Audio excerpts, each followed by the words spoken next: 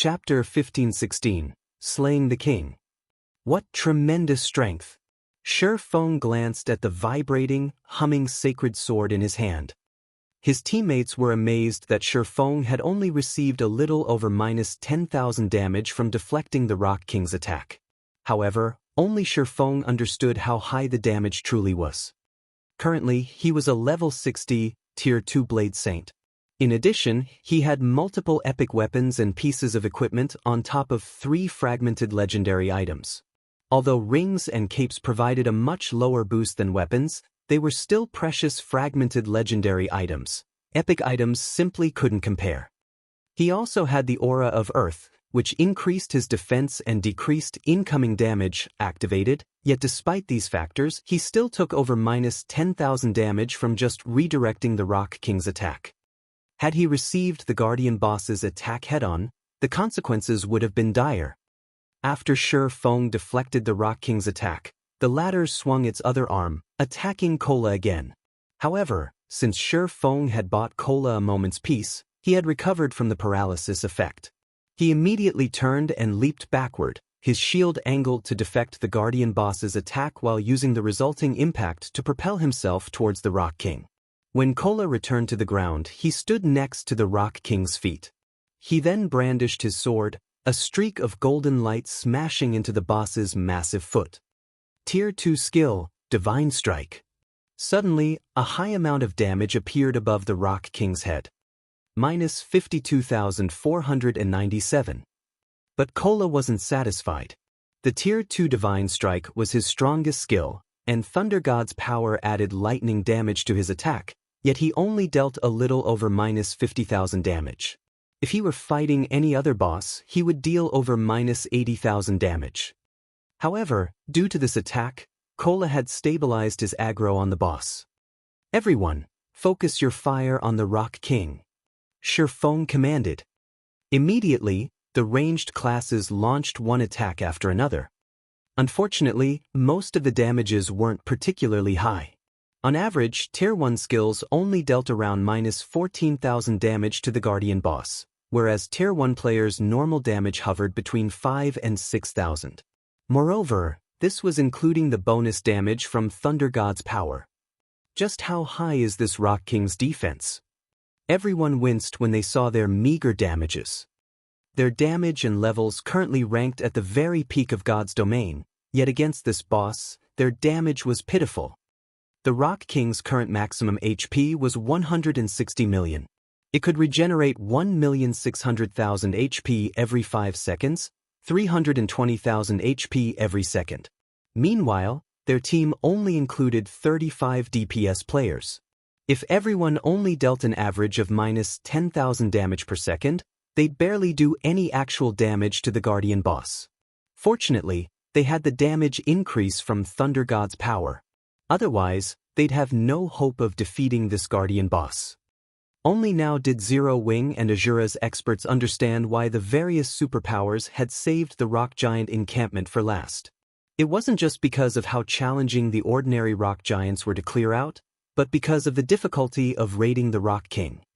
However, when Aqua Rose and the other Tier 2 ranged players made their move, damages over -20,000 began to appear above the monster's head. Some attacks even dealt over -40,000 damage. After the first wave of ranged attacks, Fire Dance, Shadow Sword, Flying Shadow, Rampant Blade, and Gentle Snow and the other Tier 1 melee players finally assaulted the boss. Tier 2 skill, Successive Shadow Steps. Tier 2 skill, Blade Storm. Tier 1 taboo skill, Frozen River. When the Tier 2 players' numerous skills struck the Rock King, the rest of the team was astonished. -56,487. -124,678. -58,037. -42,054. -31,675. Massive amounts of damage appeared above the Rock King's head, one after another, swiftly reducing the Guardian Boss's HP. Fire Dance's attacks, in particular, were absurdly strong. Her normal attacks alone dealt over -13,000 damage each, nearly minus 30,000 damage with a critical hit. When she used her skills, she could easily deal over minus 50,000 damage, over minus 100,000 damage if she achieved a critical hit. Fire Dance alone dealt more damage than 5 Tier 1 melee players combined. Big Sis Fire really is too fierce. Even though I'm going all out, I can't deal half as much damage as she can. Blackie's eyes nearly fell from their sockets when he saw the team's damage ranks. Despite both of them being Tier 2 players, there was such a massive gap between them. So, she is one of Zero Wing's upper echelons? Lifeless Thorn was at a loss for words as he looked at Fire Dance's consistent damage. Cleansing Whistle and the other Azura members were similarly stunned. Back in Cold Wind City, Lifeless Thorn's DPS had ranked at the very top. Now, however, they encountered so many players that far surpassed his DPS. They had even met a player like Fire Dance, whose DPS was simply monstrous. However, the most impressive player among them was still Shifeng. Despite helping Cola fend off the Rock King from time to time, he ranked first on the team in total damage dealt. Moreover, there was a massive gap between him and the second-ranked Fire Dance. With a casual swing of his sword, Shifeng dealt over minus 20,000 damage to the Rock King, over minus 50,000 with a critical hit. When he used the Tier 2 skill, Shadow Blade, each of the 9 shadows dealt over minus 60,000 damage. When he used Flame Burst, each of the 15 attacks dealt over minus 200,000 damage. In addition, Shifeng had the doppelganger he summoned with Phantom Kill. Although the doppelganger only wielded 90% of Shifeng's attributes, it still dealt about the same amount of damage as Fire Dance. The team continued to chip away at the Rock King's HP. Even after Cola's protection blessing ran out and the Guardian Knight began to take around minus 26,000 damage when deflecting the Rock King's attacks, he was able to keep his HP above a safe threshold with Shifeng's timely help in deflecting attacks. Time passed quickly. When the Rock King's HP fell to 50%, its body abruptly curled. A magic array with a 500-yard radius appeared beneath its feet, and the surge of mana moving towards the array gave everyone a moment of discomfort. A second later, crimson meteors began to rain from the sky. This move was none other than the Rock King's team wipe move, Meteor Bombardment. "Everyone gather to me!" Shifeng shouted when he saw the descending meteors. Although none of them knew what Shifeng intended to do, they did as they were told. Just before the meteors struck the team, Shifeng activated the aura of Earth's only activatable skill, Absolute Domain. When activated, the skill gave Shifeng immunity to all damage for 10 seconds and his allies within 50 yards immunity for 5 seconds. Suddenly, a golden glow enveloped the team. Even when the 2 rock guards bombarded Turtledove and Yi Wumian with attacks, the MTs took no damage. As the first wave of flaming meteors crashed into the ground, towering mushroom clouds rose up around the Rock King. The ground shook as if Armageddon had come. Not even the rock guards were spared as a meteor struck each of them, shattering their bodies into countless fragments. Unfortunately, the rock guards were elemental creatures. Even after they had shattered, they quickly gathered the broken pieces and reconstructed themselves. Only, as soon as they reformed, another wave of meteors crashed into them, shattering them once again. Each meteor wave dealt millions of damage to the 2 Grand Lords. In the end, the rock guards' bodies had been destroyed 9 times throughout Meteor Bombardment's 4-second duration. When the smoke and dust settled, it revealed the utter disaster the rock giant encampment had become. Massive craters littered the encampment. Meanwhile, the Rock King had lost over 10 million HP in its own attack. Seeing this, the players nearly lost their footing. Fortunately, they had been protected by Shifeng's Absolute Domain. Otherwise, they would have all died. Could the meteors have forced the boss into a weakened state? Attack with everything you've got? Shifeng commanded when he saw the Rock King, who remained immobile after its spell had ended. Hearing Shifeng's command, everyone quickly resumed with their assault, bombarding the Rock King with every skill and spell they had. The weakened Rock King's defense was at an all-time low, doubling everyone's damage. Since the Rock King was immobile, they didn't need to worry about it blocking their attacks, either. A series of damages appeared above the Rock King's head, draining its HP like flowing water. In less than a minute, the Rock King's HP fell to 20%, at which point the Guardian boss stood and bellowed in rage. Cracks formed across its body before numerous fragments began to fall off. These fragments then formed Lord-ranked rock giants, the exact same number as the team's players, 50. This sudden change also decreased the Rock King's HP to 10%, but it had entered a defensive state, significantly increasing its defense. Now, the team members' attacks dealt less than 20% of what they did originally. This was the Rock King's other team-wipe move, Life Division.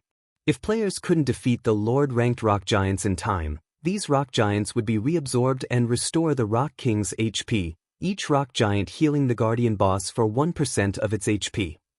Meanwhile, if the Rock King's HP recovered to 50%, it would use Meteor Bombardment again. The team nearly succumbed to despair at this turn of events. The only thing preventing them from thoroughly falling into despair was the fact that the 50 Lord-ranked rock giants only had 9 million HP each. After including the 30% suppression from Thunder Domain, each rock giant only had 7,200,000 HP. Shifeng, however, had long since prepared for this moment. Relaxed, he commanded, "Cola, aggro the mobs. Blackie, give Cola a Guardian of Light. Everyone with large-scale destruction spells, use them." Hearing the command, Cola dashed into the monster crowd and used the Tier 2 AoE taunt, Punishing Light. Immediately, all 50 rock giants set their sights on Cola. At the same time, Blackie cast Guardian of Light, rendering the Guardian Knight immune to all magic damage and reducing incoming physical damage by 80%. At the same time, the skill healed Cola for 5% of his HP every second for 20 seconds. With Cola's defense and Guardian of Light's damage reduction, he only took around -300 damage from the level 60 Lord's attacks. Even when he received a direct hit, he only took -1,000 damage. With Guardian of Light's healing, he easily endured the rock giant's attacks. After Cola used Tier 1 Devotion, another AoE taunt, Shifeng, Blackie, Aqua Rose, Alluring Summer, and Zhao Yueru simultaneously cast their large-scale destruction spells. Despite the numerous spells raining down on him, Cola received no damage, but the same could not be said for the rock giants. By the time every large-scale destruction spell ended, the 50 rock giants were no more. Once the team annihilated the rock giants, the Rock King was forced out of its defensive state and sustained another 20-second weaken period. "Attack with everything you've got. Don't let it split a second time," Shifeng shouted. "Shadow Blade. Phantom Kill. 9 Dragon Slash. Dragon Breath."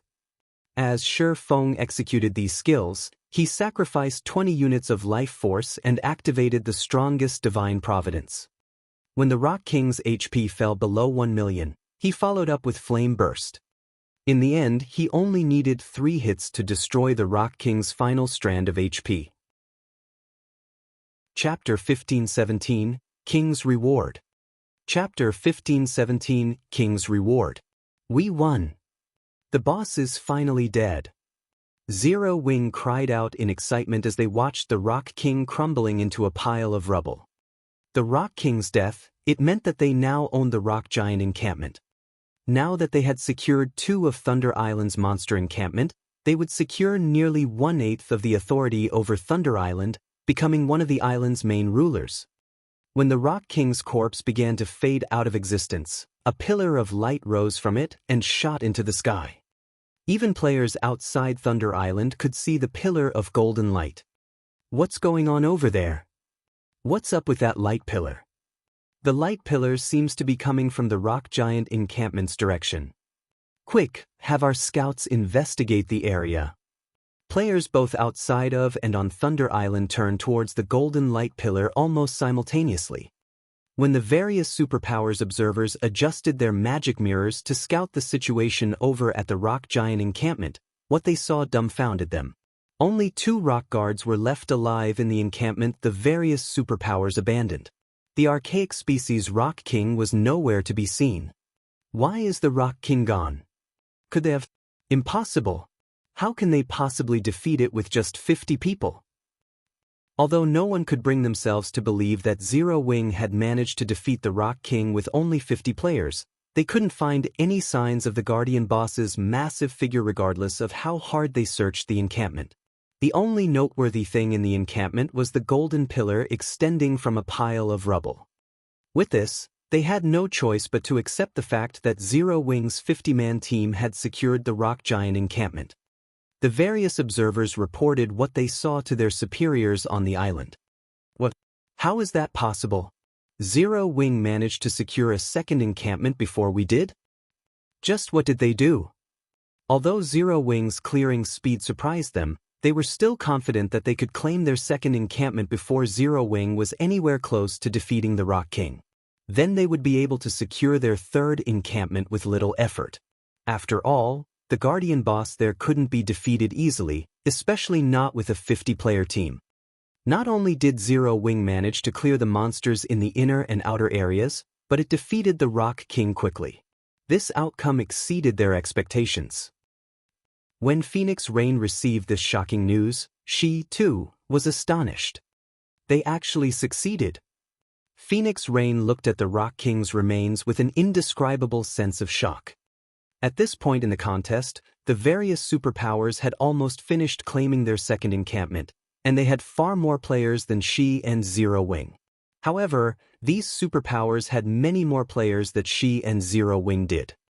If not for their lack of manpower and Nine Dragons Emperor's interference early on, they could have secured more than just 2 encampments. In contrast to the reactions of Phoenix Rain's team, Nine Dragons Emperor's players wore grim expressions when they heard the news. How did they defeat the boss so quickly? Was the Rock King actually an easy raid? Right, that must be it.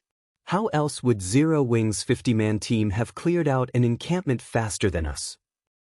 When Nine Dragons Emperor's team members looked at the distant light pillar, they were envious. Despite fighting desperately, they had yet to clear out the monsters in the encampment's inner area. On the other hand, despite starting the raid on the encampment's inner area much later than they did, Zero Wing's team already defeated the Rock King, a Grand Lord-ranked archaic species. Damn it! How did things end up like this? Lonely Castle's eyes were bloodshot from rage and envy. Had he known something like this would happen, he would never have agreed to cooperate with Nine Dragons Emperor. Although he wouldn't receive any financial support from Phoenix Rain, he would have obtained a temporary teleportation array on Thunder Island at the very least. With the teleportation array, Firmament would be able to further the development of its naval forces and gain the opportunity to surpass the other first-rate naval guilds. Now that opportunity was gone. Pavilion Master, this will be troublesome. Now that Phoenix Rain has secured 2 monster encampments, the Great Pavilion Master will side with her, Martial Dragon said as he gave the light pillar a grim look. Had Phoenix Rain only secured 1 monster encampment, they could still, more or less, compete with her, but they'd lose their advantage if she secured 2 encampments. Not only could she convince more large guilds to ally with her, but she would also gain the guild elders' support during the next contest. Phoenix Rain also had a powerful ally like Zero Wing. Not only would Phoenix Rain be able to get more players to take part in the next Thunder Island contest, but she would also have many more powerful experts supporting her. Zero Wing. Killing intent welled up within Nine Dragons Emperor. Immediately he commanded, after the battle, notify Beast Emperor that I'll support him fully. But I have one condition. I want Zero Wing eliminated from God's domain. The guild elders will likely voice their opinions about this matter. After all, Zero Wing is in the same boat as Phoenix Rain. If we use the Dragon Phoenix Pavilion's strength to deal with Zero Wing publicly, Martial Dragon said worriedly when he heard Nine Dragons Emperor's chilling tone. Let them. As long as Phoenix Rain loses Zero Wing's support, we'll have a chance to struggle onward. Nine Dragons Emperor stated, determined. His voice radiated killing intent. He had always treated Zero Wing as one of Phoenix Rain's chess pieces and had never placed any importance on the guild. Now he fully understood that Zero Wing was no mere chess piece. Instead, it was Phoenix Rain's lifesaver.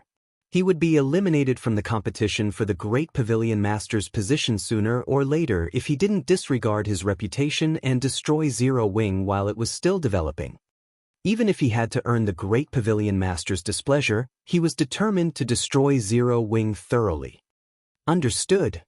Martial Dragon looked at Nine Dragons Emperor's determination in shock. Nine Dragons Emperor would normally only place such great importance on super guilds and super first-rate guilds, yet he was doing the same for Zero Wing now. In fact, this was the first time he had ever seen Nine Dragons Emperor willing to go to such lengths to defeat a foe. Zero Wing's members received a system notification while the various superpowers were shocked by their successful capture of the rock giant encampment. System, congratulations. You have defeated the Rock King with less than 100 people, rewarding 15 Thunder Island reputation and 800 Thunder Island contribution points. System, congratulations. You have defeated the Rock King during the first struggle for Thunder Island, rewarding 20 free mastery points, 5 legacy skill points, and 1,000 Thunder Island contribution points. 2 system notifications appeared consecutively, stunning the team. While they might not know the value of Thunder Island's contribution points, they knew the importance of mastery points and legacy skill points. When one had enough mastery points, their base damage would increase. As for legacy skill points, players typically received some when they leveled up. With the 5 points they just received, they could easily learn an additional Tier 1 legacy skill. They could even learn a Tier 2 legacy skill if they obtained some more points, greatly enhancing their combat power. It was true that Shifeng's leadership had allowed them to defeat the Rock King so easily this time, but another reason that quite a few players in the team possessed Tier 2 skills, which allowed their team's overall damage to exceed the Rock King's battle recovery. After the system notifications ended, the light pillar rising from the center of the encampment began dissipating gradually. Dazzling items of various shapes and color then rained down from the sky, forming a small mountain where the Rock King's corpse had previously lain. The brilliant glow and powerful aura the mountain of items radiated moved the team members' hearts. The reward for the first kill of Thunder Island's 3 great bosses is tremendous. Shifeng was also quite surprised. Although he had expected the Rock King's loot to be extraordinary, he hadn't expected this much. The amount of loot here could already rival the loot from killing 3 or 4 Grand Lord-ranked archaic species of the same level. Chapter 1518, Magic Workshop. Chapter 1518, Magic Workshop. The Rock King's loot did not shock only Shifeng and his team. Even the players watching the encampment from outside of the island drooled when they saw the small mountain of items. Isn't the Rock King only an archaic species? Why did it drop so many items? By the looks of it, there should be more than 150 items. If I had that loot, I could make a fortune overnight by selling them. Everyone felt a deep jealousy of Zero Wing as they looked at the Rock Giant's loot. The Rock King was a level 60, Grand Lord-ranked archaic species. The most common item would be at least level 50 plus fine gold equipment. If one were lucky, it might even drop level 50 plus dark gold equipment. Even super guilds and super first-rate guilds experts would drool over level 50 plus fine gold equipment, not to mention dark gold equipment. Epic items were simply too rare. Not even superpowers peak experts necessarily had one. At a glance, they could spot over 30 weapons and pieces of equipment among the loot. One could just imagine how valuable that miniature mountain was. The various superpowers experts were very close to level 50 and urgently trying to collect level 50 top-tier equipment for the level 50 large-scale team dungeons. Now that Zero Wing had all of these weapons and pieces of equipment, it would gain a definite advantage over other guilds when raiding large-scale team dungeons. Meanwhile, in the Rock Giant encampment, Shifeng began to organize the loot once he recovered from his shock. He left the remaining 2 rock guards to Turtledove, Yi Wumian, and the arriving Tier 2 NPCs. Although the rock guards were specialized Grand Lords, they were no longer a threat to the 2 MTs under the suppression of the encampment's magic array. It was only a matter of time before they fell. By the time 2 rock guards died, Shifeng finished going through the loot. The abundance of the Rock King's loot had greatly exceeded Shifeng's expectations. In total, the Rock King had dropped 183 items. Among them, 55 were super rare materials, 71 were gemstones of various kinds, 24 were magic scrolls, and 32 were weapons and pieces of equipment. The most inferior of the weapons and equipment was level 50 fine gold rank, while the best items were 3 level 55 dark gold weapons. Each of these weapons could easily fetch over 1,000 gold on the market. However, what surprised Shifeng most were the 3 pieces of the Breaker set, a level 55 dark gold set equipment.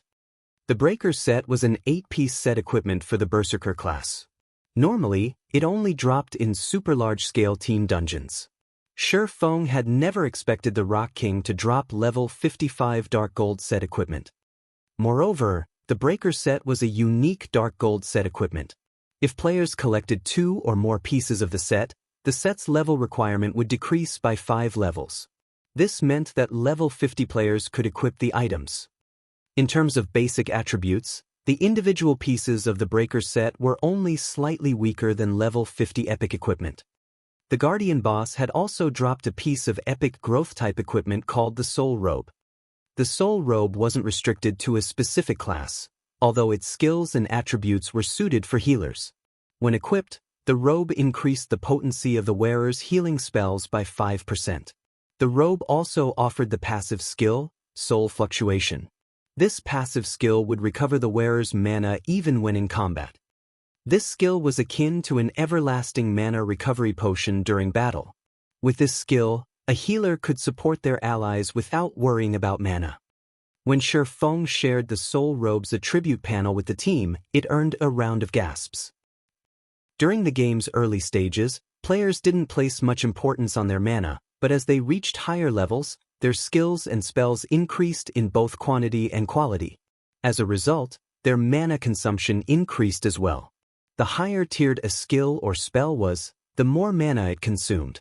Hence, if players wanted to raid bosses, the Soul Robe was a must-have item. Following which, Shifeng handed the Soul Robe to Violet Cloud. Whether players were up against other players or monsters, a powerful healer on a team was of the utmost importance. Giving the robe to Violet Cloud was undoubtedly the wisest decision.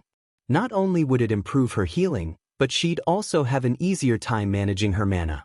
She'd have more leeway when choosing spells and could maximize the team's survivability. However, the last item the Rock King had dropped was the only one that truly attacked Shifeng's attention. The Magic Workshop design. For a moment, Shifeng even wondered if he were hallucinating as he gazed at the thick, dusty tome in his hands. The Magic Workshop was one of the 3 major buildings players could construct in a guild residence, but only a small number of guilds had ever constructed one for themselves in the past. The first reason was the Magic Workshop design's low drop rate. Normally, only level 60+ mythic field bosses had a sliver of a chance of dropping the design.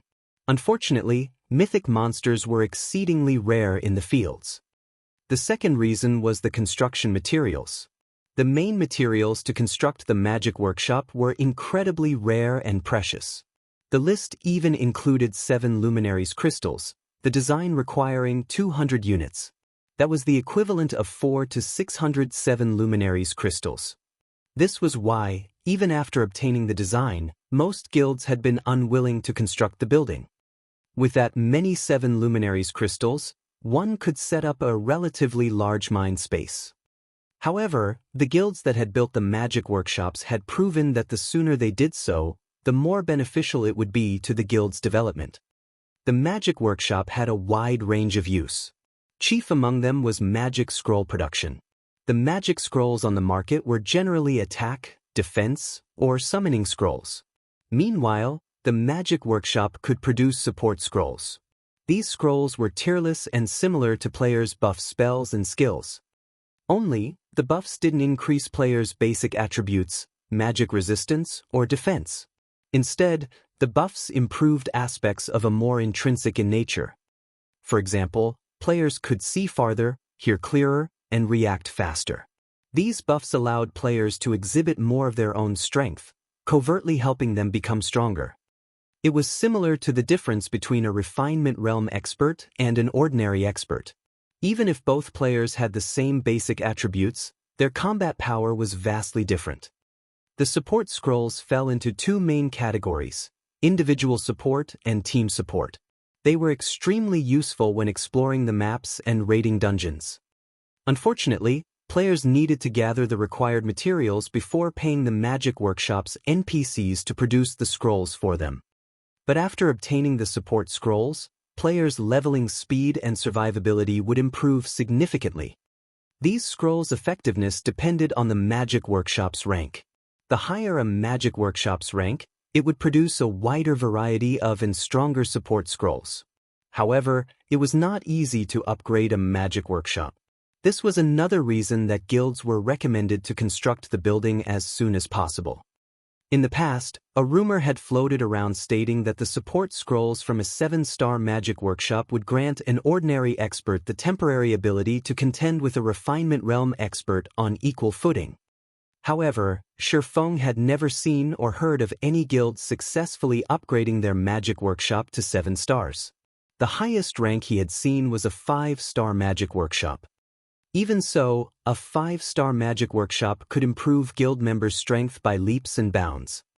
Many of the first-rate guilds that had hesitated to construct their Magic Workshops after obtaining the design had regretted their decisions. After Shifeng finished examining the Magic Workshop design, he stored it in his bag, afraid that he would lose it accidentally. After dealing with the rock giant encampment, Shifeng didn't attempt to raid another encampment.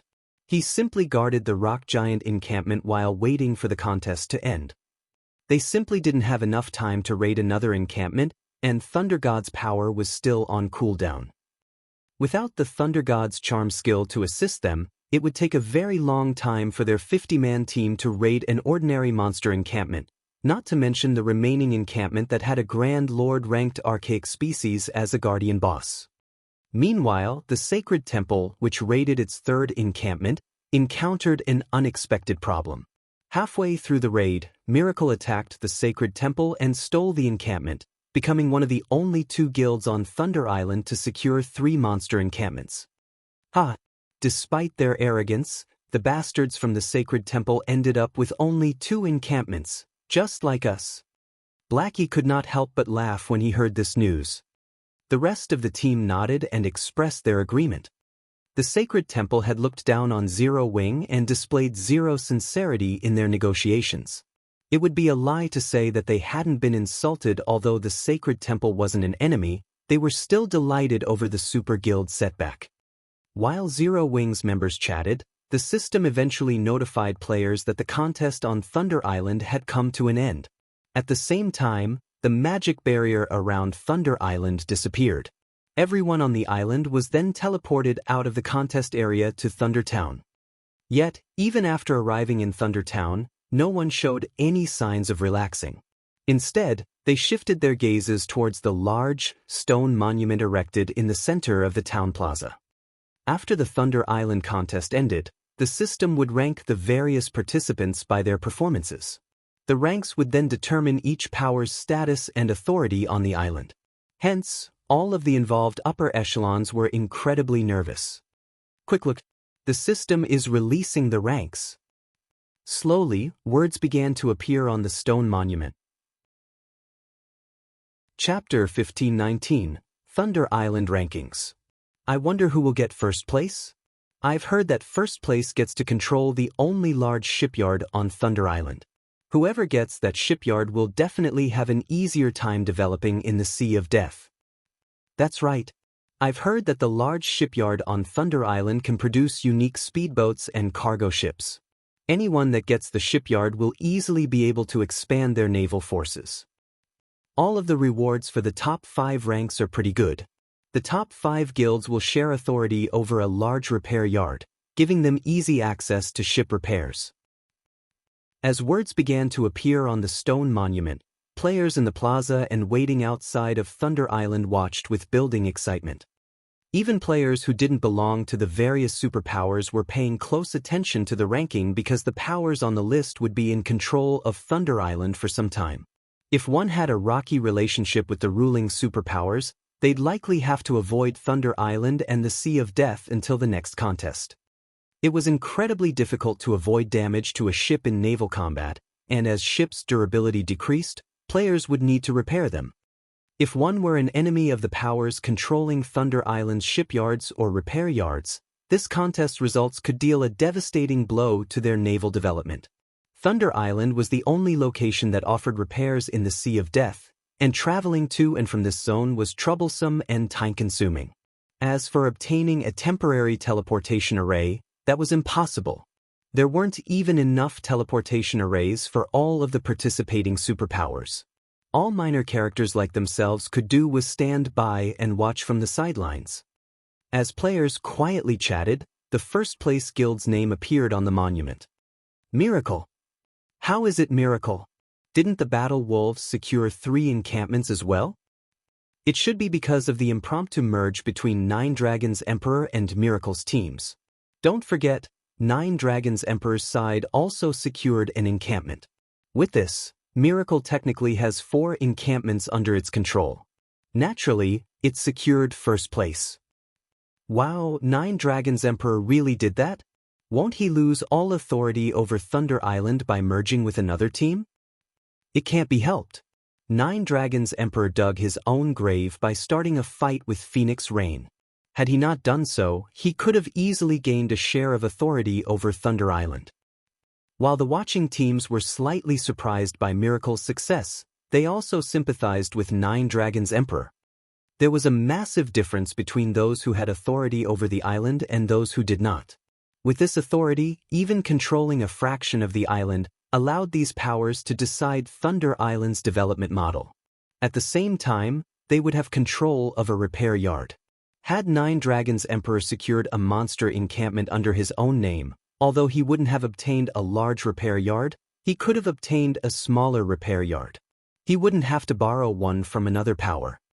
With the advent of the first place, the name of the second place guild soon followed. Unsurprisingly, the Battle Wolves secured second place.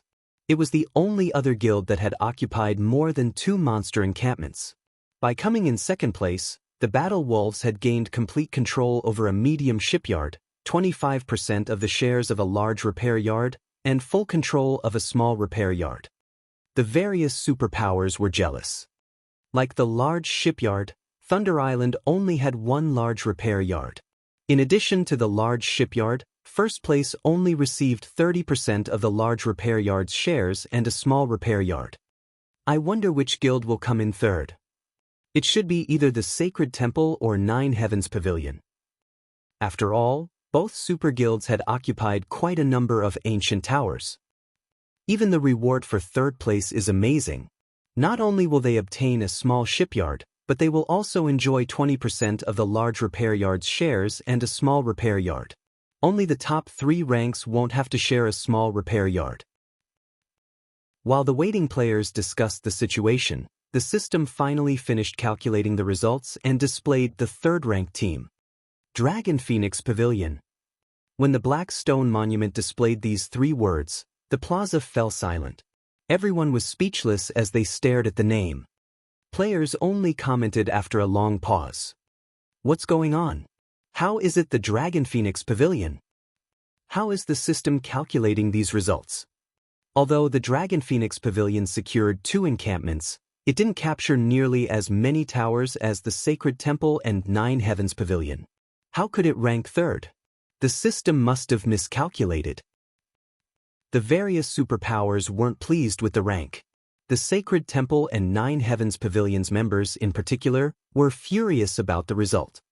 Both of their guilds had surpassed Phoenix Rain's team in terms of member count and captured ancient towers. No matter how they looked at it, Phoenix Rain's team should not have secured third place. In fact, it should have been a miracle if her team even ranked 5th. Big Sis Rain, look, we actually got third place. Blue Phoenix shouted excitedly when she saw their rank on the stone monument. She paid 0 attention to the other superpowers' grumbling and voices of dissent. When Phoenix Rain saw her team's rank, she, too, was astonished. She turned her gaze on Shi Feng, curiosity filling her eyes. As far as she was concerned, She should thank the heavens if her team ranked 5th in this contest. After all, the few other superpowers participating had also occupied 2 encampments. Moreover, they had claimed more than just 3 ancient towers. Yet, her team had ranked 3rd in the contest. This was simply inconceivable. The only possibility was that Zero Wing had done something to increase their team's overall rank. However, Shifeng merely shrugged his shoulders, expressing that he wasn't sure either, in response to her curious look. Seeing his response, she decided that the matter wasn't worth pursuing. Even so, Phoenix Rain flashed her ally a grateful look. Now that she had secured 3rd place in the Thunder Island contest, she had qualified to compete in future contests. Even if she had lost Firmament's naval support, with the small shipyard and a small repair yard on Thunder Island, she could develop a considerably powerful fleet of her own in 1 month. Guild leader, you really don't know anything about this? Aqua Rose quietly asked. Of course I know, but I don't want to reveal this secret just yet, Shifeng said, chuckling. He then explained, it is true that the system calculates the contest's ranks based on the number of occupied encampments, but not all encampments are equal. Some are more difficult than others. Naturally, the more difficult a monster encampment is, the more points a team can gain by capturing it. The rock giant encampment we captured is one of the 3 most difficult encampments on Thunder Island. Naturally, we earned more points than our competition. Current players hadn't yet discovered the matter of different encampments rewarding a different number of points. Players had only reached this conclusion in the past after multiple contests. When a team had limited strength, those who knew this information could earn a better result. Although their team had only captured 2 monster encampments on paper, the rock giant encampment awarded the most points of any encampment on Thunder Island. The encampment awarded the equivalent of 1.5 times an ordinary encampment. Hence, Shifeng wasn't surprised that their team had ranked 3rd in the contest. In fact, this was precisely why he had chosen the rock giant encampment over an easier target. Phoenix Rain. Jealousy tore at Nine Dragons' Emperor as he shot Phoenix Rain a nasty look. Despite all of his effort and resources, he had only obtained a temporary teleportation slot. In contrast, Phoenix Rain had secured a portion of authority over the island and ranked 3rd in the contest. The Great Pavilion Master and previously neutral elders would definitely give her their full support now. Meanwhile, Lonely Heaven's stomach twisted with regret. If he had access to a small shipyard and repair yard on Thunder Island, furthering Firmament's naval forces and surpassing the other first-rate guilds would be easy. A heavy silence loomed over the sacred temple's upper echelons. Eternal Dead, in particular, wore a solemn expression. Guild leader, the Battle Wolves has stated that they want to reopen negotiations with Phoenix Rain and Zero Wing. What should we do? Quiet Melody hesitantly asked the silent man beside her. The contest's outcome was unexpected.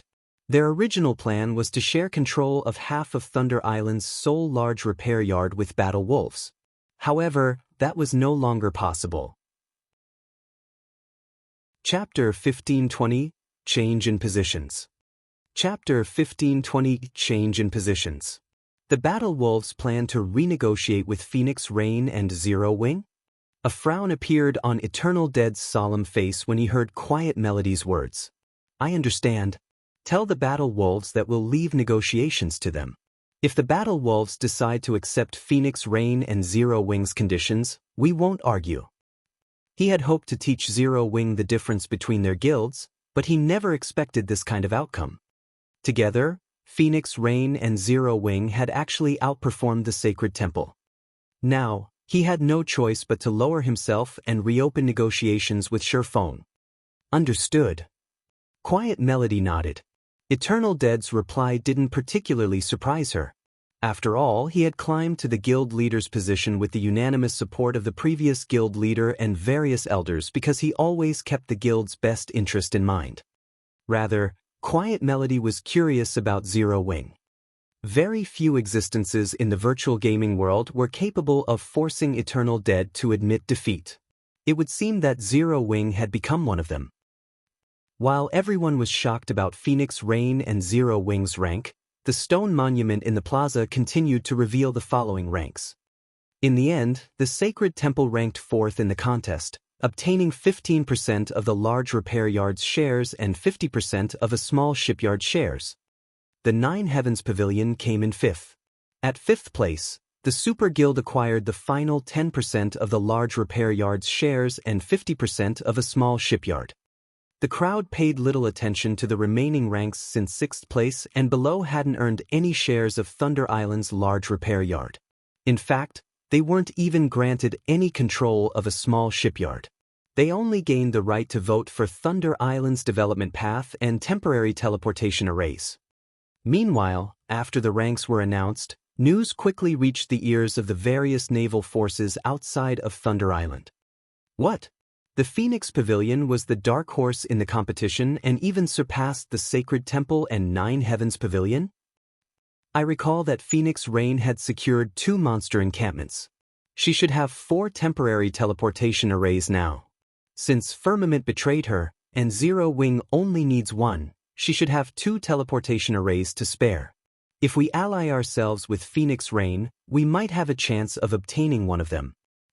Thank goodness we didn't agree to work with 9 Dragons Emperor.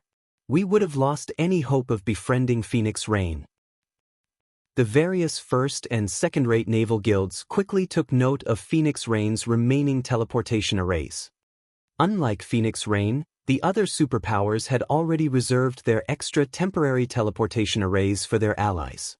Some superpowers had even failed to meet their original goals and acquire enough teleportation arrays.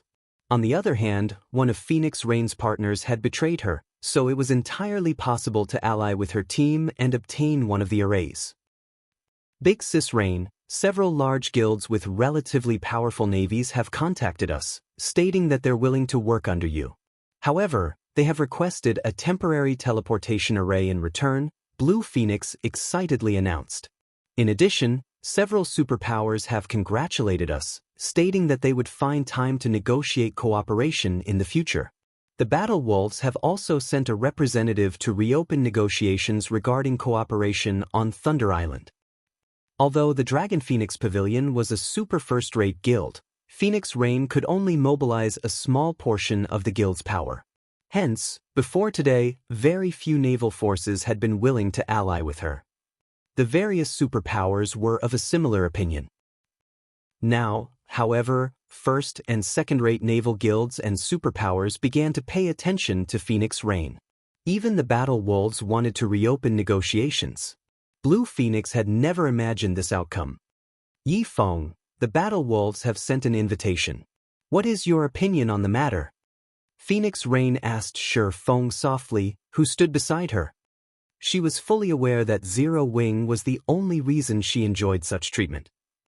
Furthermore, their relationship had long since grown past that of an employer and employee to a partnership. Since the Battle Wolves had taken the initiative to reopen negotiations, she had to seek his opinion on the matter. Let them wait for a bit. We're not in a hurry, Shi Feng said, smiling. He was not particularly surprised by the situation.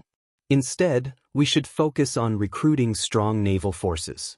Only by doing so can we increase our overall strength quickly.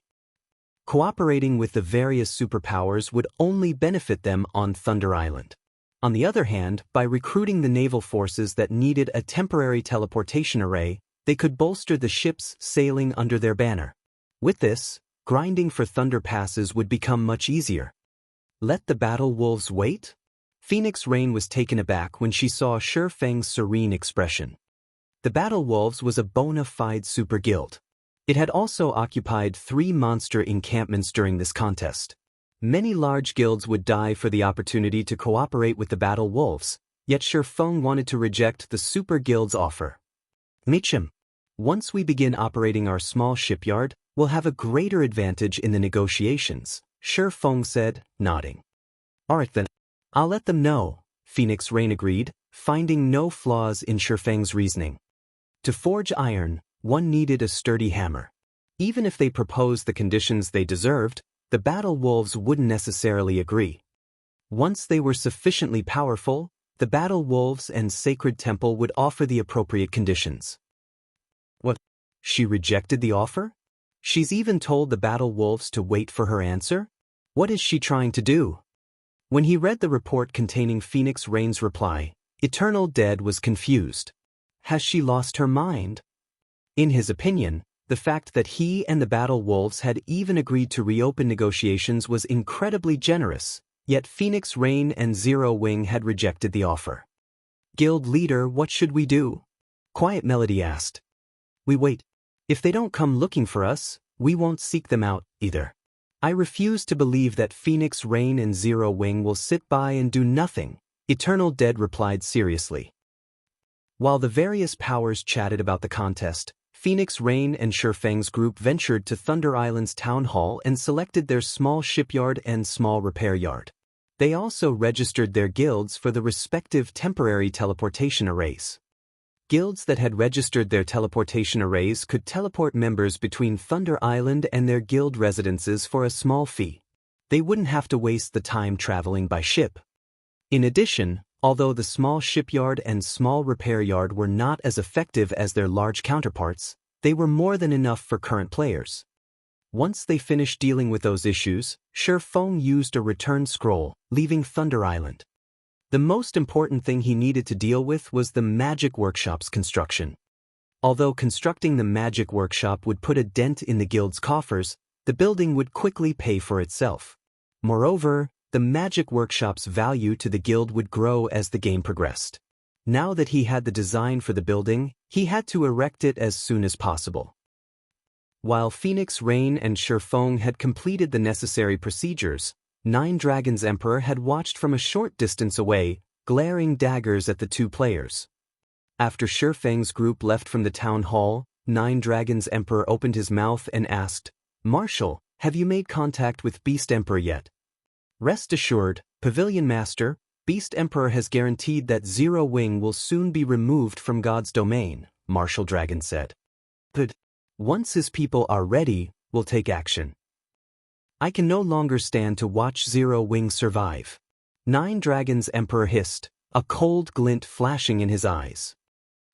Meanwhile, as Shifeng made his way to the candlelight trading firm after returning to White River City, the sound of a system notification reached his ears. System, congratulations. The construction of your city in Witch's Hill is complete. Please check and ratify the construction within 3 days. If you fail to do so, the constructed city will be discarded.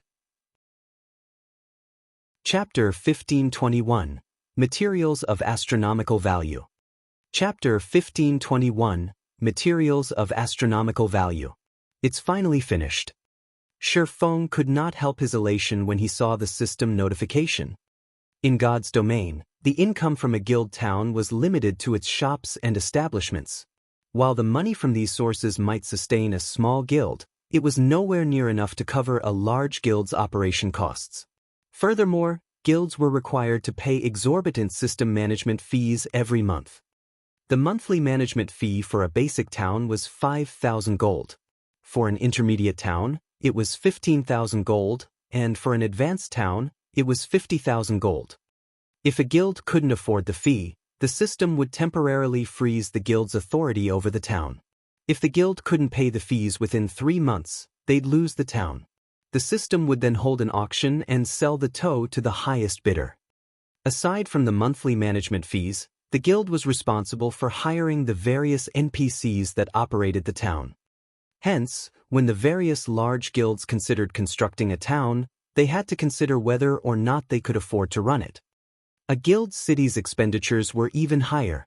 The monthly management fee alone could bankrupt an ordinary large guild several times over. A basic city already cost 200,000 gold per month. No ordinary large guild could gather that much in 2 or 3 months, not to mention one, unless it abandoned the guild's development and pooled all of its money for the city's development. Naturally, a guild city also had more income sources. Aside from the shops and establishments, a guild was allowed to collect tolls from players entering the city. Guild towns didn't offer this function. As long as a guild city attracted a sufficient number of players, the income from the tolls could easily surpass the shops and establishments by several folds. Hence, Site selection was extremely important when building a city. If the guild chose poorly, the city would lose the guild more money than it could earn. Following which, Shi Feng contacted Melancholic Smile and had her collect the materials to construct the magic workshop while he intended to visit Witch's Hill.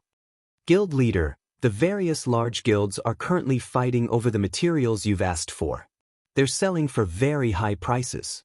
Some of the materials only drop from special 100-man Hell Mode team dungeons. It will likely take some time to collect all of these items, Melancholic Smile said. She was astonished when she read the list of materials Shi Feng had sent. I'm afraid mana ore is going to be particularly difficult to acquire. Shi Feng had only asked for 500 crimson fire rocks, 500 frost stones, 500 logs of purple lightning wood, 5,000 ingots of mana ore, and 100 advanced magic cores, all of which were extremely rare and valuable. Mana ore was particularly rare since it dropped randomly when mining with an incredibly low drop rate. It was also useful in many aspects, such as construction, furnishing, forging, alchemy, and engineering. Although Zero Wing frequently purchased mana ore, it only had a stock of a little over 1,300 ingots. As for the advanced magic core, it only dropped from the final bosses in 100-man Hell Mode team dungeons.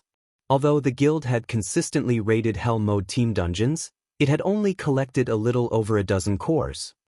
With the amount of money it would cost to purchase the materials Shi Feng had requested, they could buy golden lands in multiple NPC cities.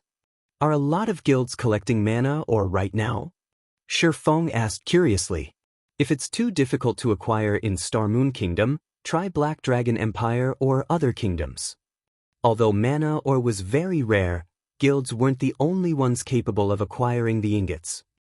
Many independent players spent their time mining ores in the fields, and a few were bound to get lucky, obtaining a few ingots. With how many independent players there were in the kingdom, it should not be very difficult to collect 1,000 pieces. Among the materials he listed, the mana ore should be the easiest to obtain. The list he had given Melancholic Smile hadn't even included the 7 luminaries crystals. Had he added that to the list, Melancholic Smile would have fainted from shock. Rather than a building, it seemed like he intended to construct a display of pure gold. Guild leader, the ore is very difficult to acquire.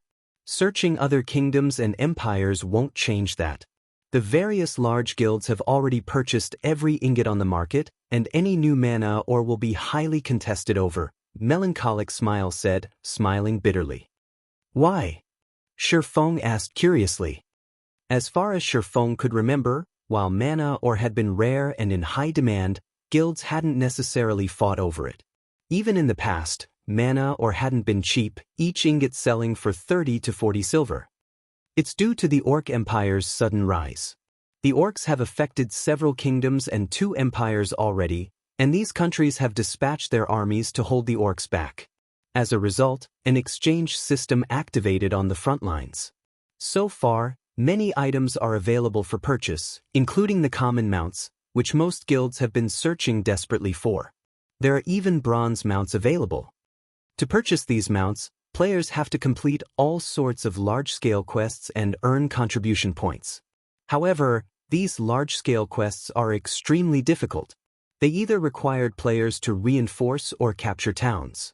Meanwhile, not only are there a lot of orcs, but their combat standards are also quite high. In addition, when the orcs show up, a strange mist covers the area, driving players' mana into chaos and decreasing their combat power. Players are only able to stabilize their mana with mana charms, a consumable tool that's crafted with mana oregon. Aside from that, a lot of ancient ruins have appeared because of the fog. The monsters in these ancient ruins have very high drop rates. There have been rumors that claim that these ruins contain siege tools from ancient times. Hence, the kingdoms and empires' major powers are frantically collecting mana ore in hopes of raiding these ruins and acquiring guild mounts as quickly as possible. This, in turn, has resulted in the mana ore shortage on the market. The ore's price has also increased by several times.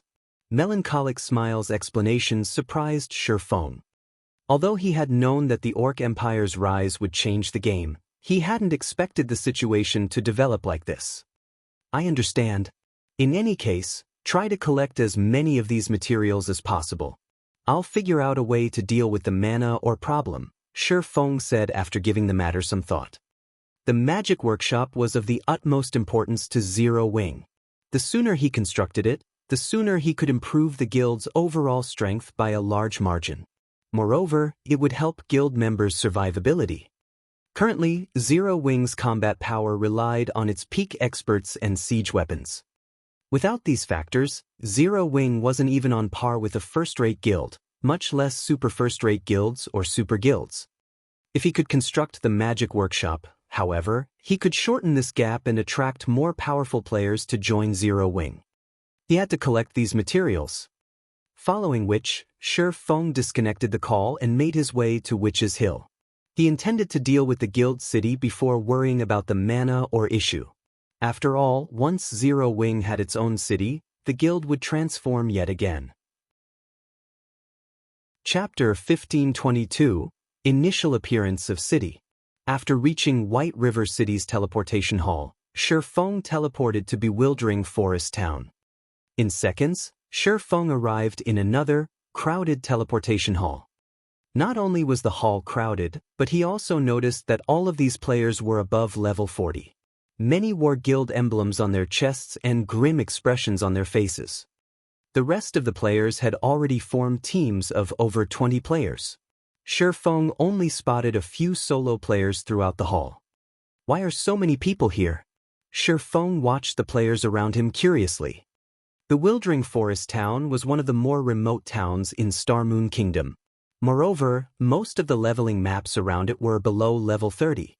Although it was the closest NPC town to the Witch's Hill, even with a mount, it would take players over 7 hours to reach the map.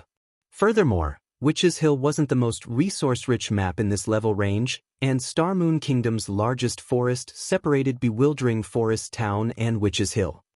The Maze Forest. The monsters in the Maze Forest were between level 40 and level 50. Although the entire forest was not particularly dangerous, its inner sanctum was a maze. Players who weren't familiar with the terrain could easily lose their way. The only thing that even made grinding in the maze forest worthwhile was the Dawnflower. The Dawnflower was a rare material for brewing wine and the disorienting potion. Currently, however, neither of these items were useful to players. Logically, there should not be that many high-leveled players in Bewildering Forest Town. Starting a 1,000-man expedition to an orc fortress. Players who are interested in the raid can register with me. Selling cheap mana charms. Interested players can come find me. As soon as Shi Feng left the teleportation hall, he was greeted by the sight of quite a few expedition teams recruiting members. In addition, merchant players stood by the busy street, hawking their wares. Of the numerous times Shi Feng had visited the town during his previous life, he had never once seen the town this lively. The orcs have already reached this area? Shi Feng was surprised as he watched the various players recruiting for 1,000-man team expeditions. The Orc Empire was southwest of Star Moon Kingdom, but although Bewildering Forest Town was the closest town in the kingdom to the Orc Empire, it didn't border the empire. Moreover, these players weren't mobilizing 100-man teams, but 1,000-man teams. It was rare in God's domain, much less Star Moon Kingdom. Normally, players would only form such large teams when venturing into dangerous regional dungeons. As Shi Feng turned away from the crowd, intending to head to a bar to collect some intel, he heard the sound of a regional announcement. Bewildering Forest Town Region System Announcement. An army of orcs has broken through the defensive line of Star Moon Kingdom's 3rd Army and is currently making its way to Bewildering Forest Town. Bewildering Forest Town will enter a defensive state and garrison quests will activate in Bewildering Forest Town.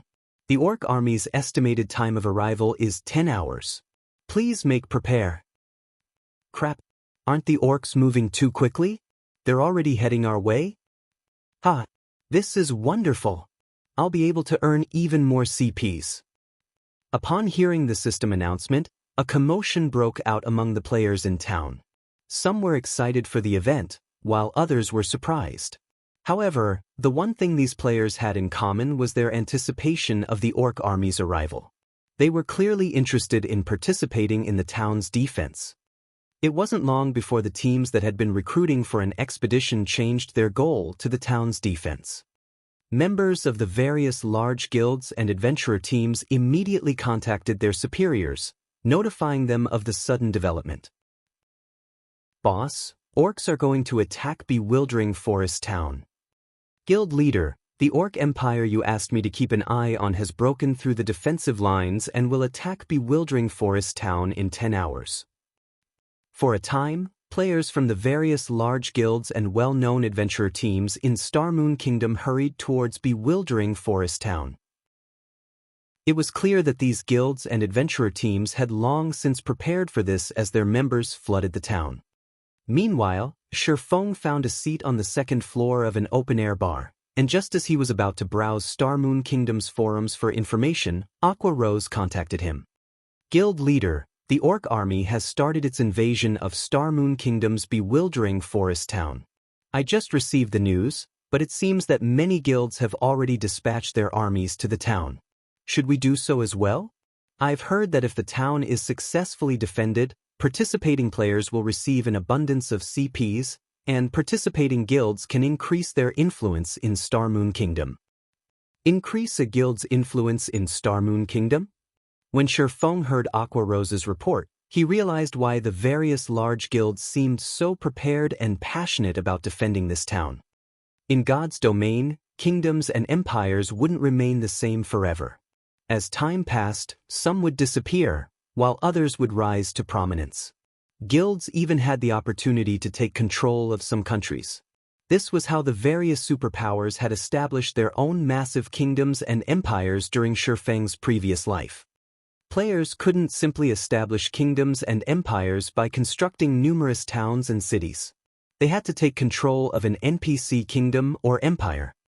The Oceanic Kingdom, Sea's End, was a perfect example, in which players could take control of its NPC cities. Although players wouldn't have as much control of the cities as they would of a guild town, it was enough. On God's Domain's continent, guilds that wanted to take control of NPC cities, kingdoms, or empires needed guild influence. Of course, influence wasn't the only thing guilds needed to take control of NPC cities and countries. There were other requirements as well. At this stage of the game, it wasn't possible. Players were simply too weak, unable to take on God's Domain's NPCs. However, it was important for a guild to accumulate guild influence as early as possible.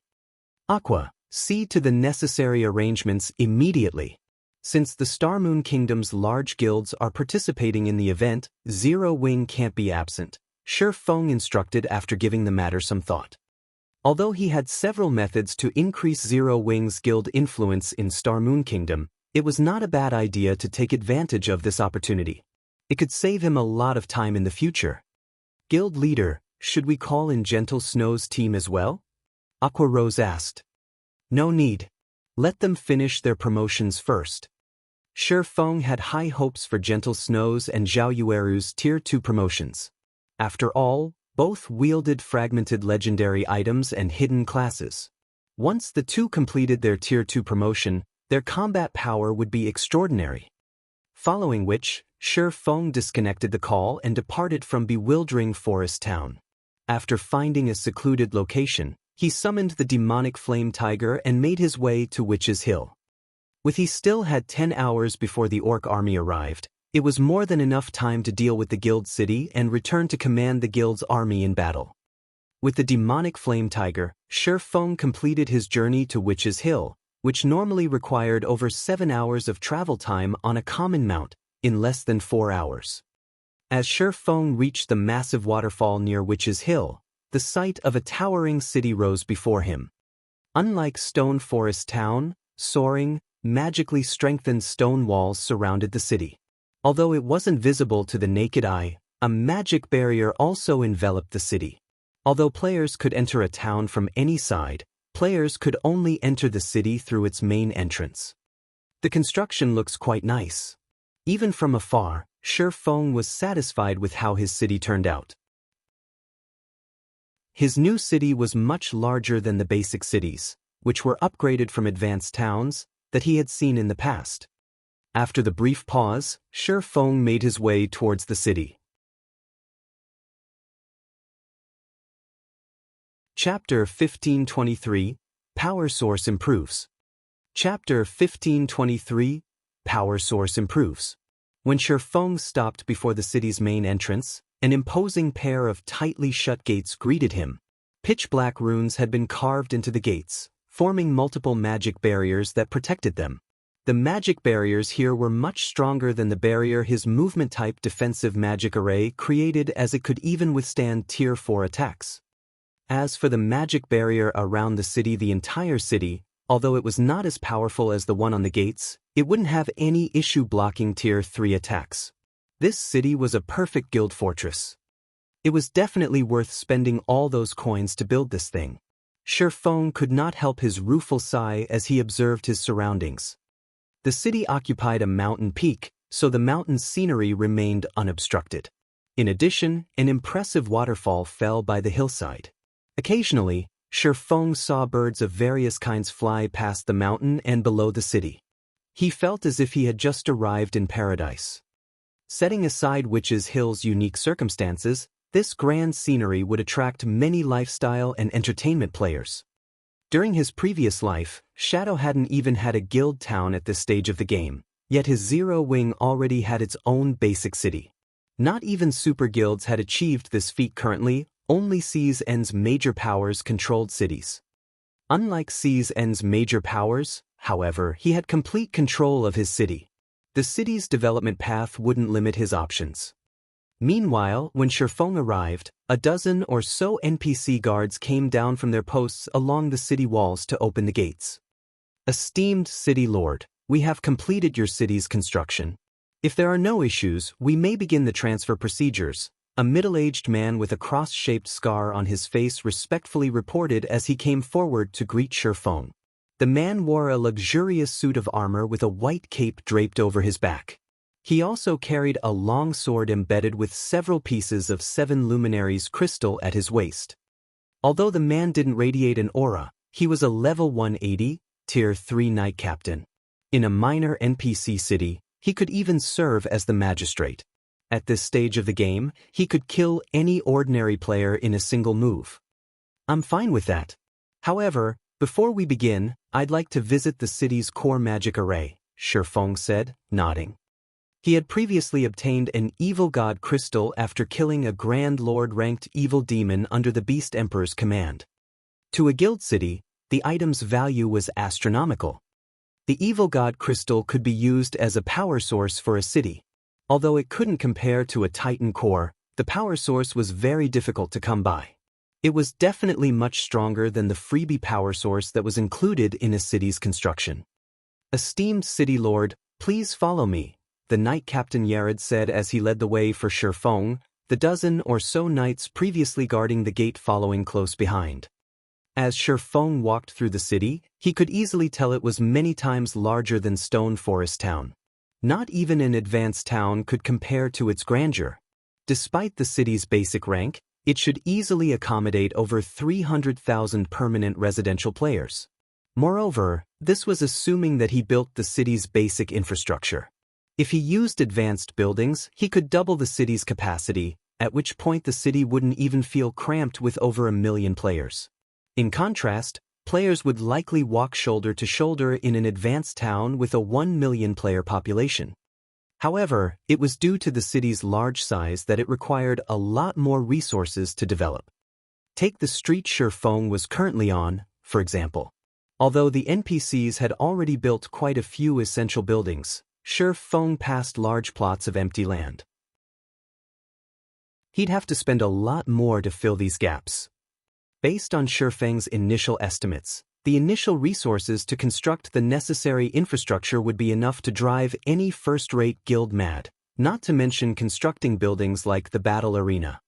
The buildings in cities were allowed to have far more floors than those in towns. The battle arena in Stone Forest Town, for example, could only have 8 floors. In a basic city, however, a battle arena could have up to 16 floors. Though, players had to have enough money to build them. Under Yored's lead, Shifeng quickly reached the third underground floor of the City Lord's mansion. Esteemed City Lord, this is the city's main control room. Here, you may control the magic arrays all over the city, Yored explained as he gestured to the mammoth ball of water floating in the center of the hall. Numerous golden runes decorated the wide hall's walls, while the water ball in the center felt like an inhaling whale as it absorbed the mana from outside of the city, transferring the mana to the city's various areas. Meanwhile, a black crystal floated within the core of the magic water ball. This black crystal was the power source the system granted when players constructed their own cities. This crystal was the city's lifeblood, created by dozens of high-tiered wizards. It was a better power source than those that formed naturally or those the gods had created. Without hesitation, Shifeng went up to the magic water ball and replaced the black crystal with the evil god crystal. The moment he placed the evil god crystal in the magic water ball, the mana in the hall rampaged. The hovering water ball began to grow. As it did, the mana density in the hall increased. The knight captain and his entourage were afraid. Fortunately, after a few minutes, the hall's mana calmed. Everyone was dumbfounded as they stared at the evolved water ball. The previously mammoth water ball had tripled in size, and the hall's mana density had at least doubled. As I expected, a basic city can only use 60% of the evil god crystal's power. Shifeng was somewhat disappointed when he saw the evil god crystal's utilization rate the system had displayed. In God's domain, a strong power source didn't necessarily mean that players could improve a city indefinitely. Every city had its limits. It seemed that a basic city could only use 60% of the total energy an evil god crystal provided. If he wanted to increase the efficiency, he'd have to upgrade the city to intermediate or advanced rank. He might even need to upgrade it to the standard of a kingdom's capital city to use the evil god crystal's full power. However, 60% was enough to improve the city's defenses by a tier and increase its mana density by 40%. Although the city's current mana density couldn't compare to stone forest towns, it would rise beyond the towns once he constructed the magic and mana towers. Esteemed City Lord, you really know how to surprise a man. You actually got your hands on such a high-ranked power source. Your city is guaranteed to become famous in Starmoon Kingdom, Yared said in admiration. In Starmoon Kingdom, one could count the number of cities with such a high-ranked power source on one hand. Only the kingdom's capital was more powerful. After Yared finished speaking, the sound of a system notification reached Shifeng's ears. System, you have earned a reward. Please name your city within 1 hour, or the reward will be discarded. System, you have 59 minutes, 59 seconds remaining. Thank you for your praise, Knight Captain. I am very satisfied with this city. Let's complete the transfer procedures right away, Shifeng said. Chapter 1524, Zero Wing City. Once Shifeng agreed to start the transfer procedures, the Knight Captain revealed a dazzling, silver token and passed it to Shifeng. The token itself wasn't ornate, but the moment the Knight Captain revealed the item, the hall's mana began to gather around it, forming a magic barrier around the token. The magic barrier would prevent undesignated players from touching it. Esteemed City Lord, here is your City Lord's token. Once you carve the city's name on the token and we finish the registration, the city can officially open to the public, Knight Captain Yared explained as he admired the item in Shifeng's hand. The token's owner would have absolute control over the city. Not even city magistrates has so much authority. City magistrates were merely representatives the kingdom tasked to manage its cities. Throughout Starmoon Kingdom, only a handful of people controlled their cities and were acknowledged as lords in the kingdom. These NPCs' statuses were so high that even the king had to treat them respectfully. This wasn't the first time Shifeng had obtained a city lord's token. As it rested in his palm, he taped on the magic array around the token. Immediately, a system window appeared before him, asking him for the city's name. Since this is Zero Wing's first city, let's call it Zero Wing City, Shifeng thought as he filled in the name box. By using the guild's name for the city, not only would the public know who the city belonged to, but it would also advertise the guild. This was another benefit of constructing a city from scratch. If a guild obtained their city by upgrading a town, the new city would retain its old name. Hence, first-rate guilds and stronger had usually tried to construct their cities from scratch as proof of their prowess. After Shi Feng finished naming Zero Wing City, Yared began the registration process. Congratulations, esteemed city lord. You have now become the first heavens blessed to own your own city in Star Moon Kingdom. The city will now enter a 21-day protection period. During this time, you may hire city guards to protect the city from harassment. You will also be responsible for a 200,000 gold tax each month, Yared explained. Do you wish to hire guards now? Do you have a list for me to choose from? Shi Feng asked. A city's defense wasn't like that of a town. The system would only allow players to hire up to Tier 2 NPCs in a town. After all, Tier 3 NPCs could serve as small cities' magistrates. Although he could hire Tier 3 NPC guards in a basic city, he could only hire 5. Moreover, Tier 3 NPCs had different strengths and specialties. To ease the burden of the city's defense, it was necessary to choose the Tier 3 NPC guards carefully. Alright, here is a list of the Tier 3 guards we can currently provide. Unfortunately, since there are so many Tier 1 and Tier 2 guards to choose from, I am unable to provide a precise list. If you would like a more detailed list of your options, you may hire these guards from the Adventurers Association, Yared explained as he handed Shi Feng a list. The list showed the general prices for the Tier 1 and Tier 2 NPC guards as well as a brief introduction of the various Tier 3 NPC guards available for hire. Hiring 10 level 150 elite guards for 21 days would cost 100 gold, 300 gold for 10 level 150 Tier 1 guards, and 700 gold for 10 level 150 Tier 2 guards. Each of the Tier 3 guards had different prices. There were a total of 37 Tier 3 guards available, and they cost anywhere between 800 and 1,400 gold for 21 days. The cost of hiring one of these NPCs could already rival that of 2 squads of Tier 2 guards. Even for Zero Wing, the expenditure wasn't easy to shrug off, yet Shi Feng had no choice. He hadn't constructed Zero Wing City near any NPC towns or cities, so it could easily come under monster attack. This was especially true at night. For Zero Wing City, which didn't have its defensive constructs yet, powerful guards were a must. Furthermore, Shi Feng hadn't expected the rise of the Orc Empire, which had already turned its sights to bewildering Forest Town. The Maze Forest was the only thing standing between the town and Witch's Hill. On the off chance that the Orc army decided to attack Zero Wing City, Tier 1 and Tier 2 NPC guards wouldn't be able to fend off the attack. Only Tier 3 NPCs had enough of an advantage over the Orcs. Following which, Shi Feng chose to hire 5 Tier 3 guards, 1 healer, 2 MTs, and 2 magical classes. Among them, the magical classes were the most expensive, each costing 1,300 gold. Each of these magical class NPCs had 2 Tier 3 large-scale destruction spells and a Tier 3 curse in their arsenal. I've decided to hire these 5. In addition, I wish to hire 800 elite guards, 150 Tier 1 guards, and 50 Tier 2 guards, Shi Feng said, returning the list to Yared after making his decision.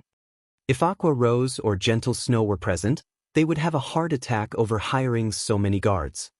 The cost of hiring NPC guards was much higher than NPC soldiers, yet Shi Feng still chose to hire 1,000 NPC guards at once. But Shi Feng knew the necessity of the decision. Cities were much larger than towns, and without enough NPCs, a city would be impossible to defend, and public security wouldn't be maintained.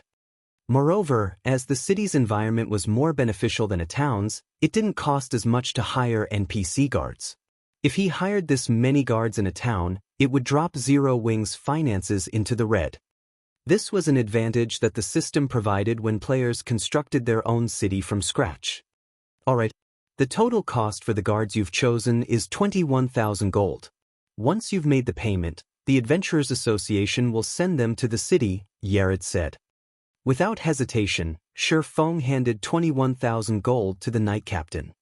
Fortunately, He had recently posted plenty of rare materials he had obtained from Cold Wind City in Zero Wing's auction house. While he had been on Thunder Island, most of the materials had sold, and after deducting his base cost, he had made a profit of 33,527 gold. This was why he dared to hire so many Tier 1 and Tier 2 guards despite Zero Wing's current financial situation. Moreover, that was only the profit from the first shipment. After time passed, Cold Wind City's players would stockpile a ton of materials again. If he purchased and resold those materials, he would earn another 30,000 gold. This money-making speed even surpassed that of Stone Forest Town and the Candlelight Trading Firm. When Cold Wind City opened a path to the other NPC cities in the Ice Crystal world in the future, he'd make even more profit. It wasn't unlike owning his own gold mine. After Yared confirmed the payment, he bowed respectfully to Shifeng before leaving with the other knights. Following which, a series of system notifications and system announcements reached Shifeng's ears. System, congratulations! You are the first player in Star Moon Kingdom to own a city, rewarding 300 Star Moon Kingdom reputation and Lord of Star Moon Kingdom title. System, congratulations! Zero Wing City has become the first player city in Star Moon Kingdom, rewarding 10,000 city popularity and 1 advanced restaurant design. System, congratulations!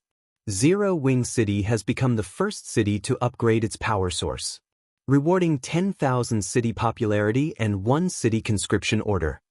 Star Moon Kingdom Region System Announcement. Congratulations to Zero Wing for becoming Star Moon Kingdom's first guild to construct a city, rewarding 10,000 guild popularity and 50 guild influence. Chapter 1525, Uproar. Chapter 1525, Uproar. The regional announcement repeated for several times, the mechanical voice of the system echoing in the minds of Star Moon Kingdom's players continuously. For a moment, whether they were players currently resting in towns and cities or players out grinding in the fields, they all fell into a daze when they heard this announcement. What's going on? Constructed a city? How is this possible? The various large guilds are still working on getting their towns upgraded to the intermediate rank. Even super guilds have just begun trying to upgrade their towns to the advanced rank. How could there be a guild city already? Did Zero Wing manage to upgrade Stone Forest Town into a city? All hail Zero Wing. That might really be possible. After all, the player population in Stone Forest Town right now is really insane. The population there is not one bit lower than in NPC cities. This is impossible. I'm standing inside Stone Forest Town right now, and nothing about the town has changed whatsoever. Practically everyone on Star Moon Kingdom's official forums was discussing Zero Wing and the city it built right now.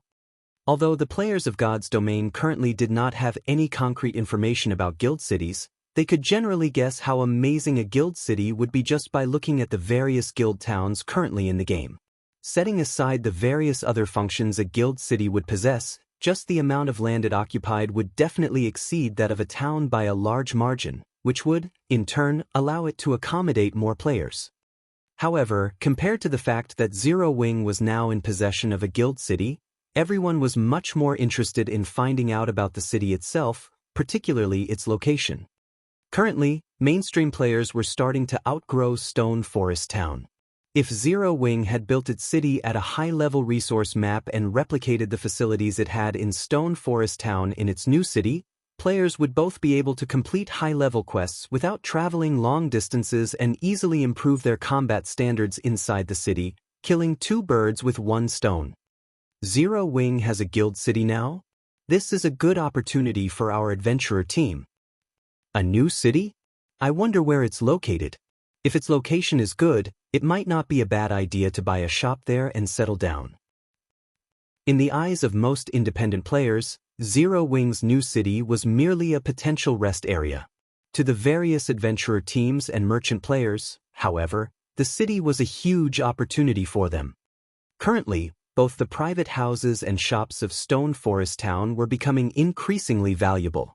Many wealthy adventurer teams and merchant players were already regretting their decision not to purchase one for themselves before.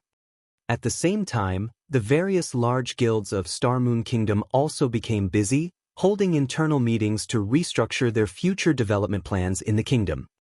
Zero Wing's acquisition of a guild city might be good news for ordinary players, but there was nothing good about it for large guilds like theirs. In God's domain, maintaining and protecting a guild town entailed a lot of manpower. Hence, whenever a guild was thinking of conquering a new guild town, said guild would have to expand and recruit new members. Naturally, a guild city would need even more players to maintain and protect a city. Meanwhile, once Zero Wing began increasing its member count, it would also require more resource maps for these new members to develop in. Yet, as players reached higher levels, the resource maps available in Star Moon Kingdom also grew increasingly scarcer. As a result, competition between guilds also intensified. In the future, there would definitely come a time when their guilds would have to compete against Zero Wing. Hence, they naturally had to plan for such situations in advance. For a time, due to this system announcement, Zero Wing once again became the focus of the entire Star Moon Kingdom. Players within the kingdom were practically talking about Zero Wing non-stop. Meanwhile, just as Shifeng was about to make arrangements for Zero Wing City's further development, he suddenly started receiving mails and calls one after another.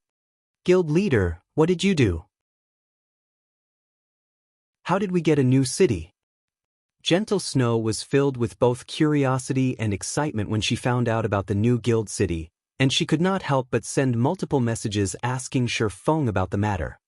Before this, she was just about to start challenging her Tier 2 promotion.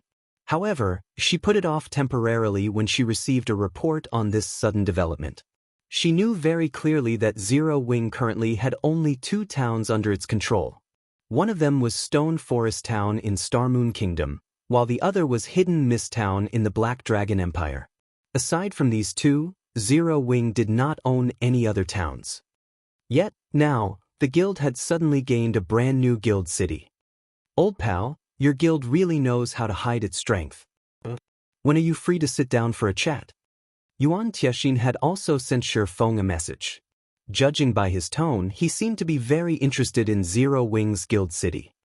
In fact, the secret pavilion wasn't the only guild that sent Shifeng a message. Even Phoenix Rain had sent a congratulatory message as well as expressed her surprise at finding out about this news. "Guild leader, you finally picked up.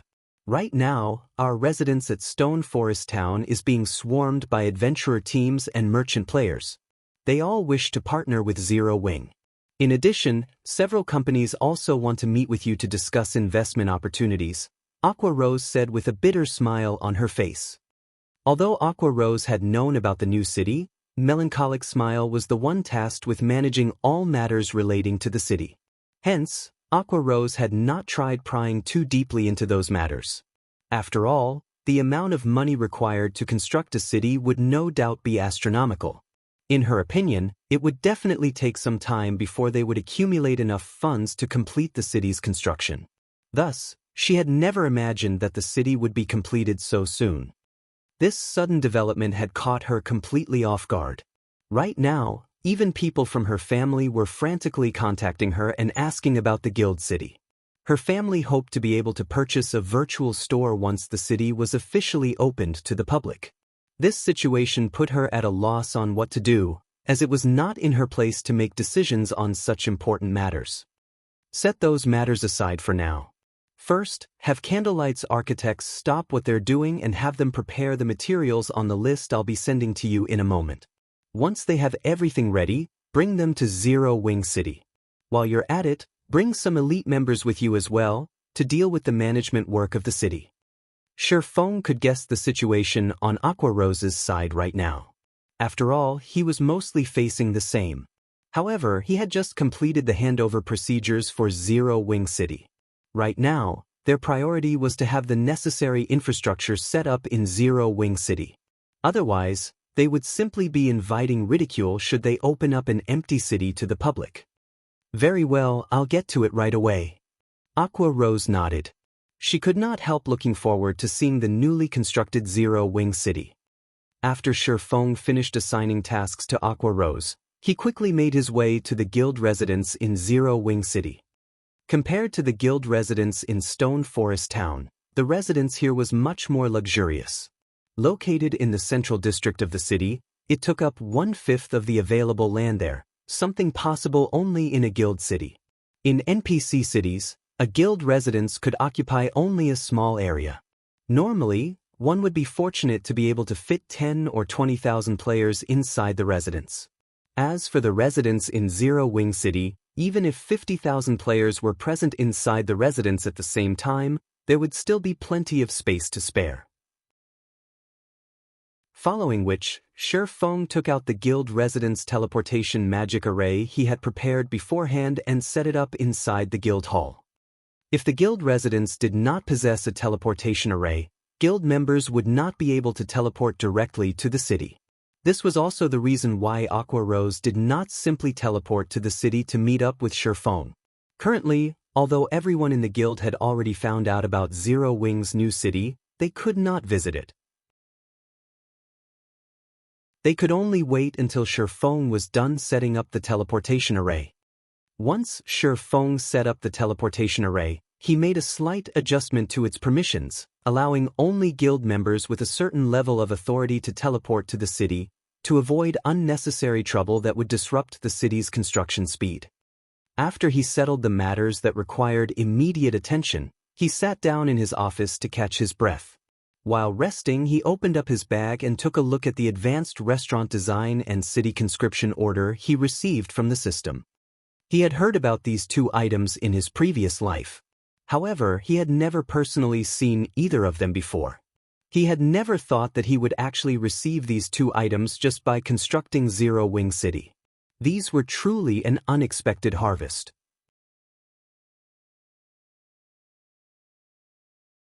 Chapter 1526, Strengthening Players. Chapter 1526, Strengthening Players. It's no wonder these things can help a guild improve quickly. They actually possess such effects. Shi Feng was astonished as he inspected the advanced restaurant design and city conscription order in his bag. The city popularity the system awarded was already quite beneficial to the city's development, as it would lure many more NPCs to the city. However, when compared to the two items in his bag, the amount of city popularity he had gotten paled into insignificance. Similar to the advanced auction house, the advanced restaurant was an extremely rare advanced construction in God's domain. The guilds that managed to obtain it in his previous life numbered extremely few. There had been one instance where a top adventurer team had put up an advanced restaurant design for auction. In the end, the design had sold at a price that could cause even first-rate guilds to despair: 2 fragmented legendary items. Even after 10 years had passed in God's domain, fragmented legendary items were still extremely hard to come by in God's domain. Back then, most first-rate guilds would have only 2 or 3 fragmented legendary items in the entire guild, and none of them were willing to exchange any. After all, everyone back then was already fully aware of just how valuable a fragmented legendary item was. Yet, in the end, a superpower had still bought the design for 2 fragmented legendary items. Back then, many people had felt that the transaction was not worthwhile, and Shi Feng was no exception. After all, a restaurant would, at most, function as an attraction to lure players to a city. Meanwhile, the clientele would be spending only coins or magic crystals at the restaurant. To the wealthy superpowers, fragmented legendary items held far greater importance compared to coins and magic crystals. Nevertheless, the various superpowers back then had still gladly competed over the advanced restaurant design. Now that Shi Feng saw what functions the advanced restaurant possessed, however, he immediately realized why the various superpowers had been eager to buy the design back then. Not only was the advanced restaurant much more spectacular than a basic restaurant in terms of size and appearance, but it also had various modes of transactions available. In addition, players could even hire Master and Grandmaster Chef NPCs for the restaurant. In God's domain, no matter which subclass a lifestyle player possessed, they would have great difficulty reaching even the Master rank, not to mention the Grandmaster rank. Meanwhile, any lifestyle player that managed to reach the master or grandmaster rank in their subclass would be capable of taking on a role that exceeded one's imaginations. This was especially true for those that managed to become grandmaster lifestyle players. They would become existences that could single-handedly affect an entire guild's strength. Take a grandmaster chef, for example. Aside from being able to cook up unimaginably delicious food and beverages, a grandmaster chef was also capable of producing special cuisines that could permanently improve a player's attributes or even physique. There was a limit to how many times a player could improve through consuming such cuisines, but, even so, the capability was already plenty amazing. After all, aside from upgrading to better weapons and equipment, players had almost no other method to improve their attributes and physique significantly. However, a Grandmaster Chef was capable of continuously strengthening players by producing various special cuisines. Although there was a limit to how much one could improve through consuming special cuisines, according to the rumors, when a player reached that limit, the additional attributes and physique they obtained could rival even that of a fragmented legendary item. Of course, the requirements to construct the advanced restaurant were also very high. At the very minimum, the advanced restaurant had to be built in a basic city. Aside from that, the architects building the advanced restaurant needed to be of sufficiently high standards, as they had to inscribe various kinds of runes. Finally, the advanced restaurant called for many different types of rare materials in its construction, including 1,000 pieces of mana oregon. By Shifeng's estimates, the total construction cost would be around 10,000 gold. As for the city conscription order, it was also a very valuable item. When used, it allowed a city to recruit a powerful NPC soldier with high growth potential. Meanwhile, the better developed a city was, the greater the city conscription order's effects would become. In the past, there was one guild that actually managed to recruit a Tier 4 Great Wizard through a city conscription order, when it was normally extremely rare for a city to manage to get even a Tier 2 NPC soldier. As for Tier 3 NPCs and above, it was practically impossible to recruit one without external aids such as the Heroes Chapter and the City Conscription Order. Not to mention, a Tier 4 Great Wizard was much more powerful than other classes when it came to defending a city. It should be appropriate to use this thing once Zero Wing City is set up properly and the total population stays at 1.5 million long-term. Shifeng grew a little excited as he looked at the City Conscription Order. If he really managed to recruit a Tier 4 NPC to protect the city, it would truly be perfect. Meanwhile, over at Stone Forest Town, Aqua Rose was rapidly gathering elite members and architects. When Aqua Rose announced that she would be bringing some players to garrison the guild's new city, the entire guild had gone into an uproar. Vice Guild Leader, I want to apply. Crap. It's actually true. Our guild really does possess a city. Fortunately, I joined Zero Wing early on. Had I waited to do so only after the guild obtained a city, the requirements to join the guild would definitely have been much higher. I know, right? Previously, a friend of mine was debating on whether he should join Zero Wing or King's Return. In the end, he chose to develop himself in King's Return. If he finds out that Zero Wing already has a city, something not even super guilds like King's Return possess, he will definitely die from regret. When Zero Wing's members heard Aqua Rose's announcement, they immediately started applying to join the new city's daily maintenance workforce in a frenzy. In reality, though, they were trying to use this opportunity to take a look at the new city as well as find out where it was located. In less than 10 minutes, Aqua Rose managed to gather 3,000 elite members and 200 architects. I've already provided you all with the permission to transfer to the new city. After you arrive there, start the daily maintenance work and manage the NPCs that are coming into the city. If you can't manage some of the incoming NPCs, notify the nearest NPC guard.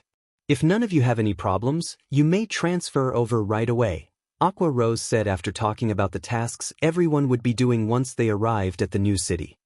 Whether one constructed a new town or city, the first thing they needed to do was deal with the influx of NPCs. After all, players were not allowed to stop NPCs from entering guild towns and cities. Only in the event where players had managed to catch an NPC in the commission of a crime or could identify them to be wanted criminals could they expel said NPC from their town or city.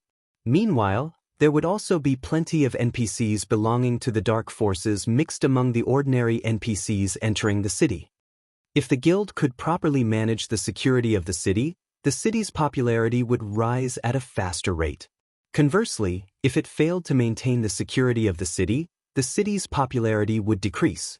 Hence, maintaining the security of the city during the city's early stages required a large number of players. Only after stabilizing the city's security could the guild open the city to players. After Aqua Rose was done speaking, the players she gathered inside the guild hall began purchasing the guild transfer scroll for Zero Wing City before promptly disappearing from the hall. This scene inspired strong envy in the other guild members present inside the guild hall. Although it was said to be city maintenance work, it was similarly a quest. If players could capture a dark NPC inside the city, they would receive plenty of EXP and GCPs. Doing this quest was much more profitable than grinding monsters out in the fields. Elsewhere, when the upper echelons of the various major powers of Star Moon Kingdom learned of the movements of Zero Wings members, their expressions turned indescribably grim. Immediately have people look for Zero Wings City. Find out where it's located no matter what. To the various major powers of Star Moon Kingdom, the whereabouts of Zero Wings' new city was critical. If its location was somewhere close to them, they would have no choice but to shift their focus of development. At the same time, there were also some guilds that began having designs on Zero Wings' new city. For a time, the various major powers all began dispatching a large number of people to locate Zero Wings' new city. Meanwhile, inside the guild residence in Zero Wing City, numerous flashes appeared inside the guild hall as a large group of players teleported into the city. Zero Wing City. This place is our guild city. When everyone exited the guild hall, they were momentarily dumbfounded by what they saw. Although they knew that the new city would definitely be much better than Stone Forest Town, they never thought the city would be such a spectacular sight. The difference between Zero Wing City and Stone Forest Town was like the difference between heaven and earth. Chapter 1527, Guild's New Benefits. Chapter 1527, Guild's New Benefits. This place is our guild's new city. The mana density here is amazing. Although it's still no match for Stone Forest Towns, with this place being so large, at least the city won't be as crowded as Stone Forest Town. Wait, something's not right. Look around. There doesn't seem to be any magic towers here. The mana present here should be something the city naturally gathered by itself. What? A city is actually so much stronger than a town. If magic towers are constructed inside the city, won't the mana density here become much higher than even Stone Forest Towns? After Zero Wings members exited the guild hall and observed their surroundings, they quickly noticed a marked difference between a guild town and a guild city. This was especially true in the case of mana density. Everyone was already sure that Zero Wing City would become overcrowded with players. Just how much resources did the guild leader invest in building this city? Aqua Rose was indescribably shocked when she looked at the city around her. Although she knew that a guild city would be much better than a guild town, she had never thought the disparity would be to such a degree. With the high mana density in the city would attract not only a large number of expert players to visit but also lifestyle players. In the future, there would be no need to worry about Zero Wing being unable to recruit capable experts and lifestyle players. After a moment of shock and awe, Aqua Rose had the elite members she brought begin accepting the city's patrol quests. As for herself, she took the 200 architects to meet up with Shi Feng at an empty plot of land in the city. Guild leader, I've brought all the available architects in the candlelight trading firm over already, Aqua Rose reported quietly as she looked at Shi Feng, who was currently surveying the terrain of the city. They're all here. Shi Feng muttered to himself as he sent a glance at the architects standing some distance behind Aqua Rose. Nodding in approval, he continued, Advanced architects, come forward. Immediately, 40-odd players stepped forward nervously. Among them, nearly 30 were male and over a dozen were female.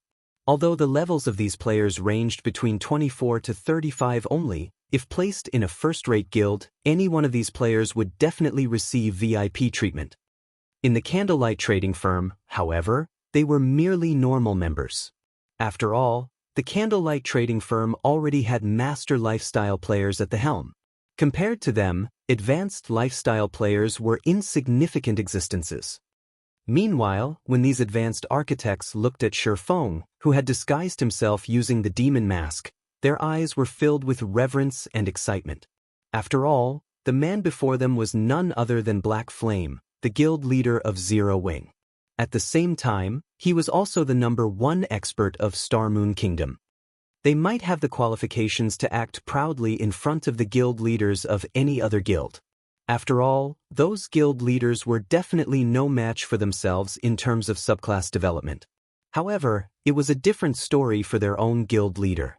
Even in terms of subclass development, their guild leader was an existence they had no choice but to look up to. The reason for this was their knowing that their guild leader had already become a master forger some time ago. Now, one could say that he was the bona fide #1 forger in Star Moon Kingdom. Excellent. From now on, you all will be tasked with constructing Zero Wing City's advanced constructions. If any among you isn't an inner member, you can come to me to sign the contract to become one. If any of you does not wish to become an inner member, you may return to the group behind. Shifeng was considerably surprised at the number of advanced architects present.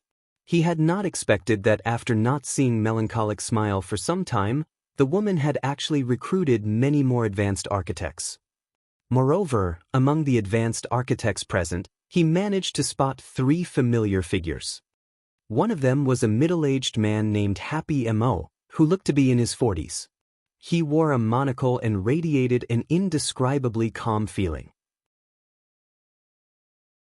The second person was a muscular youth named Boiled Fish, who carried a scimitar on his back.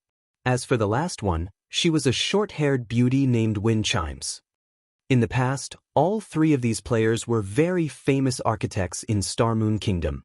To be precise, they were part of the top 10 architects in Star Moon Kingdom. Only, these 3 players all belonged to first-rate guilds.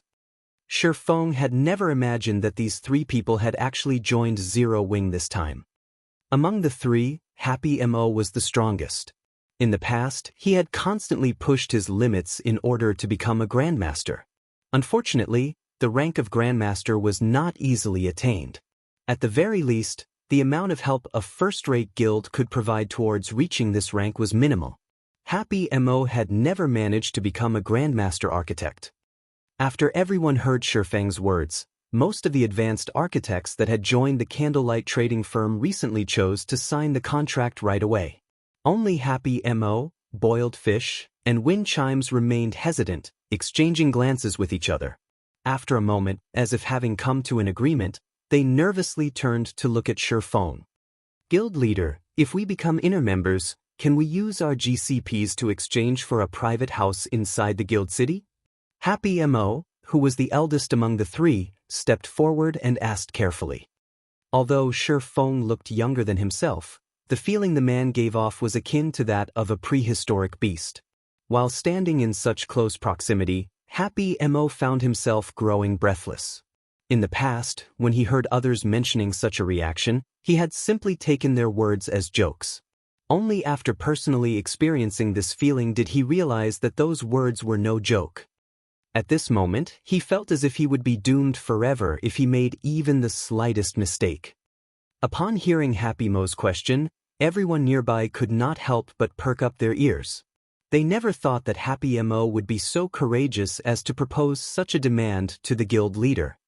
Are you all interested in the private houses of Zero Wing City? Shifeng asked as he looked at Happy Mo's group of 3. Michim, the environment here is quite good. I feel that if it is here, my research would be more successful, Happy Mo stated. Boiled Fish and Wind Chimes nodded their heads in agreement. Initially, the 3 of them had considered living in Stone Forest Town. However, after taking a look at Zero Wing City, They felt that this place was much better. Even if the mana density in the city was not comparable to stone forest towns right now, they had a feeling that Zero Wing City would very quickly surpass Stone Forest Town as time passed. That's not a bad suggestion. Since you've already raised it, I'll use this opportunity to talk about the new benefits Zero Wing and Candlelight will be offering. From now on, members may use their GCPs to exchange for private houses in the guild's towns and cities.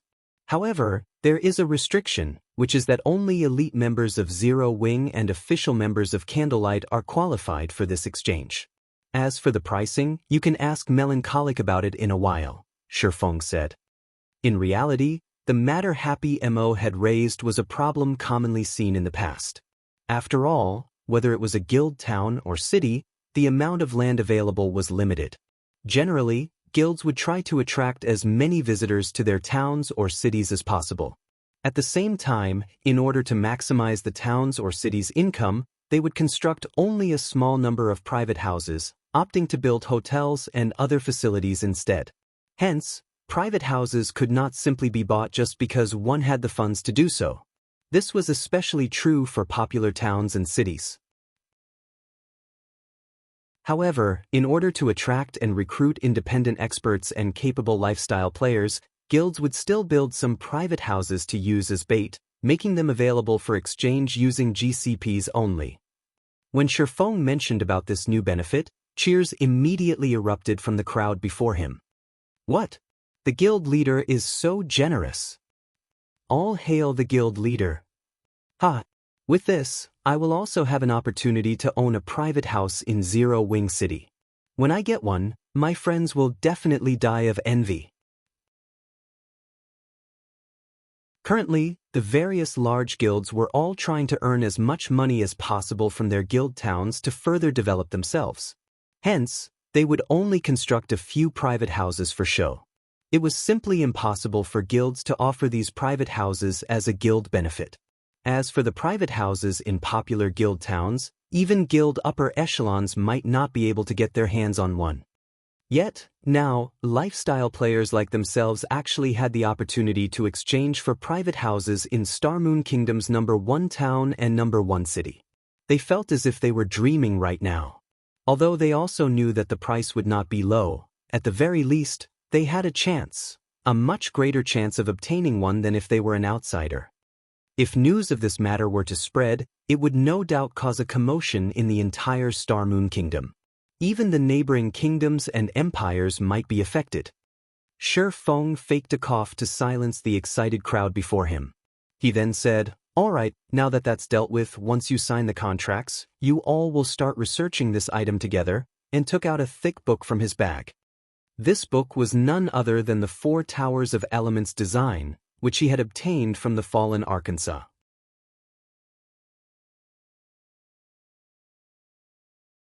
Chapter 1528, Hidden Promotion Condition. Chapter 1528, Hidden Promotion Condition. When Shifeng revealed the thick tome, the architect's eyes glowed. This is in advanced construction design. Ordinary players might not understand what kind of design Shifeng had shown them, but these weren't ordinary players. They stood at the apex of Starmoon Kingdom's architects. An ordinary construction design only consisted of several sheets of paper. Meanwhile, designs with enough pages to become books were advanced construction designs. The thicker the book was, the more difficult the design would be to construct. Unlike the buildings in the real world, God's Domain's advanced constructions required secret runes and magic arrays. If these were imperfect in the slightest way and couldn't connect, they wouldn't function and would have to be redrawn. Fortunately, the entire pattern wouldn't need to be redrawn if mistakes occurred with some runes or arrays. Players simply needed to rework the failed symbols and sacrifice a few extra materials. However, since the necessary materials were precious, the guild would feel a slight sting in its pockets if an architect failed too many times. Meanwhile, what truly excited these architects was the fact that every advanced construction design had a unique set of secret runes for players to learn. Learning these secret runes would help them when they design their own in the future. They would then have an easier time climbing to the master rank. Guild leader, While we can complete the foundation of the 4 towers of elements, I'm afraid the magic arrays for the core part are too complex. They are at least advanced magic arrays. We aren't capable of drawing them right now. After taking a look through the elemental tower's design, Happy Mo discovered the design's most challenging aspect. Although they frequently researched magic arrays, they were only capable of completing basic magic arrays at the moment. They were still some time from being able to draw intermediate magic arrays. Meanwhile, the 4 towers of elements core required advanced magic arrays, which were used to harvest energy within the 7 luminaries crystals. Architects of their rank weren't yet capable of achieving this feat. Your task is to build the tower's foundations. I'll draw the magic arrays for the cores. You just need to deal with the secret runes and magic circuits, Shifeng explained. You'll draw them, guild leader? The lifestyle players were stunned when they heard Shifeng's plan. They stared at the man as if he were a monster. Not only was Shifeng a master forger, but he could also draw advanced magic arrays. How were they supposed to compare to someone like this? What these players didn't realize was that players had to learn to draw magic arrays to develop their subclasses. In the past, players had only discovered this fact after reaching level 100. Regardless of the subclass, players would encounter magic arrays as they increased their lifestyle ranks. Only, the difficulty varied depending on the subclass.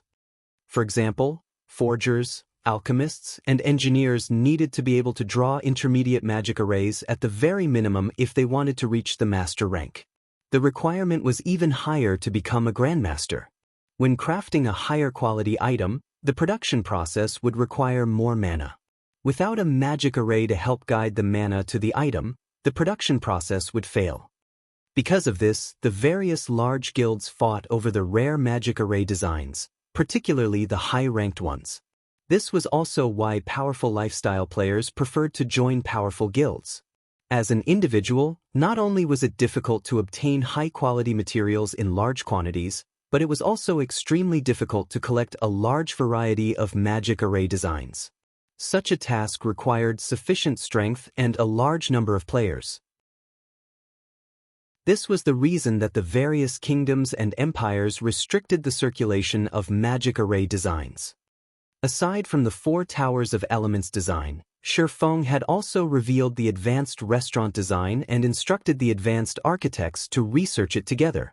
With this, they could improve their secret rune standards far more quickly and complete the 4 towers of elements with more precision. Seeing this, the other architects present could not help their envy. Now, they were even more eager to reach advanced rank. After all, there was a massive difference between the amount of GCPs they could obtain from constructing an advanced construction and a basic construction. Moreover, Shifeng had stated that as long as they qualified and had enough GCPs, they could purchase a private house in Zero Wing City.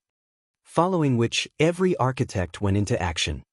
While the advanced architects focused on the 4 towers of elements, the other architects focused on the hotels, bars, private houses, shops, the battle arena, and other basic constructions. Elsewhere, Shifeng published the news of Zero Wing City on Star Moon Kingdom's official forums.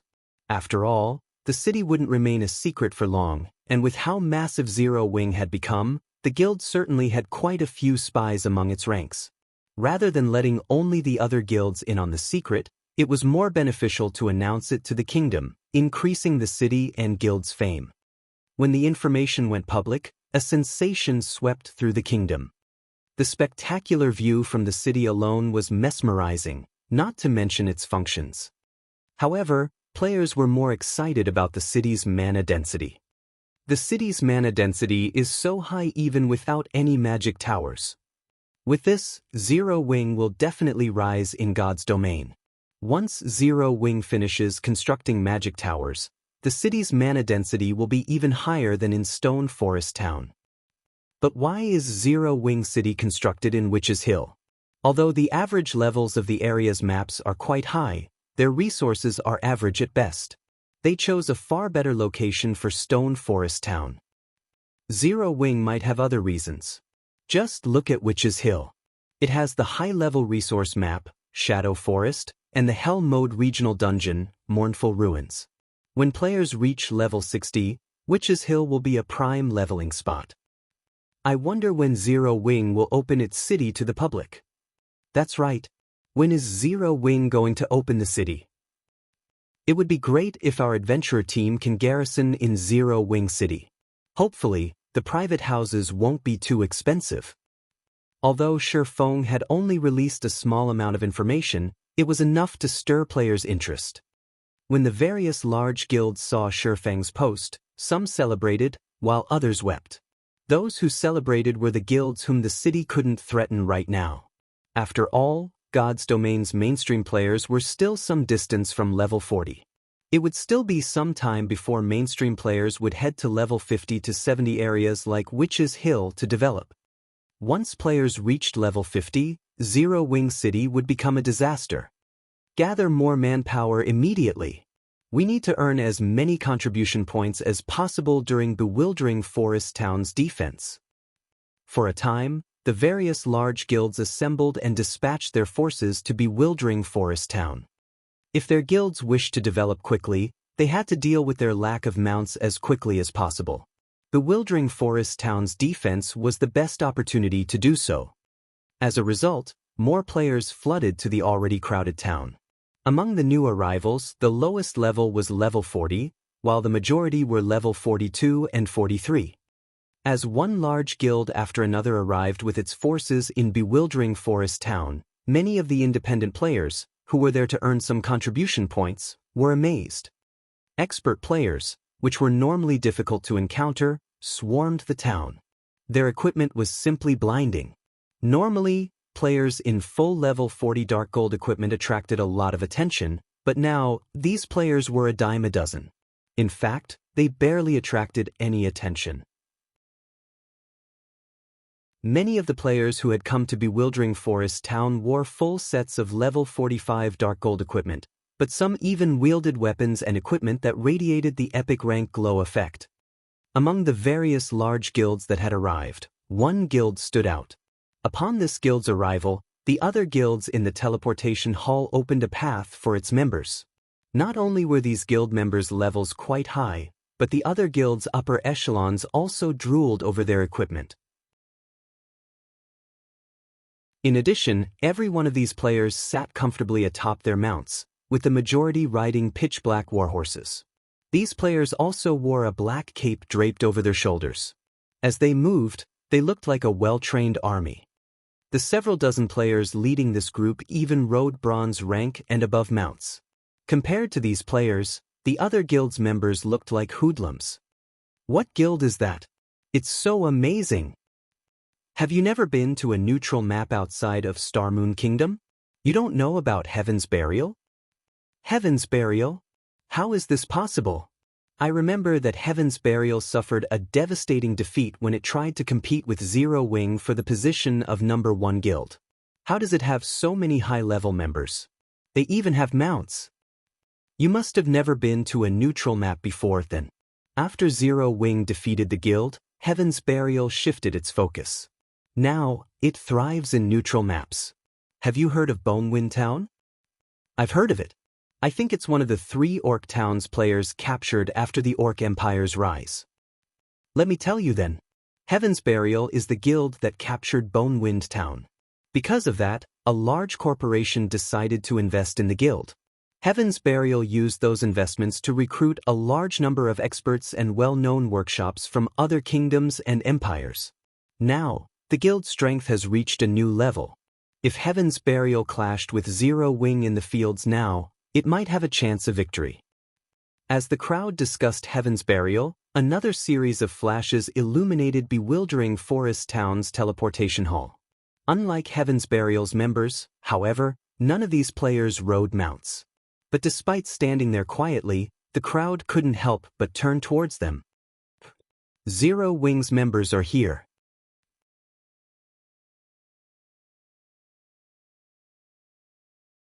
Chapter 1529, War Between Countries. Chapter 1529, War Between Countries. As Zero Wing's members teleported into Bewildering Forest Town, their arrival caused a commotion that swept through the town. Zero Wings members have arrived. What a powerful aura.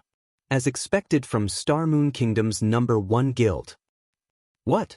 Black Flame is here too?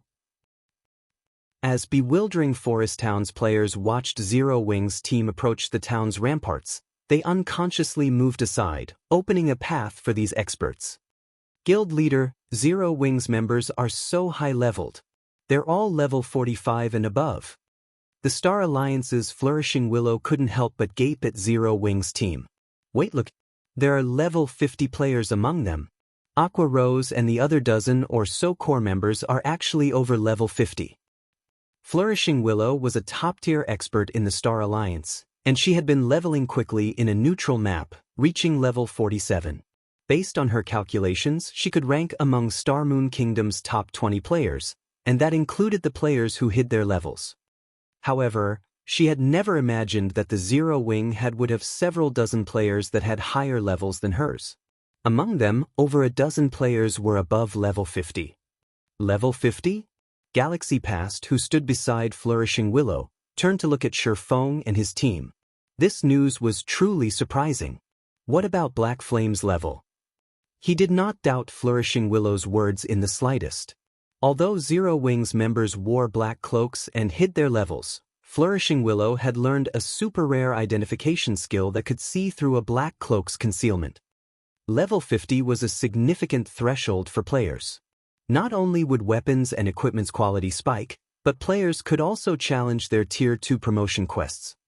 There was no doubt that Zero Wings members had already begun to challenge these quests. Given enough time, they could even start raiding level 50, 100-man Hell Mode team dungeons and super large-scale team dungeons. It was what all the various large guilds focused on right now.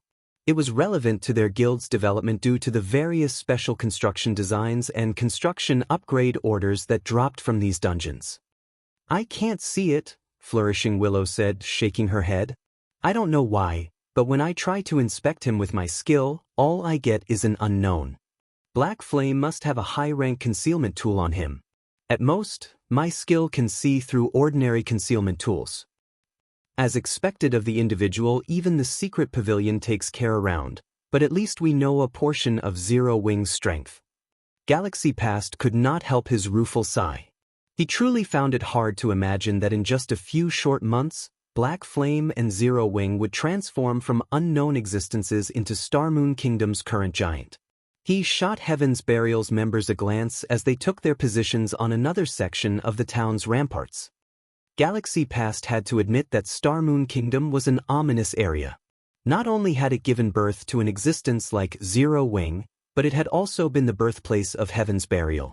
For a while now, Heaven's Burial had enjoyed great success in the Orc Empire's neutral maps. Now that it had the financial support of a large corporation, its overall strength even exceeded first-rate guilds like the Star Alliance. With Zero Wing and Heaven's Burial fighting over Star Moon Kingdom, Galaxy Past had been forced to give up on his endeavors in the kingdom, shifting his focus to different kingdoms. If the Star Alliance had continued to compete with these two guilds, it might not even retain its status as a first-rate guild by the end of the year. Meanwhile, on Heaven's Burial's side of the rampart, Guild Leader Singular, is that the Zero Wing you mentioned earlier? A muscular man with a blood-red cape and a white bone scimitar on his back asked as he watched Shifeng and the others. Singular Burial nodded. It's no wonder why Zero Wing can thrive in Star Moon Kingdom. It has so many level 45+ players. Their team can practically rival a super first-rate guild's main force, the muscular man said, smiling. Guild Leader Singular, why don't we use this opportunity to annihilate their group? If Star Moon Kingdom's players heard this muscular man's question, he'd be labeled a fool. However, when Heaven's Burial's members heard the man's words, their response was matter-of-fact. Young Master Lei, please don't act so rashly. The city's defense is our current goal. We'll have plenty of opportunities to take care of Zero Wing in the future, Singular Burial hurriedly stated. Zero Wing won't be able to continue prancing around for much longer. The muscular man before him was none other than Lei Jingyang, the heir of the corporation backing Heaven's Burial. He was also the virtual gaming world's famous young master Lei. Lei Jingyang had established the Thunder Workshop, one of the top workshops in the virtual gaming world. Super First-Rate and Super Guilds even commissioned the Thunder Workshop's help on occasion. Although the Thunder Workshop only had several hundred members, every member was an expert Lei Jingyang had personally poached from various organizations. The Thunder Workshop had also performed miracles in multiple virtual reality games and stood against super guilds. At one point, numerous Super First-Rate and Super Guilds had even entertained the idea of taking out the workshop. However, Lei Jingyang's identity was extraordinary. Considering that and how powerful the Thunder Workshop was, these superpowers eventually dismissed this notion. Once Lei Jingyang had joined God's domain, he had become unstoppable. With the support of his corporation, he quickly increased his workshop's member count to several thousand and achieved plenty of feats in the Fire Dragon Empire, one of the 4 great empires in God's domain. Naturally, Lei Jingyang earned his arrogance, even when facing Zero Wing. Singular Burial was absolutely certain that if he didn't stop Lei Jingyang now, Bewildering Forest Town would become a bloodbath later. Alright, but if Zero Wing gets too close, don't blame me for killing a few of them, Lei Jingyang said, fighting spirit flashing in his eyes as he scanned Shifeng's group. Singular Burial was speechless when he saw Lei Lingyang's excitement. He knew that this man wasn't specifically targeting Zero Wing. He simply wanted to fight its experts. His attitude was well known in the virtual gaming world. In fact, Lei Jingyang had even challenged a Super Guild's guild leader in the past. Meanwhile, as Shifeng led Zero Wing's members to one of the massive ramparts around Bewildering Forest Town, he noticed Heaven's Burial, a little surprised by what he saw. Guild leader, is there something peculiar over there? Fire Dance asked when she noticed Shifeng staring at Lei Jingyang's group. It's nothing. I just realized how deep Heaven's Burial's roots are, Shifeng said, chuckling. After one last look at Lei Jingyang, he stopped caring about Heaven's Burial's group entirely. He knew something about Lei Jingyang. In the past, the man had been known as the Tempest War God in God's domain. Backed by the corporation behind him, Thor's Hammer, the guild he established in God's domain, had gained public recognition as a super first-rate guild just 3 years after its creation. Shifeng had never expected to find this man among Heaven's Burial's people. Just as everyone quietly observed the various major powers in Bewildering Forest Town, the sky above and around the town abruptly darkened. Suddenly, thousands of orcs began to march out of the forest a short distance away from the town. For a moment, the combined bloodlust the orcs radiated caused the players standing on the town's ramparts to shudder involuntarily. Moreover, these orcs were all above level 40, with the highest at level 65. There was no lack of Grand Lord-ranked orcs amidst the army either. What is this? The scene stupefied every player watching. In this moment, the players on the ramparts finally understood what war truly meant. Even Zero Wing's members, who had taken part in multiple siege wars, could not help their shock. The siege wars they had experienced were a joke compared to the force they were about to face.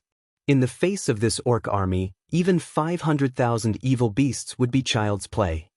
Unlike the evil beast army, these orcs moved in well-organized rows.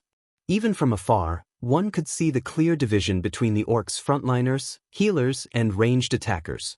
More importantly, the orcs dragged siege weapons, such as catapults and battering rams, with them.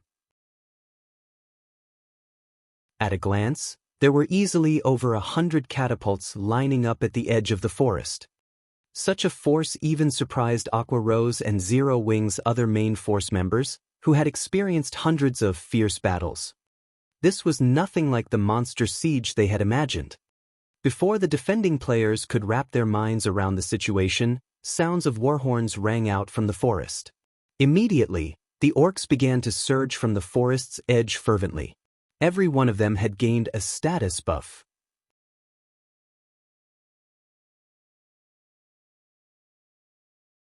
Chapter 1530, Despairing Gap. Chapter 1530, Despairing Gap. Why are there so many monsters? Is this really a monster siege? Why does it feel more like a war between NPCs? Quick look. The NPC soldiers' levels have dropped. Everyone felt their scalps tingle as they watched the tsunami of orcs surge out of the forest. Before they realized it, the level 100+ NPC soldiers defending Bewildering Forest Town had fallen to level 70. Even the guard captains fell to level 75. Seeing this, everyone felt a chill grip their hearts. Level 70+ NPCs would only have a small advantage over the level 60+ orcs. Trying to defend the town with just a little over 2,000 NPCs would be a dream. As a result, the various large guilds' original plan to rely on the NPCs shattered. Guild leader, there are too many orcs. It's impossible to stop them with Bewildering Forest Town's current defenses. Should we retreat? Flourishing Willow's expression darkened after she inspected the orc army with her identification skill. The weakest of these orcs was a level 40 special elite. There were also a large number of Great Lord ranked orc warriors and Grand Lord ranked orc captains. Most importantly, this army was marching towards the town from 3 different directions, and level 65 mythic ranked orc generals led the siege on each side. This level of combat power simply could not be stopped by a weakened town's defenses. The only defensive structures the town had were arrow towers, which were far weaker than catapults. In such a situation, trying to stop several million orcs with 300,000+ elite players was a joke. Let's wait and see. If victory is impossible, we'll retreat. Even Galaxy Past felt the building pressure. He had assumed that this battle would devolve into a struggle for boss kills, but just defending the town against the low-ranking orcs would be a miracle, much less trying to compete for the mythic bosses. Whoever tried to fight the bosses while surrounded by so many orcs would be begging for death. The other guilds also adopted a wait-and-see attitude. Suddenly, over 100 massive fireballs began to rain down on Bewildering Forest Town. Crap! Dodge the attacks! The various guilds' upper echelons shouted, their expressions darkening when they saw the fireballs. The fireballs had come from the distant catapults. If players were struck by the catapult's attacks, there would only be one outcome, death. Although players tried to move out of the attack's trajectory, over 300,000 players had gathered in Bewildering Forest Town. The town was so cramped that even normal movement was difficult. As a result, these players could only watch as the massive fireballs descended. Boom! A series of explosions echoed throughout Bewildering Forest Town. Before the fireballs struck the town's defensive magic array stopped and scattered the attack. However, as a result of the explosions, the barrier shook violently and began to crack. Fortunately, due to its supply of mana, it recovered quickly. Everyone in the town breathed a sigh of relief. Had the 100+ fireballs landed, the consequences would have been unimaginable. However, as the magic barrier dealt with the fireballs, the orcs and their battering rams reached the edge of the barrier outside of the town's ramparts. They attacked. As a considerably fortified town, magic runes strengthened the town's ramparts, and these walls could take more punishment than the magic barrier. However, the orcs' battering rams specialized in breaking down walls and gates. Sure enough, the battering rams' magical pikes pierced the magic barrier and struck the wall around the town, leaving multiple marks. Everyone, focus on the orcs' battering rams. Do not let them break through the town's magic arrays and walls. The various upper echelons shouted. Reacting immediately, players launched their attacks from atop the town's walls, raining down countless arrows and spells on the orcs below. However, as if some barrier protected the battering rams and reduced incoming damage, the attacks only dealt several hundred damage. Very few players dealt over -1,000 damage. This amount of damage barely affected the special elite ranked orcs, who had several 100,000 HP, much less the chieftain, lord and great lord ranked orcs, whose HPs were in the millions. Even when the players launched large-scale destruction spells and AoEs, the effects weren't ideal. At most, these attacks removed some of the special elites. The chieftains and above were still alive and kicking even after the bombardment. As a result, the magic barrier's energy reserves steadily decreased. Although the orcs' attacks were within the range of the defensive magic array's endurance, the large number of orc attacks quickly depleted the magic barrier's energy reserves. Furthermore, the battering ram's relentless attacks had already begun to crack the town's walls. In contrast, the defending players had only eliminated a small fraction of the army despite their constant assault. The orc army still covered the plains around the town as far as the eye could see. The catapult's constant bombardment also illuminated the night sky above bewildering forest town. Young Master Lei, at this rate, it is only a matter of time before the orcs break through the town's defensive magic array and ramparts. Once the orcs enter the town's teleportation arrays will shut down. I suggest that we retreat, Singular Burial said, frowning as he watched the orcs below the ramparts. It is impossible for current players to complete this defensive quest. Just the orc warriors and captains before them were discouraging, let alone the mythic-ranked orc generals who were slowing approaching. Aside from their numbers, the orcs had a buff that reduced all incoming damage. Even if several thousand players attacked a single Great Lord together, they would need a considerable amount of time to defeat it. All right, let's retreat. When Lei Jingyang noticed that the various large guilds had begun to flee, he shook his head helplessly. He might be a battle maniac, but he was no fool. He could tell that the main god system had never had any intention of letting players succeed in this defensive battle. Otherwise, the system wouldn't have weakened the level 100+ NPC soldiers. Continuing this fight would be futile. Guild leader, Heaven's Burial has begun to retreat, Flourishing Willow reported. It seems that this war is lost. Let's leave as well, Galaxy Past said. As Galaxy Past gave the command to retreat, however, something caught his attention. Surprisingly, even after the various large guilds had begun to flee, Zero Wings members continued their zealous assault against the attacking orcs and battering rams. The team's clearing speed was far superior to the other large guilds as every member dealt over -1,000 damage. Some of Zero Wings players even dealt several thousand damage with each attack. They're staying. Galaxy Past watched Zero Wings members in confusion. Currently, less than 100,000 players remained in bewildering Forest Town. Moreover, more players fled with each passing second, yet Zero Wings members had chosen not to retreat and continued to attack even though the town's defensive magic array and walls could shatter at any minute. Zero Wings still acts so tough even now? Lei Jingyang, who currently stood below the town's walls, revealed a contemptuous sneer as he watched Shifeng, who remained on the ramparts. Just for the sake of keeping up appearances as the #1 guild, he's ordered his guild members to throw away their lives. It seems that Zero Wing isn't as impressive as they say. In his opinion, Zero Wing was merely trying to maintain its reputation as Star Moon Kingdom's #1 guild, being the last guild to leave the battle. Do they really think they can perform some miracle with just 1,000 players? Young Master Lei, let's leave. Singular Burial laughed as he moved towards the town's teleportation hall. Following which, one guild after another left the town. In minutes, only Zero Wing remained. Guild leader, the other guilds have left, Aqua Rose reported as she inspected bewildering Forest Town's situation. Only Zero Wings members occupied the town. Good. Let's begin. Shifeng then turned to Kola beside him and said, Kola Turtledove Yiwumian, you three will be the lead MTs.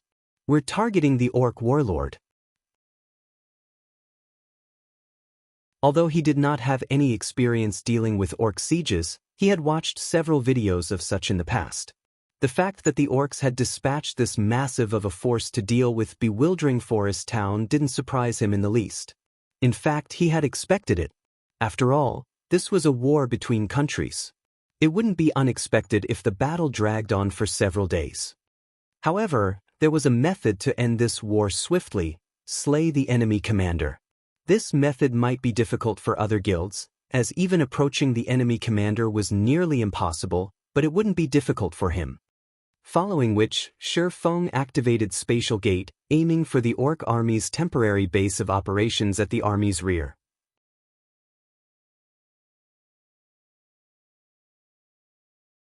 Chapter 1531, Kingdom Upheaval. Chapter 1531, Kingdom Upheaval. After the various large guilds and adventurer teams had retreated from bewildering Forest Town, players heatedly discussed the Orc siege on Star Moon Kingdom's official forums. The uploaded recordings of the siege war shocked everyone in the kingdom. Although the various large guilds frequently clashed, with some even waging large-scale wars against each other, there was simply no comparing those battles with the Orc army's assault. The difference between them was like the difference between heaven and earth. The recordings were enough to showcase the Orc army's intense bloodlust. With so many Orcs in that army, it seems bewildering Forest Town is doomed. I wonder if the Orcs will continue on and attack another location? I doubt that. This should be some kind of system event. If the Orc army goes on to capture other towns in Star Moon Kingdom and weakens those NPCs, Star Moon Kingdom is doomed. You can't say that for sure. As soon as the Empire's Rise expansion pack took effect, the Orc Empire invaded and took over a portion of the several neighboring kingdoms and empires' land as well. I guess so. If that is the case, the neighboring towns are in trouble. What guild could possibly hold off so many Orcs? I've heard that every guild in bewildering Forest Town has retreated. Not even a 300,000-plus elite army can stop the Orcs now. No, that's not entirely true. I've heard that Zero Wing is still fighting in bewildering Forest Town right now. Zero Wing? Don't get your hopes up. Zero Wings only sent 1,000 players to the town. They're simply trying to put on an act. There aren't even enough of them to serve as a snack for the Orcs. Who knows? They might have retreated by now. No. Based on what I've just heard from Zero Wing's members, the team is still there. Moreover, the players Zero Wing dispatched are members of its main force. Maybe they're trying to grind EXP? After all, there are plenty of Orcs there. A single large-scale destruction spell could easily damage over 100 Orcs. Also, among those Orcs, even the weakest is a level 40 special elite. From what I've heard, they seem to give a lot of EXP. The only problem is the buff they have that reduces the majority of the damage they receive. Some players were excited about the Orc siege, while others were anxious. On the one hand, the Orc invasion meant more opportunities to earn contribution points. However, to the players operating around the towns close to bewildering Forest Town, the town's fall meant that their towns could be the next target. If their towns fell to the Orcs, then all of the effort they've put into building the town's foundations would go to waste. This was especially true for guilds that occupied these towns. Zero Wing's members are still there? Singular Burial, who had returned to Star Moon City, revealed a confused expression when he heard the report from his subordinate. In his opinion, Zero Wing had been putting on an act. After all, the Orc siege simply wasn't something current players could defend against. Guild Leader Singular, just ignore Zero Wing. Although we didn't gain many guild honor points or guild influence, it doesn't significantly affect our plans. Our main priority now is the recently discovered Ancient Rock City. Once we take down the Orc Empire's Ancient Rock City, Heaven's Burial will dominate the several neighboring kingdoms, let alone Star Moon Kingdom, Lei Jingyang said, laughing. Didn't you mention that Flame Blood's team is ready? When will we take action? Flame Blood's side is ready, but we don't have enough guild honor points.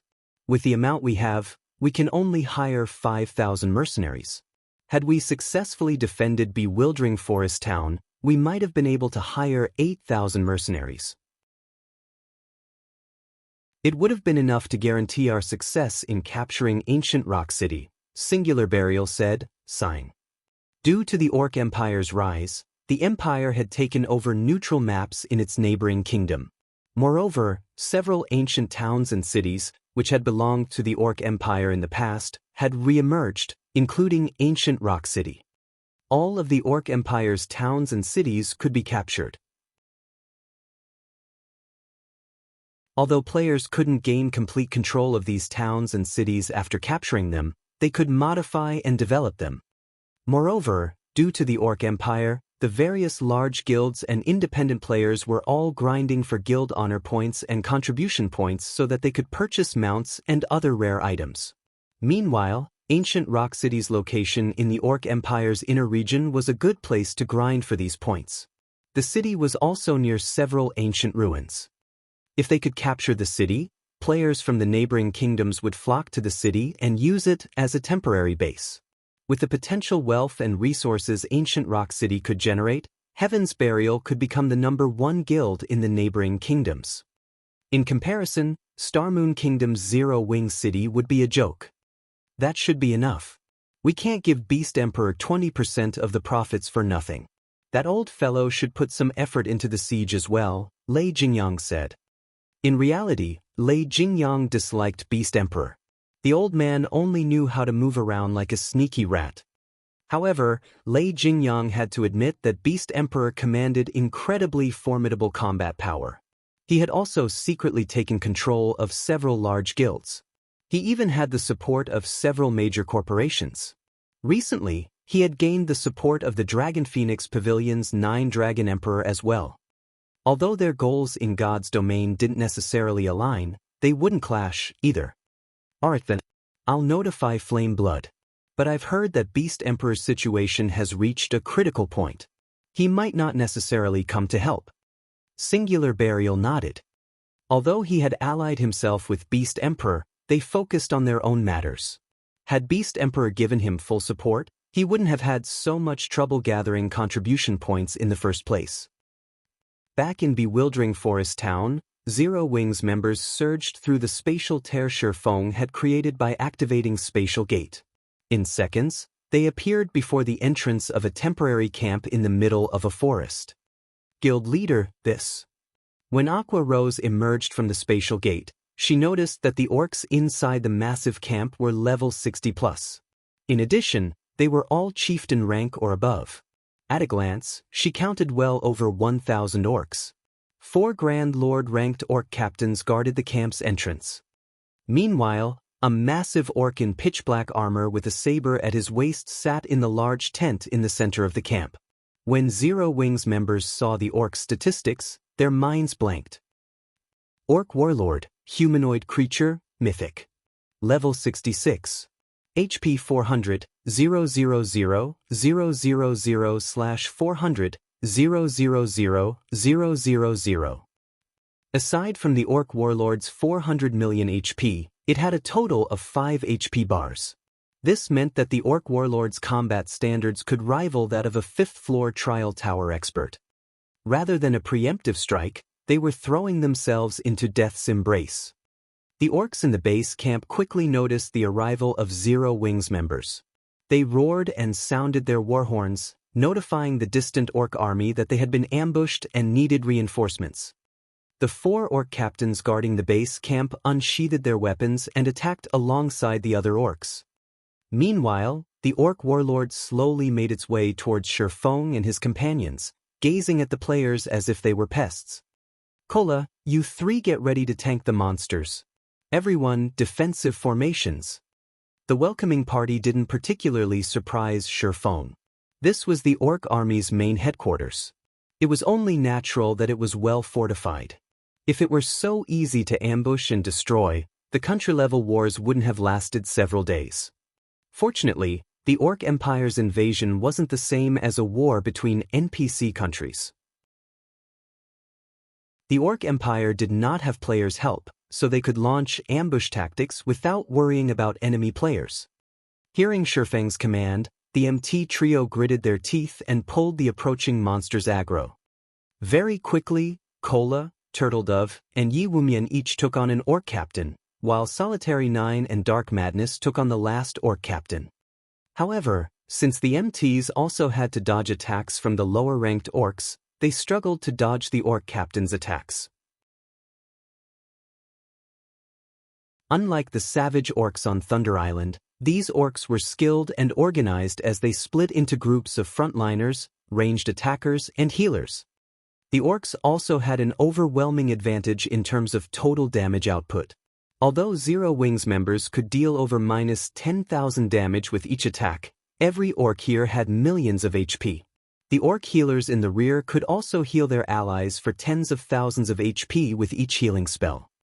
Guild leader, the orc warlord is coming. Kola anxiously announced as he watched the mythic boss approach. For a moment, he wondered if they had bit off more than they could chew this time. Hearing Kola's announcement, everyone on the team promptly turned to look at the orc warlord. Immediately, they felt a stifling sensation as a heavy pressure weighed down on them.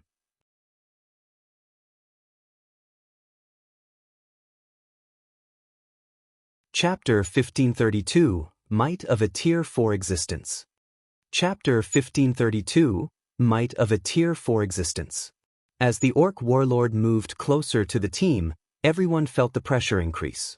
It felt as if an invisible domain had enveloped the area. Suddenly, Zero Wings players felt as if something had wrapped around them, binding them and making their movements sluggish. This orc warlord is capable of using a domain. The sudden development surprised Xianxia. Domain skills were Tier 4 Existence's signature moves. They were extremely effective in group battles. Normally, Tier 4 monsters rarely possessed a domain skill, but monsters that did were players' nightmares. The gap in attributes between players and monsters was already vast. If players' attributes were suppressed even further, they would be massacred. Although the orc warlord's domain skill was not particularly strong, and it only decreased their movement and attack speeds by around 30%, in a battle that permitted no mistakes, the slightest reduction to their combat power could result in a fatality. Sure enough, Kola and the other MTs began to lose HP far more quickly after the orc warlord activated its domain. The attacks that they had no issue blocking and dodging became impossible to deal with. In the end, they were only able to maintain their HP around the 50% threshold. The other melee players faced a similar situation, their HPs decreasing so quickly that the healers couldn't keep up. At this rate, it was only a matter of time before players began to die. Violet used Holy Prayer. Everyone, gather the orcs. Ranged players, focus on the orcs that split away from the group. Don't let them fight on separate fronts. Xianxia commanded. The orcs' HPs were already significantly higher than theirs. With the monster's superior healing, the team would be overwhelmed if they tried to fight the orcs separately. Violet Cloud immediately released the Tier 2 spell, Holy Prayer, which she had prepared ahead of time. A brilliant radiance tore through the dusky sky and shone down on Zero Wings members. The spell instantly healed all allies within a 50-yard radius of Violet Cloud for over 3,000 HP per second. At the same time, all allies within range received the Holy Protection buff, removing all debuffs and decreasing incoming damage by 20%. Meanwhile, Holy Prayer had a 1-minute duration and 20-minute cooldown. When this spell descended on the team, these players were immediately freed from the orc warlord's domain skill. Not only did it become easier to deal with the orcs' attacks, but their HPs also recovered at a visible rate. What a powerful healing spell! Aqua Rose exclaimed in surprise when she saw the team steadily gain the upper hand over the orcs. While a 20% damage reduction might not seem like much, the buff was strikingly effective for the melee players tanking on the frontline. Moreover, as the pressure on the healers lifted, they could focus on healing the MTs. The other melee players lost their fear of insufficient healing as they herded the orcs into a single group.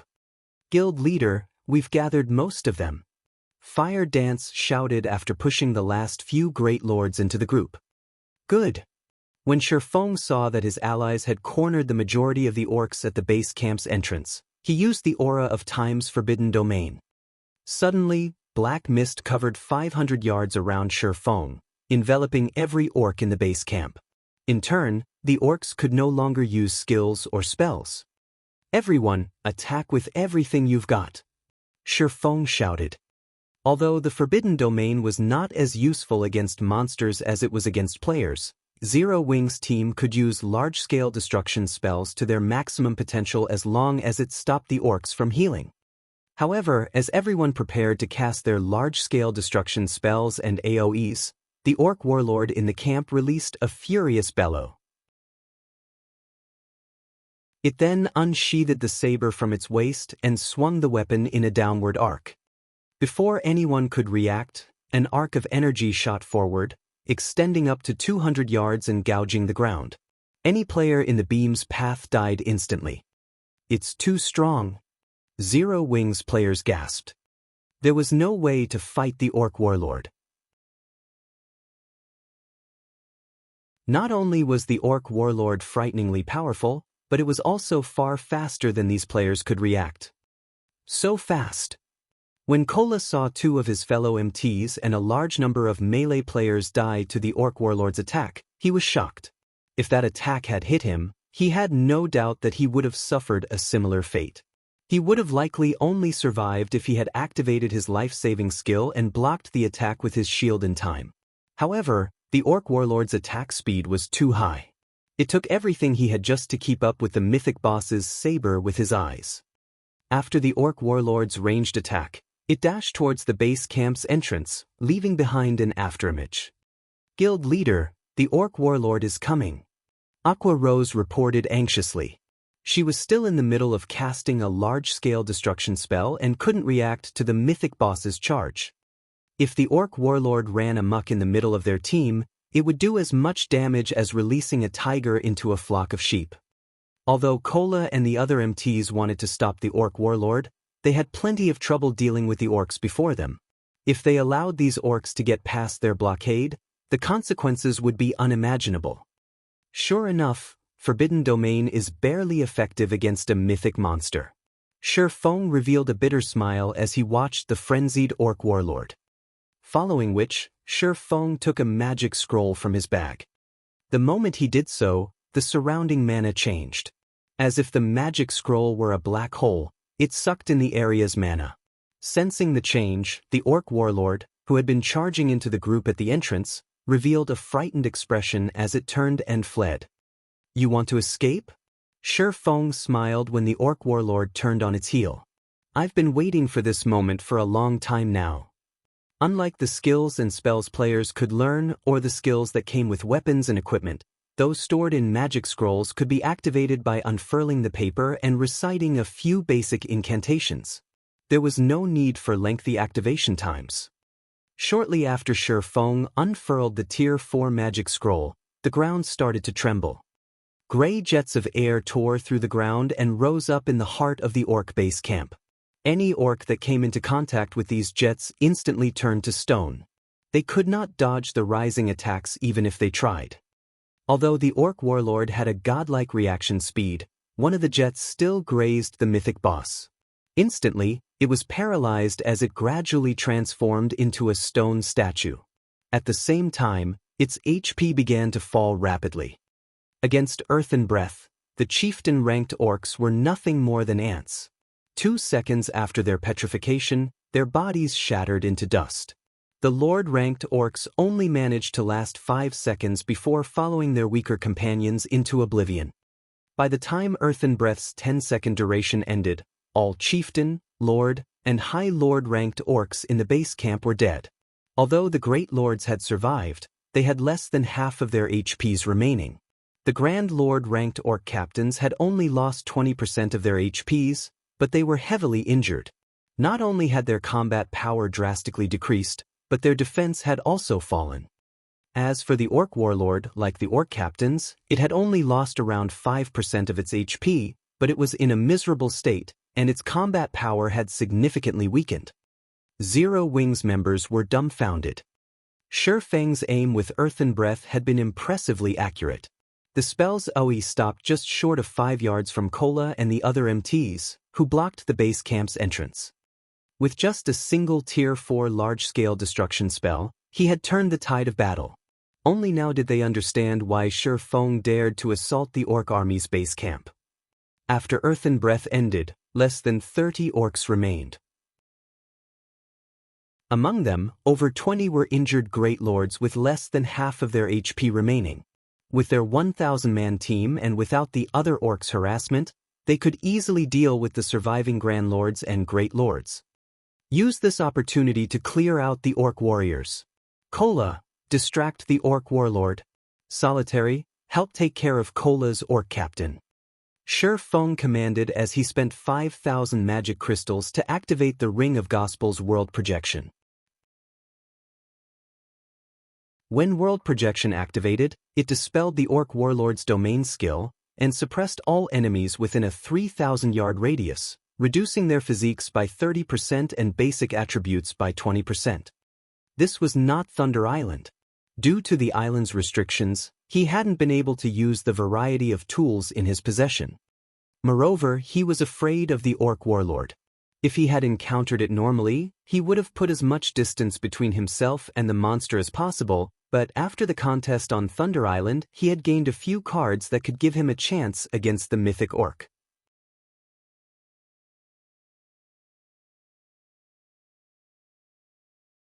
Chapter 1533, Supreme Attribute.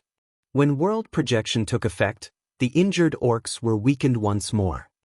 The Great Lord and Grand Lord ranked orcs promptly lost 20% of their basic attributes, while the Orc Warlord lost 10%. Although it was only a 10% decrease, the Orc Warlord had a maximum HP of 400 million. A loss of 40 million HP alleviated a significant portion of the pressure the team faced. Moreover, the orcs did not merely lose HP. Their strength and agility had decreased as well. With the orcs' injuries, Solitary 9 and Dark Madness, who were still Tier 1 players, could easily take on an orc captain by themselves.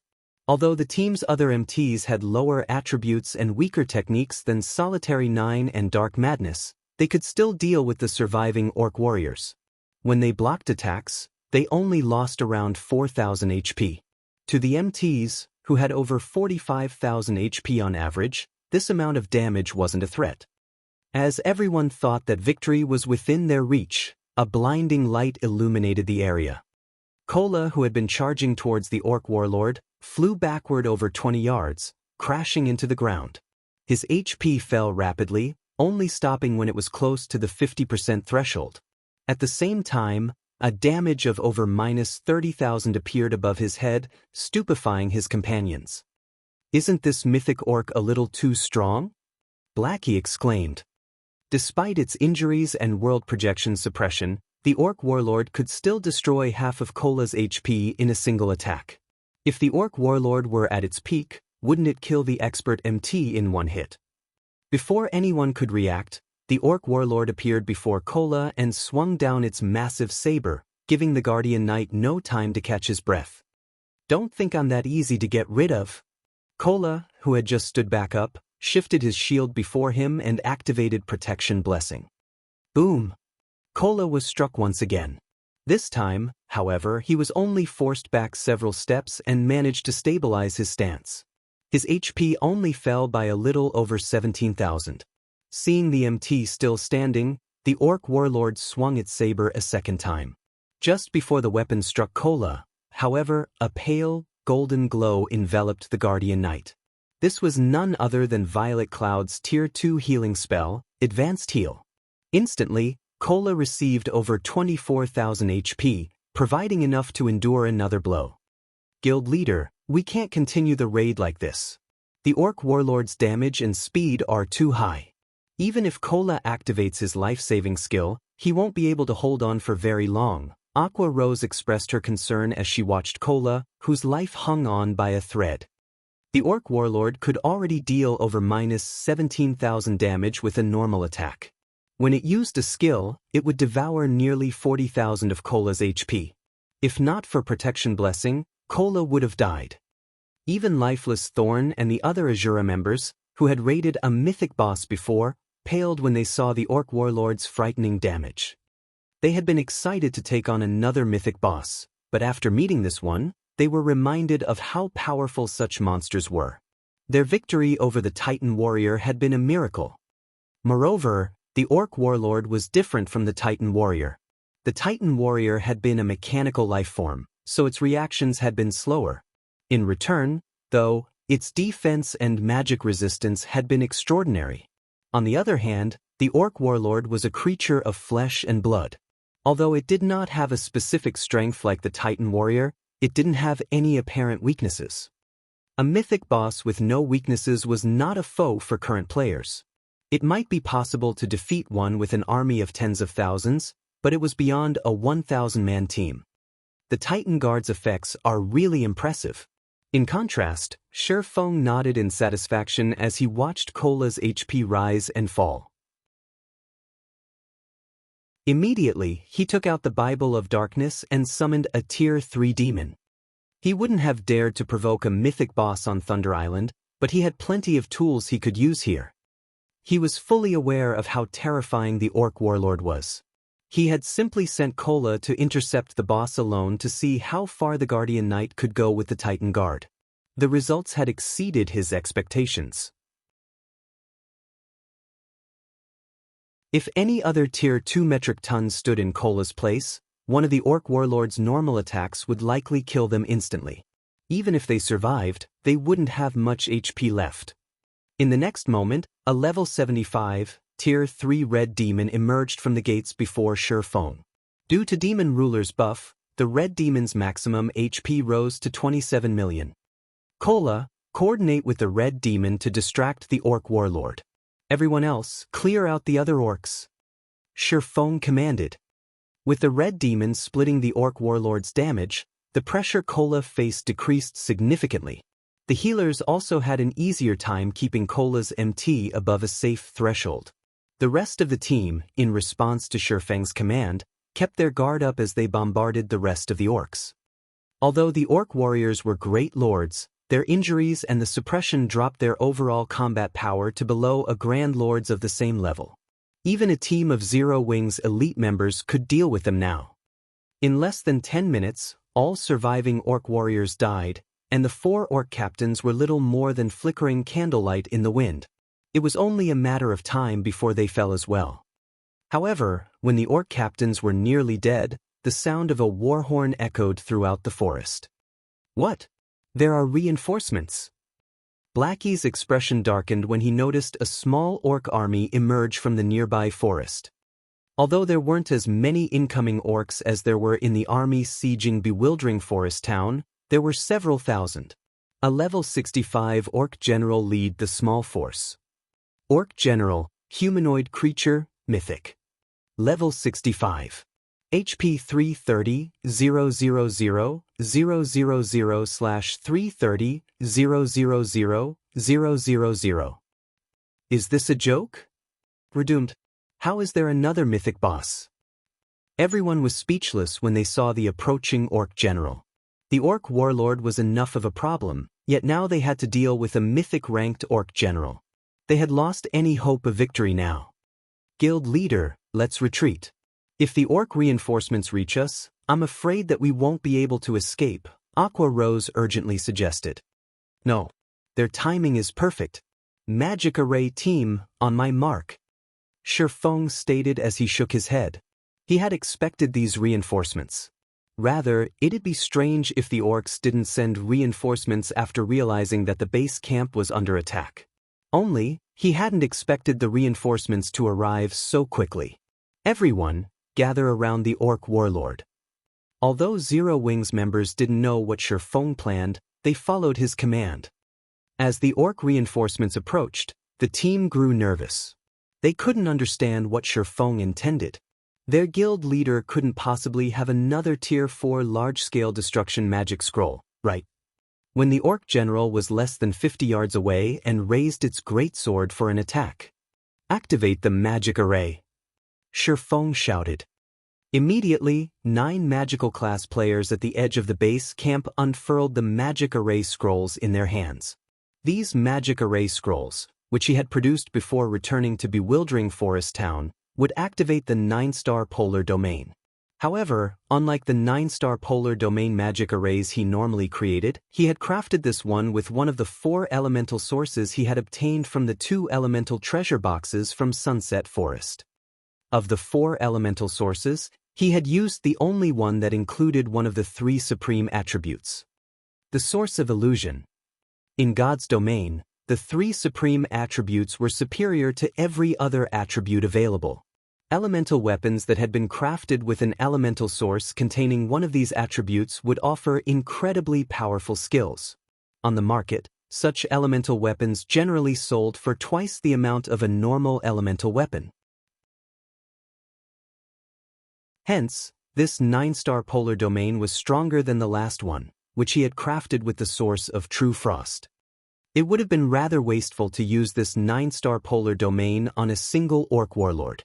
Now that the Orc General had joined the fray, he could use this enhanced array to take out the Orc General as well.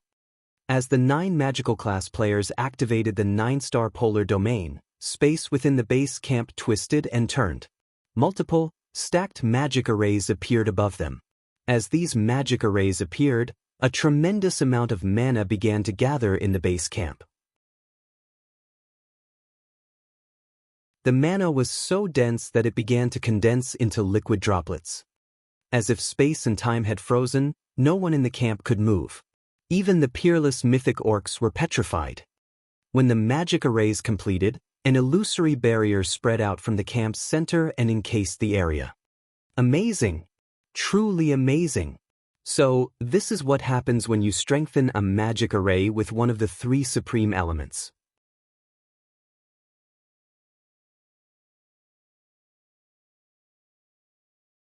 Chapter 1534, Fall of Mythics.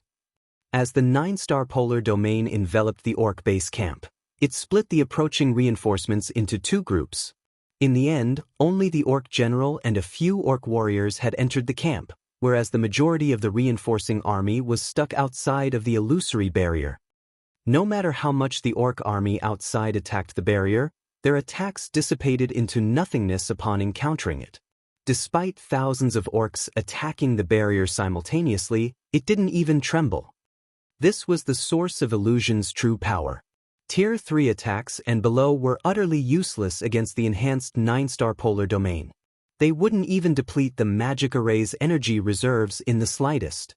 Only Tier 4 attacks could deal any damage, and even then, their damage would be limited and well within the array's tolerance range. As for the orcs inside the base camp, their movements had slowed quite a bit as if they had just stepped into a muddy swamp. When the Orc warlord tried to attack Kola, in particular, everyone could now see its movements clearly. Kola, who looked miserable, raised his shield to defend himself. Ping! After receiving the attack, Kola only needed to retreat by 6 steps before stabilizing his body. Despite not having any of his life-saving skills active, he only lost a little over 16,000 HP. Impossible! What kind of magic array is this? What a strong magic array! Kola's teammates were stupefied when they saw him block one of the Orc warlord's attacks without a life-saving skill. The Orc warlord had long since recovered from its injured state, and Kola had only survived without a life-saving skill thanks to the red demon sharing a portion of the mythic boss's damage. Once the 9-star polar domain had suppressed the orcs, however, Kola took less damage than when he had activated Protection Blessing even when he took the full brunt of the boss's attacks. This was the first time they had even heard of a magic array suppressing a mythic monster to such a degree. Turtledove and Yi Wumian keep the Orc General busy. The other MTs help them deal with the Orc captains. Shi Feng commanded as he watched the rapidly approaching Orc General. Everyone else prioritize the Orc captains before dealing with the Orc General and Warlord. With the source of illusion strengthening, the 9-star polar domain was even more powerful than a master magic array. Currently, the 9-star polar domain suppressed both mythic orcs' basic attributes by 50%. That was 10% more than the 9-star polar domain fortified with the source of true frost. Not even ordinary master magic arrays were capable of such a feat with world projection working alongside the array. The 2 mythic orcs only had 40% of their original attributes. At this standard, they were just slightly stronger than a Grand Lord of the same level. Tier 2 MTs like Turtledove and Yi Wumian shouldn't have any issues tanking one of the 2 bosses. As for the Grand Lord ranked Orc captains, their combat power fell below that of a Great Lord of the same level when subjected to the 2-fold suppression. They were just slightly stronger than High Lords of the same level. Tier 1 MTs were more than capable of tanking them. Guild Leader, where did you get this magic array? It's marvelously effective. Aqua Rose could not help but exclaim when she saw Turtledove and Yi Wumian block the Orc General's attacks without much trouble. Normally, the various large guilds took the long way around when they found a mythic monster. Unless they used siege weapons and sacrificed a large number of players, they had no hope of defeating a mythic monster at this stage of the game. Yet, their 1,000-man team was holding its ground against 2 mythic orcs simultaneously. Do you remember the 2 elemental treasure boxes we got from Sunset Forest? Those treasure boxes contained elemental sources. Not only can these elemental sources be used to refine weapons and equipment, but they can also serve as a power source for magic arrays, enhancing the final product. I used one of those elemental sources to strengthen the 9-star polar domain magic array, Shifeng explained truthfully. But keep this matter to yourself, we don't want this secret getting out. The elemental source's uses were still a secret to God's Domain's players. They were also extremely rare. By telling Aqua Rose, he could have her take note of them and avoid mistakenly discarding any she came across, assuming they were useless. So, that's the case. After this battle, I'll collect as many elemental sources as possible. This way, we can challenge several of the unshakable mythic bosses we've found thus far. Aqua Rose's eyes sparkled with excitement. Mythic bosses had appeared in several of Starmoon Kingdom's high-resource maps, and none of the guilds had dared to challenge them thus far. As fate would have it, these mythic bosses happened to be guarding ancient ruins entrances. Now that they had elemental sources, they had a way to enter the ruins. Hearing Aqua Rose's response, nervous sweat beaded on Shifeng's forehead. Elemental sources were no less rare than epic items. Not even mythic monsters dropped them. He had only obtained 2 elemental treasure boxes due to securing the first clear of a Grade 1 historical site. Even if they obtained the first clear for a lower-ranked historical site, they were unlikely to obtain another. Moreover, they needed more than just an elemental source to face mythic bosses. The Ring of Gospel's world projection was also necessary. However, each cost 5,000 magic crystals. This method of raiding mythic field bosses was far too extravagant. Time passed quickly. With the support of the 9-star polar domain, Zero Wings members only needed a moment to clear out everything except for the Orc General and Warlord. After dealing with the low-ranked orcs, the players' experience bars rose significantly. In contrast, however, their loot was pitiful. Only the Grand Lords and above had dropped a few items, but no one paid much attention to them. After all, they were far more interested to see what the 2 mythic orcs would drop. But at the end of the day, the 2 orc bosses were still mythic-ranked monsters. Even with so much suppression, they were still a burden on the team. When the Orc General's HP fell to 70%, it abruptly raised its great sword. Countless motes of fire began to gather around the weapon. Crap! Everyone, don't stand in front of the Orc General! Shifeng shouted. Unfortunately, his warning came too late. Before his teammates had the chance to move out of the way, the Orc General swung its great sword forward. Scorching fire then rained down from above. Tier 4 skill, Infernal Prison. Any player the flames struck instantly turned into a smoldering pile of ash. Not even the Tier 1 MTs, who had activated their life-saving skills, had survived the attack. In a single move, the Orc General had killed over 100 players. Immediately after the Orc General's attack, the Orc Warlord, who only had 50% of its HP remaining, followed up by thrusting its saber into the ground. In response, blades of light randomly shot up from the dirt 50 yards around the boss. Due to the random attack pattern, many players failed to defend themselves in time. Anyone the blades of light hit died instantly.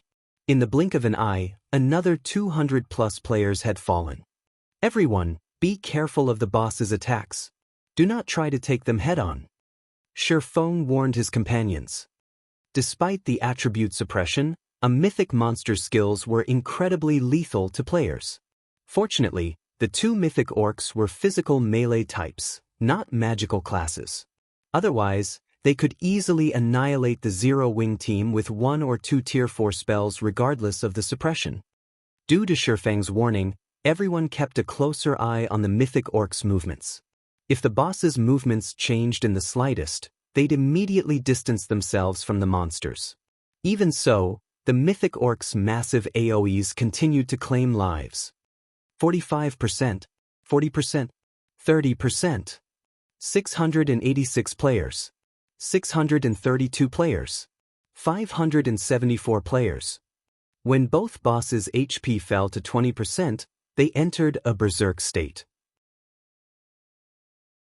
Seeing this, Shi Feng and the others activated their berserk skills.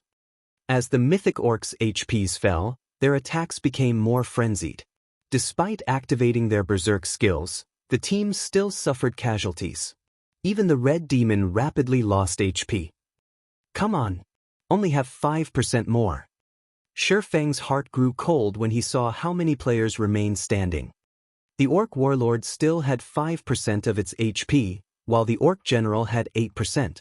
However, they only had 300 members of the team remaining. Their DPS was growing weaker. As for his personal guards, Shi Feng wanted to avoid summoning them unless absolutely necessary. As the two mythic bosses continued to throw out all kinds of AoE skills, not even his personal guard's survival was guaranteed. If they died, Shi Feng would have to go to great lengths to resurrect them. When the orc warlord's HP fell to 3% and the orc general's fell to 5%, the 200 remaining players desperately activated one Tier 1 and Tier 2 magic scroll after another. However, at the rate they dealt damage, there was no doubt that these orc bosses would have the last laugh. It seems that I have no other choice. Realizing the hopelessness of the situation, Shi Feng gritted his teeth and reluctantly pulled a magic scroll from his bag. This was the last of the 2 Tier 4 magic scrolls the Rock King had dropped. While Earthen Breath was a large-scale destruction spell, the Shadows of Purgatory he currently held was a Tier 4 domain skill. Although it only had a short, 30-second duration, it would be miraculously effective in a large-scale battle. But Shi Feng couldn't care less as he unfurled the scroll and activated it. At the same time, he sacrificed 200 units of life force and activated Divine Providence. When Shadows of Purgatory activated, darkness fell over the orc base camp. Over a dozen shadowy tendrils rose from the ground, striking at the two mythic orcs. The mythic orcs had long since entered a full berserk state, their skin having turned crimson. Their defenses had also reached a frightening level.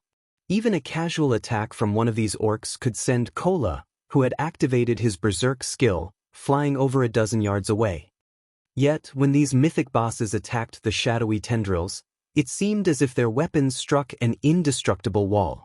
Not only could the shadowy tendrils repel the orcs' attacks, but they could also pierce the boss's armor, thrusting into their bodies as the tendrils dealt hundreds of thousands of damage. Although the mythic orcs had focused on defending themselves after Shi Feng activated Shadows of Purgatory, of the dozen or so shadowy tendrils Shi Feng controlled, he always landed 1 or 2 direct hits during each attack cycle. As the two orcs defended themselves, the residual energy in their attacks surged towards the surrounding players. It took everything Zero Wings members had to defend against these residual attacks. They had nothing left to launch attacks of their own. If they dropped their guard in the slightest, they'd die instantly. 3%, 2%, 1%. Die. Shi Feng abandoned all defense as he activated Void Shield and launched an all-out assault against the mythic orcs. He also changed the shadowy tendrils' attack patterns constantly. Every time Shi Feng attacked one of the two mythic orcs, over half of the shadowy tendrils darted past the orcs' defenses and landed a hit. When the team's member count fell below 100, Shi Feng finally claimed the last strand of the mythic orcs' HPs.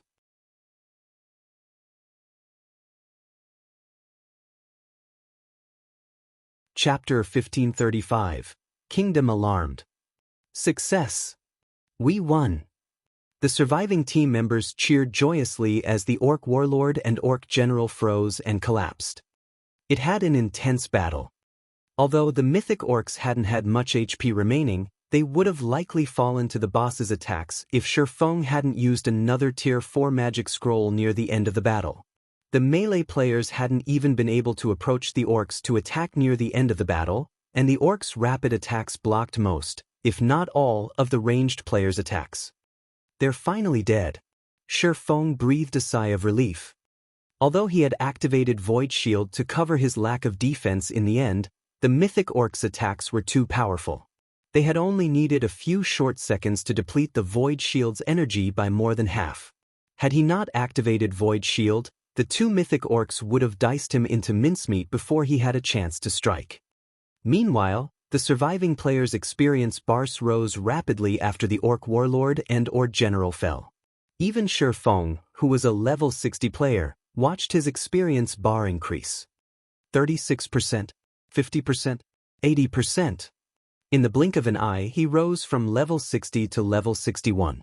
Eventually, his experience bar settled at 7% of level 61. The rest of the survivors watched their experience bars increase by a larger margin. On average, every survivor leveled up at least twice. The players below level 50 rose leveled up 3 times. The insane amount of EXP the two mythic bosses' deaths had awarded stupefied Zero Wings players. The two orcs had also dropped a large pile of loot. At a glance, they had easily dropped over 100 items. Although it was not a jackpot, it was a bountiful harvest for killing 2 level 50+ mythic monsters. As everyone shifted their attention towards the loot, the sound of a system notification reached their ears. Star Moon Kingdom Region System Announcement.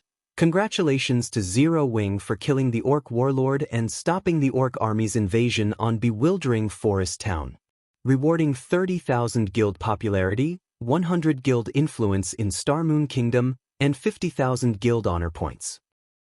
The system announcement repeated 3 times, echoing in every player's ears in Star Moon Kingdom. What? Didn't they say that the Orc Army in bewildering Forest Town was unstoppable?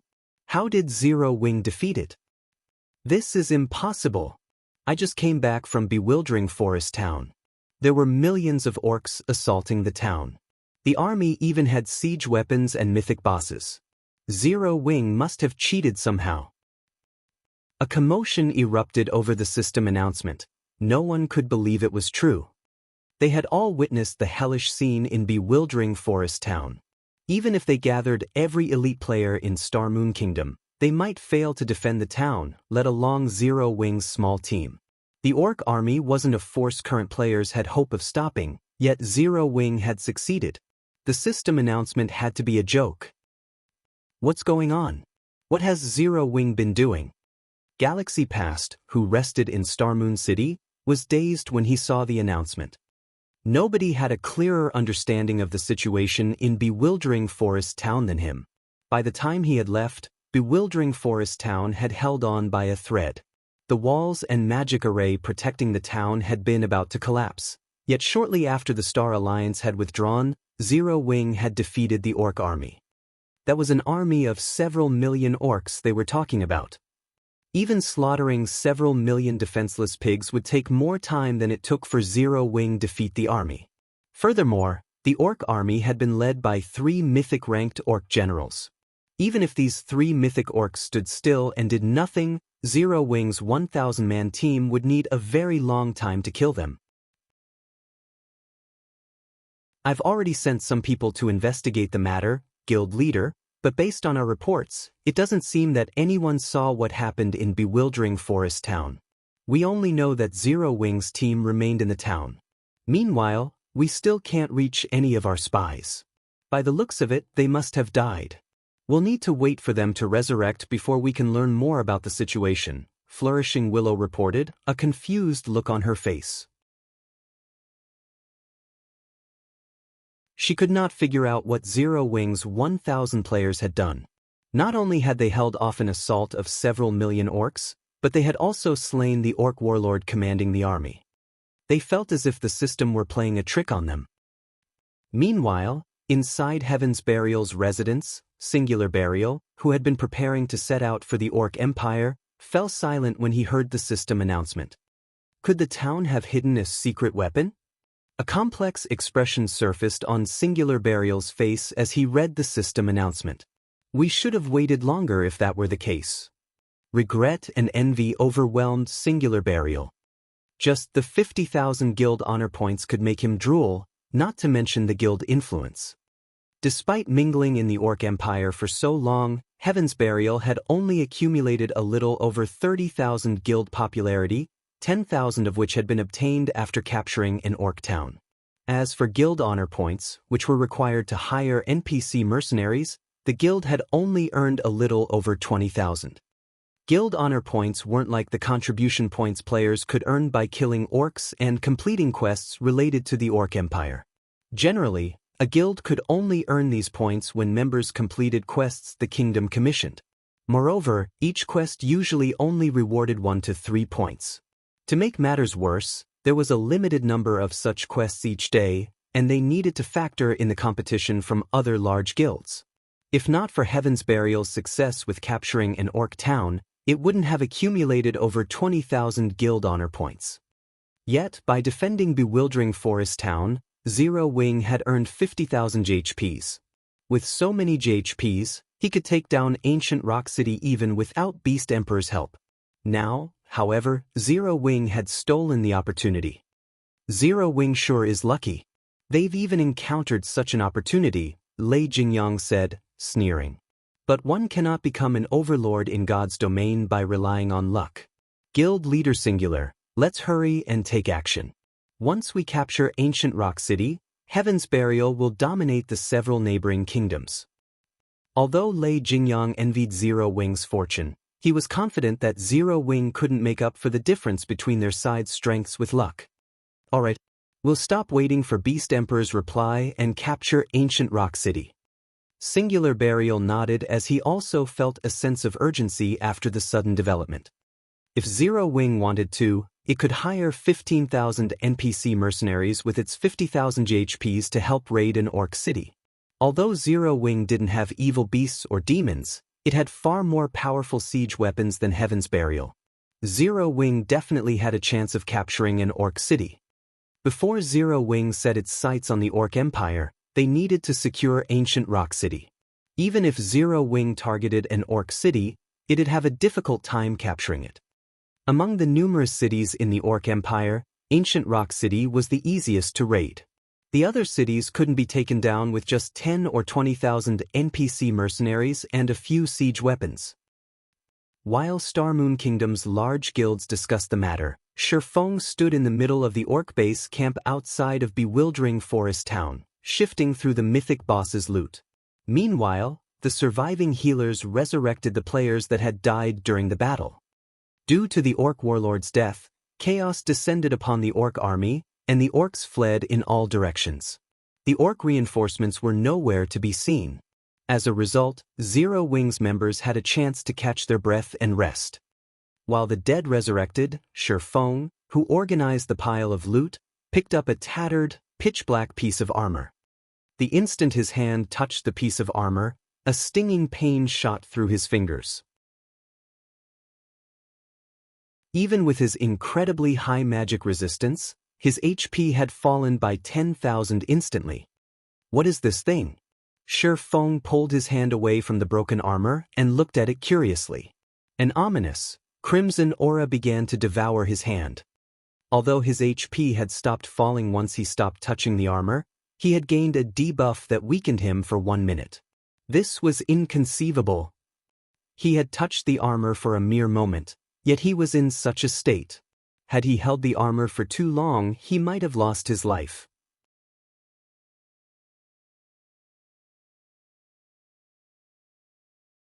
Chapter 1536, Legendary Set Equipment. The players standing close to Shifeng noticed the sudden drop to their commander's HP. Guild leader, is something wrong? Violet Cloud asked curiously as she watched his HP bar. The battle was already over and there were no enemies around them, yet Shifeng had suddenly lost a large chunk of his HP. It would be difficult not to notice something so strange. It's nothing. I just took some damage from an item, Shifeng said as he waved off her concern with a hand. Ordinary players might be in danger if they suddenly lost 10,000 HP, but it wasn't a problem for him. The issue was the disintegrated debuff. Not only did the debuff place him in a weakened state, reducing his basic attributes by 50%, but it also made him feel somewhat weary. It felt as if the debuff sapped away his concentration. Damage from an item?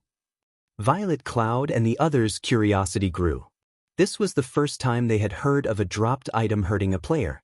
They turned their attention towards the piece of broken armor on the ground. Even after examining it for some time, they didn't see anything unusual. The piece of broken armor didn't radiate any frightening mana or pressure. Shi Feng chuckled at their response. God's domain had many strange, mysterious items. Not every item could be judged by the mana or pressure it radiated. In fact, some items appeared harmless, yet were actually fatal to players. Shi Feng had no doubt that this piece of pitch-black armor was one such item. Despite storing a frightening amount of power, it showed none of it on the surface. Leaving the item where it was, Shi Feng lightly tapped a finger on the armor to open its attribute panel. Even with the slightest touch, Shi Feng lost another 10,000 HP. This time, however, as he had only touched the piece of armor for a fraction of a second, only a small bit of crimson aura wrapped around his finger. Fortunately, the disintegrated debuff only lasted 10 seconds. Impossible! What kind of item is that? Everyone gaped when Shi Feng lost another 10,000 HP after poking the black armor. They couldn't bring themselves to believe that God's domain had such a deadly item. Unknown. Shi Feng frowned. Normally, players could, more or less, inspect an item's introductory text even if they hadn't picked it up yet. However, all he got from the armor's attribute panel was the word unknown. This meant that players would have to pick up the item and appraise it to check its attribute panel. Unfortunately, picking up the piece of black armor and storing it in his bag was too dangerous. He had already lost so much HP after his brief contact with the item. If he held onto the piece of armor for too long, he'd likely die before he could store it in his bag. What a troublesome item. Shi Feng sighed. Immediately, he activated the aura of Earth's absolute domain, making himself immune to all damage for 10 seconds. Following which, he snatched the piece of armor and stuffed it into his spatial bag, completing the process with lightning speed. Although absolute domain prevented him from taking damage, it did nothing to stop the crimson aura from contaminating his body. By the time Shi Feng stored the piece of pitch-black armor, the crimson aura had tainted his entire body. System, you have obtained the disintegration armor. The madness aura is contaminating your body, reducing your basic attributes by 50% and weakening your mind. The disintegration armor can only be stored in your bag space, will drop upon death, and cannot be traded. This is the rumored disintegration armor? Shi Feng stared at the pitch-black armor inside his bag in shock. For a moment, he completely forgot about the weariness the armor had caused him. The disintegration armor was one piece of the disintegration set, a famous legendary set equipment in God's domain. Like the disintegration axe, the set had been created by the Orc Empire's founding emperor. Due to the disintegration axe and disintegration set, the Orc Empire had wielded unparalleled power. They were why the Orcs had reigned chaos over God's domain's continent. However, both the disintegration axe and the set had been destroyed with the founding emperor's death. Moreover, unlike the disintegration axe, whose fragment had been left in the Orc Palace's treasury, the disintegration set had gone missing after its destruction. There were no clues about the set equipment's whereabouts. Shi Feng had never expected to obtain a piece of the disintegration set here. A legendary set equipment. Even after 10 years in God's domain, Shi Feng had never heard of an expert wearing a legendary set equipment. Even one legendary item was incredibly powerful. It would be inconceivable for a player to collect a full legendary set equipment. A Tier 5 player with such a set could likely slay a god. According to legend, the Orc Empire's founding emperor had once killed an ancient god despite not being a Tier 6 god. He had been able to do so thanks to the disintegration axe and set. Because of this, the disintegration set had been known as one of God's domain's 9 great legendary sets. Shi Feng had never thought that he'd be fortunate enough to find one of the set pieces today. It was even the most important chest piece. Following which, Shi Feng activated the omniscient eyes to inspect the disintegration armor. The instant he clicked to inspect the armor, the system revealed a 30-second loading bar. The disintegration armor's appraisal time was much longer than a normal epic item. This outcome reassured Shi Feng that the disintegration armor in his bag was a piece of the rumored disintegration set. Time passed quickly. While Shi Feng appraised the disintegration armor, his team members watch him with surprise and curiosity. They all wanted to know what kind of item the orc warlord had dropped. The instant Shi Feng had stored the pitch-black chest piece, his attributes had fallen tremendously. If an ordinary expert had suffered such a massive decrease, they'd be crippled. Once the appraisal completed, the disintegration armor's attribute panel appeared before Shi Feng. Destroyed disintegration armor. One piece of the legendary set equipment the Orc Empire's founding emperor had crafted. The wearer of this armor will gain even greater strength than that of Titans. They will also fall into an endless cycle of madness. However, the disintegration armor had been damaged beyond repair during the Great War, and now leaks the disintegration power within. The disintegration power will taint any player that carries this item. What? It's broken beyond repair? Shi Feng was speechless. He had thought he had gotten lucky and obtained a piece of fragmented legendary equipment. If that were the case, he could gradually restore the item to legendary rank. He hadn't expected the item to be beyond repair. Not only couldn't he use the disintegration armor, but he couldn't repair it either. It was no more than a broken piece of scrap metal. But before Shi Feng closed the attribute panel, a series of system notifications bombarded his ears. System, congratulations. You have obtained the legendary quest Recast the Disintegration Armor. Quest content. Due to the spreading disintegration power, orcs have begun to mutate. To prevent the spreading disintegration power, you need to recast the disintegration armor. Rewards unknown. System. Due to the disintegration armor's disintegration power spreading, you will attract all mutated orcs' attention. System. You have become targeted for mutated orcs. Please take care during exploration. System announcement. A player has triggered the new expansion pack, Orcs Rebellion. System update required. The estimated duration is 5 hours. Please prepare to log out. What's going on? Guild leader, did you do this? In response to the notifications, Zero Wings members turned towards Shi Feng, assuming he had caused the release of this new expansion pack.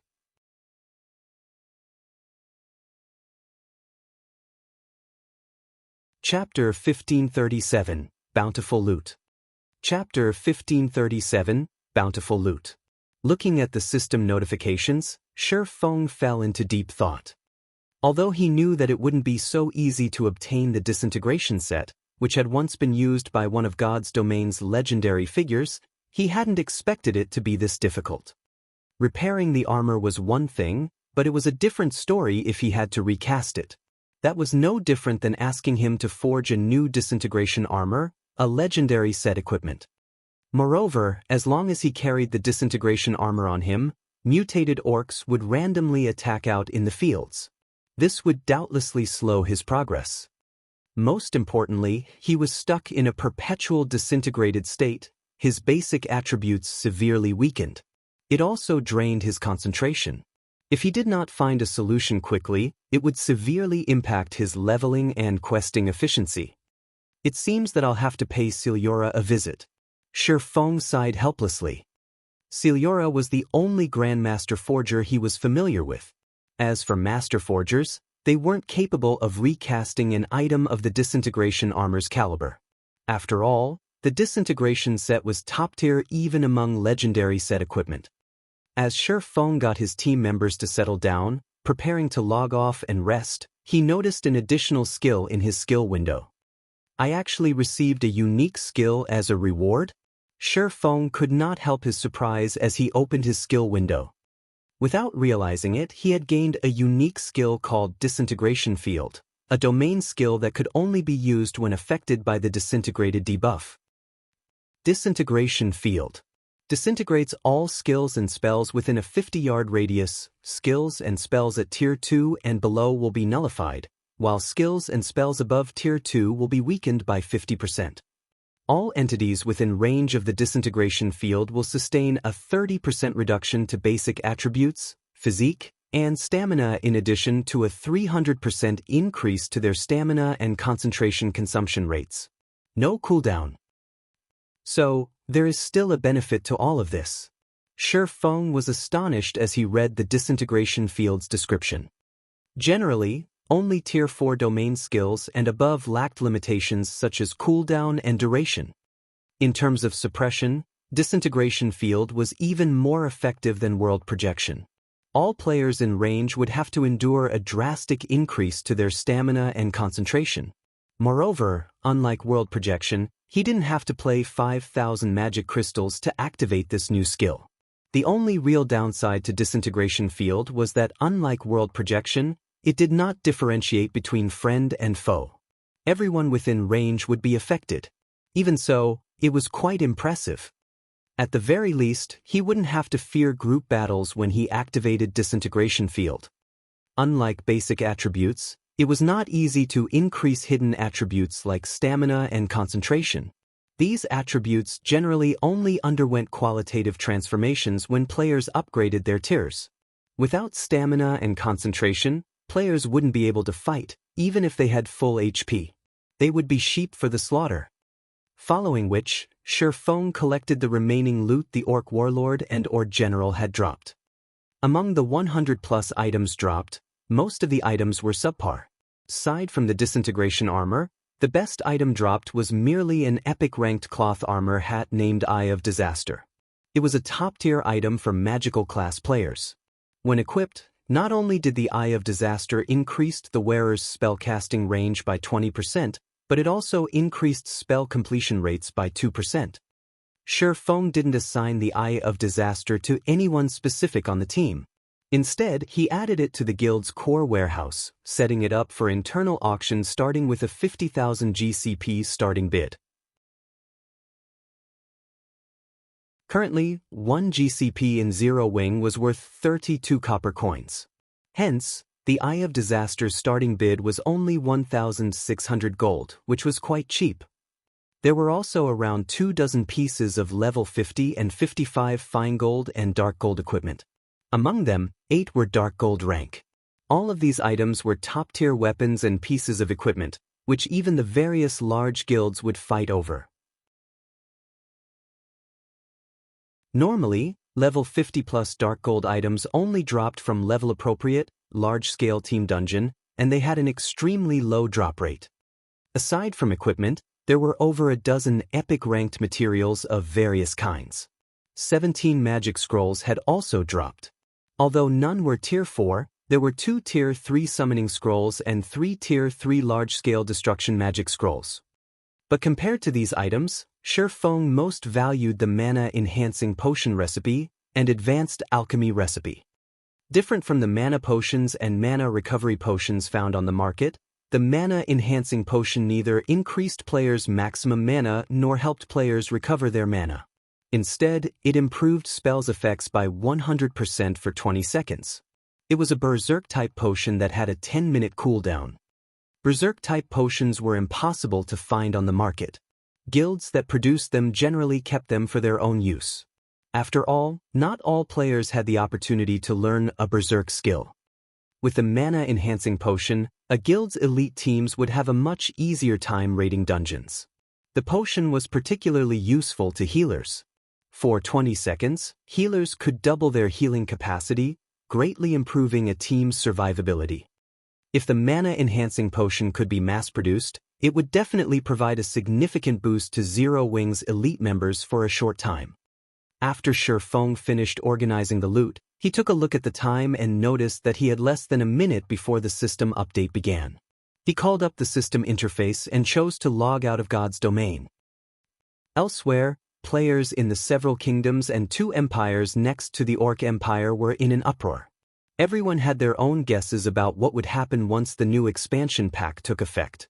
Meanwhile, the various large guilds hurriedly prepared to welcome the new expansion pack. Every expansion pack was an opportunity. If taken advantage of properly, a guild could enjoy a burst of development. Inside a high-class restaurant in White River City, send someone to investigate the power that triggered the new expansion pack immediately. The 100 Flowers Palace must not miss out on this opportunity. Cleansed Rue, the 100 Flowers Palace's guild leader, issued the command as soon as she saw the system announcement. The Orc Empire had become the focal point for many large guilds. Previously, Heaven's Burial had gotten the jump on the rest of the guilds by capturing the easiest orc town in the Orc Empire, and the benefits it had reaped thus far had left the rest of them drooling. Now that someone had triggered a new expansion pack relating to the Orc Empire, this was the perfect opportunity for first-rate guilds like the Hundred Flowers Palace to break the current status quo. The Hundred Flowers Palace wasn't the only guild to react in such a way. The Star Alliance, Heaven's Burial, and other large guilds had launched their own investigation. Even the super first-rate guild, Crimson Emperor, which temporarily operated in Star Moon Kingdom, had ordered an investigation to learn which power was responsible for the announcement. The players that triggered expansion packs usually had a certain advantage over other players. If they could partner with these players, they could share this advantage when the new expansion pack took effect. Elder Yuan, have you learned anything? Galaxy Past asked as he watched Yuan Tiexin on the screen. When it came to information, nobody had more than the secret pavilion. The secret pavilion had its eyes and ears in almost every corner of God's domain. When an expansion pack warranted an offline system update, it always dispatched its people to learn as much as it could. I do have a little information. You should be able to guess which guild is responsible for this expansion pack, Yuan Tiexin said as he caressed his beard. Could it really be Zero Wing? Galaxy Past asked, astonished. Not only had Zero Wing defended bewildering Forest Town and acquired a large number of guild honor points, but it had also triggered the new expansion pack. Zero Wing simply wasn't giving the other guilds any chances. In response, Yuan Tiexin nodded before disconnecting the call. Uncle Yuan, there's no stopping Zero Wing's rise now. First, they helped Phoenix Rain secure third place in Thunder Island's contest. Then they built a city in Star Moon Kingdom. Now they've even triggered a new expansion pack relating to the Orc Empire. As time passes, Nine Dragons Emperor will have an even more difficult time dealing with Zero Wing, Purple Jade said, smiling as she looked through the information the secret pavilion had gathered on Zero Wing. You're right. The guild leader has already contacted me, instructing us to negotiate with Zero Wing for a partnership. Didn't you intend to challenge Martial Dragon eventually? You can use this opportunity to spar with Zero Wing's experts and get some practice, Yuan Tiexin said, sighing ruefully. Before he knew it, Zero Wing had grown from an upstart guild into an existence that even the secret pavilion had to take seriously.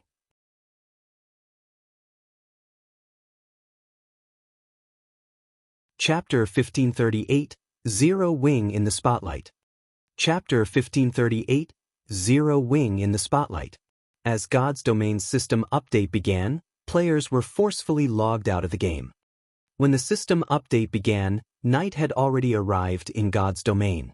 This meant that it was currently daytime in the real world. Hence, the system update did not particularly affect the working-class players. On the contrary, they were excited. Meanwhile, inside one of the White Tiger Dojo's secret training rooms, the lid of a virtual gaming cabin abruptly opened. A man with a stalwart body then climbed out of the cabin. As he left his cabin, he was greeted by the sight of a white-clad, middle-aged man on a sofa before him. Despite the lack of movement, the middle-aged man projected a natural dignity and power. This middle-aged man was none other than Jiang Tianyuan, one of the White Tiger Dojo's branch hall masters. Hall master, why are you here? The stalwart man asked curiously when he saw Jiang Tianyuan.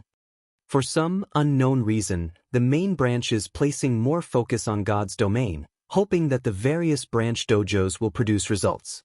Tianji, you've played God's Domain for a considerable amount of time now. Tell me about your situation in the game, Jiang Tianyuan calmly demanded as he sipped his tea. Currently, I'm developing smoothly in the Purple Thorns Kingdom. I've already established a guild and annexed several others. We've also taken ownership of over 10 shops in NPC cities that have player populations exceeding 500,000, Tianji replied. Only, my guild's foundation is shaky. With our current number of experts, we have no way to contend with the various large guilds. I will need more time before we can do so. Haven't you hired first-rate guild experts to train our apprentices? Are those experts not enough? Jiang Tianyuan couldn't help his frown as he listened to this report. Although we have the help of a first-rate guild, the first batch of apprentices only began their training a short time ago. Very few have reached the trial tower's 5th floor thus far. Moreover, with the difference in levels, none of the apprentices can contribute to the guild's overall combat power yet, Fang Tianji said, smiling bitterly. He had sorely underestimated God's Domain. God's Domain was clearly different from past virtual reality games. Not only was the game extremely realistic, but the complexity of its techniques and combination moves were beyond his expectations. They weren't easy to grasp within a short time. Otherwise, the large guilds with hundreds of thousands of members wouldn't have so few experts. Although the White Tiger Dojo's apprentices had solid foundations, that was all. These foundations merely provided a better starting point than ordinary players and gave the apprentices a higher chance of becoming experts. Only the truly talented apprentices could improve quickly and reach the trial tower's 5th floor. However, since they had joined the game so late, they were far behind the mainstream players in levels. Even though the main god system had made some adjustments, allowing new players to level slightly faster, and they had the help of high-level players, it would be a considerable amount of time before they caught up. How about this? Visit the Big Dipper Dojo personally and attempt to persuade them again. We can renegotiate on the conditions, Jiang Tianyuan said after giving the matter some thought. Initially, Jiang Tianyuan had asked for Zero Wing's help as a passing thought. He hadn't really viewed the matter as important. However, he hadn't expected Zero Wing to be so capable in God's Domain. Understood. I'll see to it right away. Fang Tianji nodded. When Fang Tianji had joined God's Domain, he hadn't known much about the game's internal situation. He had only realized how impressive Zero Wing truly was after fighting in the game for some time. At the very least, the current first-rate guilds had no chance against Zero Wing. The guild even had the sacred training ground for experts, Stone Forest Town. The first-rate guild they had allied with frequently brought them to Stone Forest Town, and Fang Tianji had to admit that the battle arena was amazing. If ordinary players trained there, they would develop far faster than training in the Divine Colosseum's trial tower. Following which, Fang Tianji made his way to the Big Dipper Dojo. Meanwhile, in the Greenwater Villa, Shifeng used his free time to guide the guild's internal members as they worked on their combat techniques. Due to Zero Wing's growing fame, more people fought to become internal members. Despite the guild's strict requirements, they were now nurturing over 300 internal members. Even the massive Greenwater Villa felt a little cramped due to so many people living and training in it. Guild leader, the weakest of our new recruits can now reach the trial tower's 4th floor, and quite a few have already reached the 5th floor. Among the various internal members, Yu Zipping is improving the fastest. It's no wonder why you had such a high opinion of him. He has already reached the 5th floor's late stage. I doubt that it'll be long before he reaches the 6th floor, Blackie reported as he watched Yu Zipping and the others, who were currently training in the main hall. It's a pity that we can only recruit a small number of internal members right now. If we can recruit a few more, we could build an army of experts very quickly. Zero Wing shone like the midday sun in Star Moon Kingdom. If they could sustain 1,000 internal members, they could quickly train a 1,000-man expert team. Even without relying on the guild's main force, they could easily raid team dungeons. They could also establish another branch guild. First-rate guilds maintained their status for so long due to the high number and sufficient strength of the experts they nurtured. After joining God's Domain, these first-rate guilds could afford to develop in multiple countries at once, competing for resources in multiple locations. In contrast, Zero Wing wasn't strong enough to do so yet. I'm afraid we'll have to wait for matters on Gentle Snow's side to settle down first. However, unless those companies find another interested party, it shouldn't be long before the negotiations conclude. After all, it is costly to maintain a training ground of that size. Shifeng's head ached over this issue. He had never thought that he'd have to endure such a day. Rather than a guild limiting their training ground's development, their training ground limited Zero Wing's development. As Shi Feng discussed the new training ground with Blackie, Liang Jing contacted him. Head instructor Shi, a man named Yuan Tiexin is looking for you. Should I have him wait in the reception room? Liang Jing asked. Yuan Tiexin? Shi Feng was a little confused. I understand. Have him wait in reception room 1 for me. I'll head there now. All right. Liang Jing nodded. She then led Yuan Tiexin and his entourage to reception room 1. In the Big Dipper Dojo's lobby, the arrival of Yuan Tiexin's group had caused a small commotion. However, this commotion wasn't due to the crowd recognizing Yuan Tiexin, but because of his 2 bodyguards. Both bodyguards wore black suits with a silver shield logo embossed on the left breast. This was none other than the Guardian Group's logo, a world-class bodyguard company. Moreover, both were 3-star bodyguards.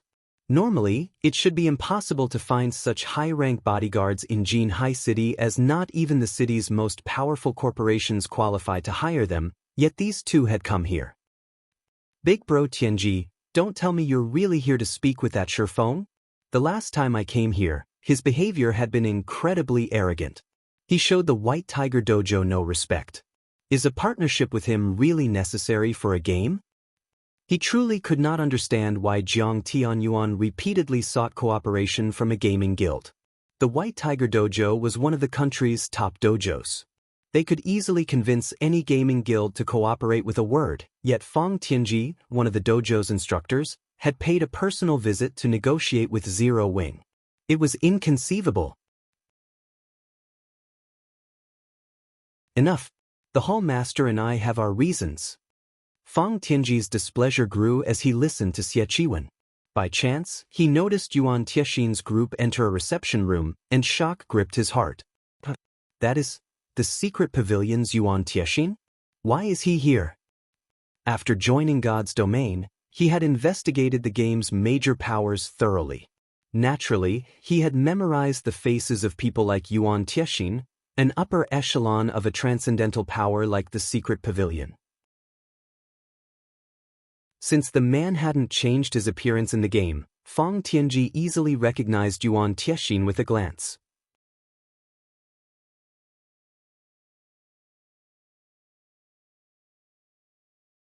Chapter 1539, Super First-Rate Guild. Chapter 1539, Super First-Rate Guild. The Secret Pavilion. Overhearing Fang Tianji's mumbles and seeing the reverential look he gave Yuan Tiexin's group, Xie Qiwen couldn't help his growing curiosity. Fang Tianji was the youngest instructor in the White Tiger Dojo and Jiang Tianyuan's personal disciple. Fang Tianji had the potential of becoming a branch hall master. The man was an expert and had already participated in numerous international competitions. Moreover, both Jiang Tianyuan and the White Tiger Dojo's main hall master valued Fang Tianji, which gave his words considerable weight in the dojo. Yet, now, someone like Fang Tianji was actually revered Yuan Tiexin's group. It's not surprising that you don't recognize them. Let's wait outside for now, Fang Tianji instructed, not bothering to give an explanation to Xie Qiwen. He was no longer a noob that knew nothing about God's domain. He now had a clear understanding of how deep God's domain's waters were. He also knew how much potential the game had. Aside from the time acceleration function, which allowed players to enjoy longer lifespans, the game's ability to replace many of the sports, sources of entertainment, and work in the real world displayed its frightening potential value. Hence, the various industry giants around the world were investing in God's domain, one after another. They all hoped to secure some advantage and resources before the eventual birth of the new era. The Secret Pavilion was a transcendental existence in the virtual gaming world and had the backing of multiple international corporations. The White Tiger Dojo simply couldn't compare. We're waiting outside? For a moment, Xie Qiwen thought he had heard wrong. They had traveled so far to visit the Big Dipper Dojo, yet not only didn't this dojo provide the proper, grand reception, but Fang Tianji even suggested that they wait, allowing the new arrivals to conduct their business before their group. Xie Qiwen even wondered if the man before him was really the Fang Tianji he knew. However, since the man had decided, he had no choice but to wait in the lobby with Fang Tianji.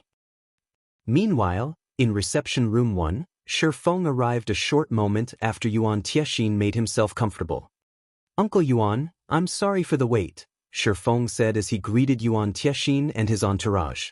"May I know the reason for your sudden visit?" After not seeing each other for some time, Shi Feng could clearly sense a significant change in both Yuan Tiexin and Purple Jade's auras. Yuan Tiexin, in particular, felt as if his youth had been restored. However, the change didn't particularly surprise Shi Feng. Throughout the various adventures and battles in God's domain, one's brain would work continuously. This, in turn, kept the body cells active. In addition, a guild upper echelon like Yuan Tiexin had the privilege of a steady supply of S-rank nutrient fluid, keeping his body young and strong. This would become public knowledge in the future. Although it was impossible to achieve eternal life through this method, it was possible to extend one's life. After the mind-space system's introduction, in particular, God's domain's effect on a human lifespan would become more apparent. This was also the main reason that the various industry giants were investing in God's domain. "You haven't changed at all.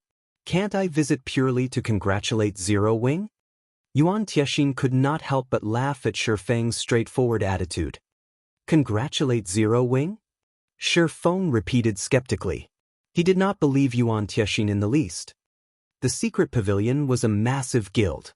An upper echelon like Yuan Tiexin should have a long list of tasks every day. How could he possibly have enough time to come all the way here for a chat?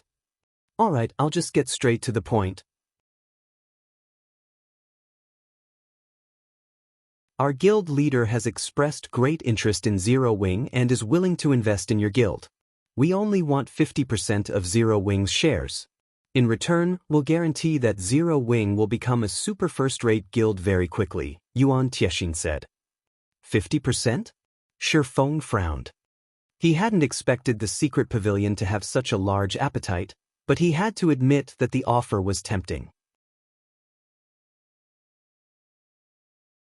If the secret pavilion made such an offer to a first-rate guild, it would likely jump at the chance. Every first-rate guild in the virtual gaming world dreamed of becoming a super first-rate guild. Although only one rank separated the two, the difference was like that between heaven and earth. "I haven't finished. Aside from receiving capital from the secret pavilion, Zero Wing will receive 2% of the secret pavilion shares. This way, Zero Wing will not have to concern itself about the right to speak with the secret pavilion. As for guild leader Black Flame, he will become one of the secret pavilion's elders," Yuan Tiexin said, chuckling as he saw through Shi Feng's hesitation. "The guild leader is willing to offer 2% of the guild's shares?" Purple Jade was stunned. Although she had accompanied Yuan Tiexin to negotiate with several first-rate guilds, they had never offered such generous terms. With 2% of the secret pavilion's shares, one would be a major shareholder. The secret pavilion was a colossal existence. It even had the financial support of multiple international corporations. "Please allow me to refuse." Shi Feng shook his head and rejected the offer without hesitation. Both Yuan Tiexin and Purple Jade were dumbfounded. "Our guild leader has only offered Zero Wing a portion of the guild's shares thus far. Will you not consider the offer? Or report this to your guild leader?" Yuan Tiexin pleaded sincerely. Although Zero Wing displayed great process in its development, the competition in God's domain was just beginning. As time passed, the various corporations that had invested in the game would begin to shine.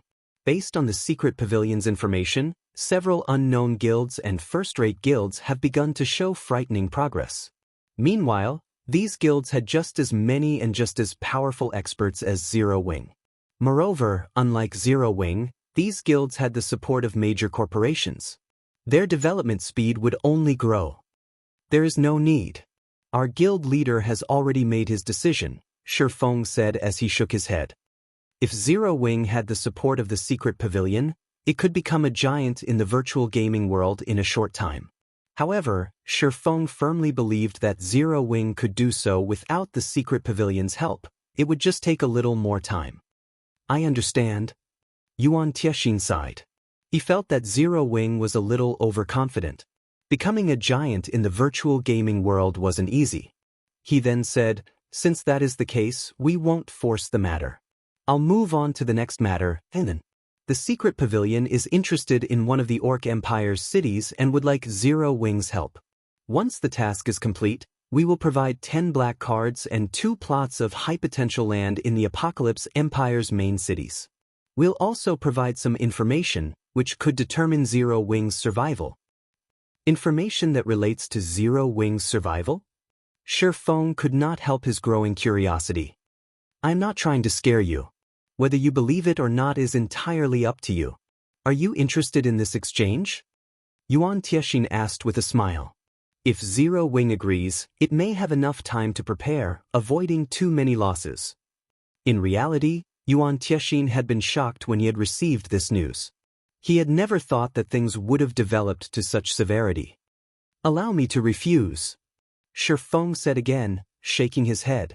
Although I don't have a particularly clear understanding of the Orc Empire's situation, I know that capturing its cities is very difficult.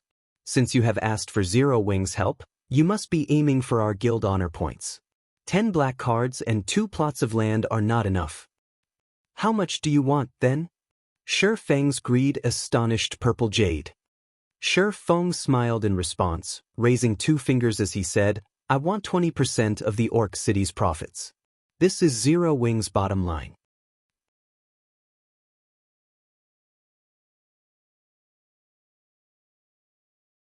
Chapter 1540, Evil God's Temple Activated. Chapter 1540, Evil God's Temple Activated. 20%? A tight frown formed on Yuan Tiexin's face. Your asking price is too high. Do you know how difficult it is to raid an Orc city? That isn't something that can be done just by having some NPC mercenaries. The defense of any city in the Orc Empire could make a first-rate guild despair. Setting aside the defensive magic arrays protecting the cities, just the number of Orcs garrisoning each city exceeded 1 million easily. The Orc cities also possessed various defensive structures. Although each city had only 3 mythic Orcs protecting it, it had thousands of Grand Lord-ranked Orcs. The amount of manpower and resources required to capture a city was simply impossible for a first-rate guild to fulfill. My asking price is not high. Moreover, I feel that Zero Wing is worth this price. If you insist on your price, I can only dispatch 10,000 NPC mercenaries to aid you. However, I will not send anyone from our guild, Shifeng explained. The price the secret pavilion offered would indeed be very tempting to a first-rate guild. After all, having 10 black cards would enable a guild to let their expert members gain more combat experience against other expert players, which would greatly help in improving said expert members' combat standards.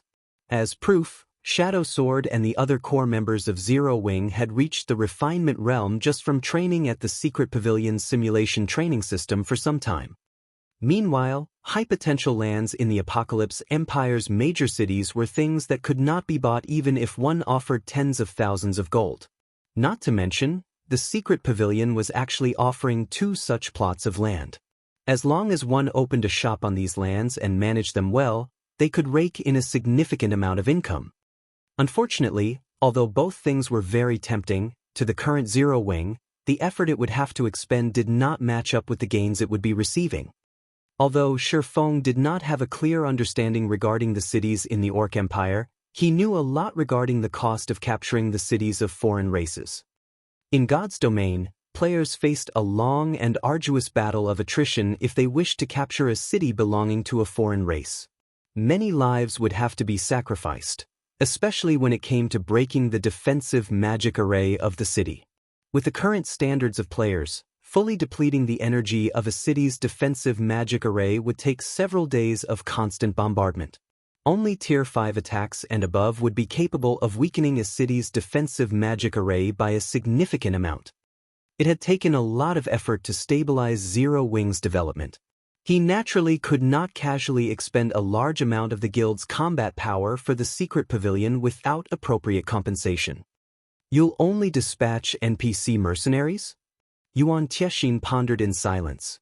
Their main goal in this transaction, to begin with, was to gain Zero Wing's JHPs to exchange for NPC mercenaries. If they had enough mercenaries, They could distract the mythic orcs and grand lords inside the city. As for Zero Wings members, the secret pavilion had never once thought about using them. Alright, however, 10,000 mercenaries are too few. We'll need at least 15,000. That won't be a problem. Shifeng nodded. He currently possessed 50,000 JHPs. Hiring 15,000 mercenaries would cost him only 45,000 points. To Zero Wing, JHPs were of little use right now. After all, the guild had to invest a significant portion of its income into the development of Zero Wing City. The guild had neither the time nor the money to capture another town or city. Currently, its most important goal was to find a way to make a large amount of coins and magic crystals. Both sides signed a contract with each other. After which, Yuan Tiexin handed 10 black cards to Shifeng.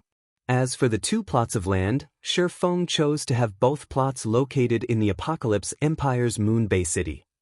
Although the Apocalypse Empire shared an extensive portion of its borders with the sea, the cities located close to the sea numbered only 4. Moon Bay City was the closest of the 4 to ocean viewing town. In the future, if need be, he could also use the lands in Moon Bay City as a temporary warehouse. This here is the information I mentioned before. It is best if you all start making preparations soon. When the time comes, not only will the several kingdoms neighboring the Orc Empire be affected, but even the Black Dragon Empire will receive heavy damage. Originally, I had planned on having Jade spar with your guild's experts a little, but now that the contents of our transaction have changed, we have to return and make the corresponding changes, Yuan Tiexin said as he passed an envelope to Shifeng. He then let out a sigh before leaving together with Purple Jade and his bodyguards. Affecting several kingdoms? Shifeng could not help but tear open the envelope curiously. After fishing out the paper inside and reading its contents, he immediately sneered and said, "Nine Dragons Emperor really is daring. Is he not afraid of digging his own grave as well?" The message was short and to the point.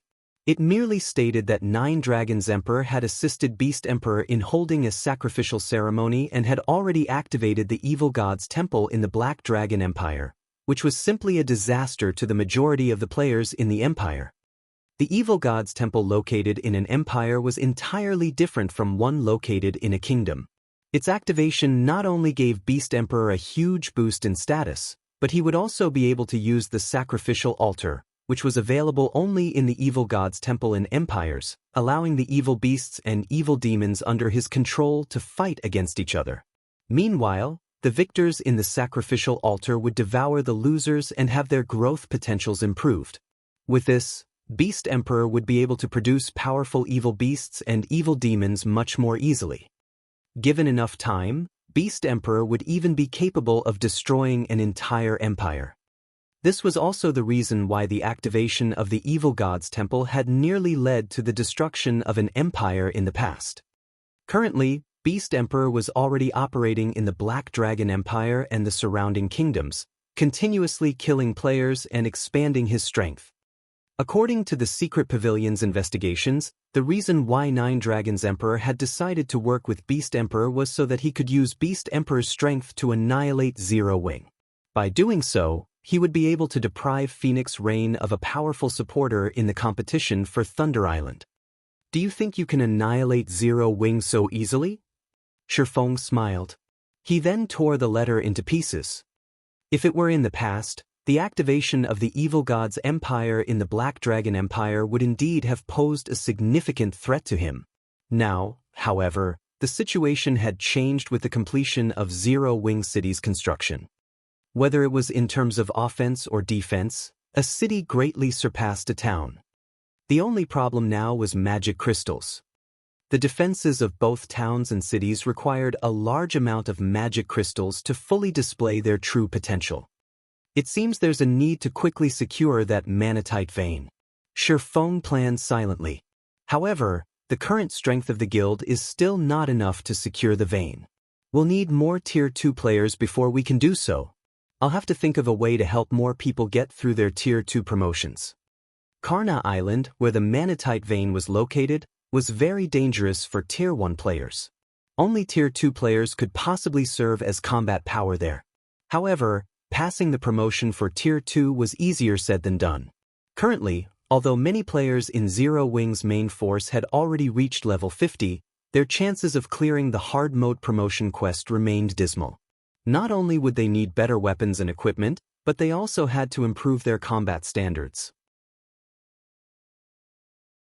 Head Instructor, representatives from the White Tiger Dojo have come to negotiate cooperation with you again. Should I invite them in now? Liang Jing asked as she entered the reception room. Again? Shi Feng frowned as he thought about the White Tiger Dojo's commission.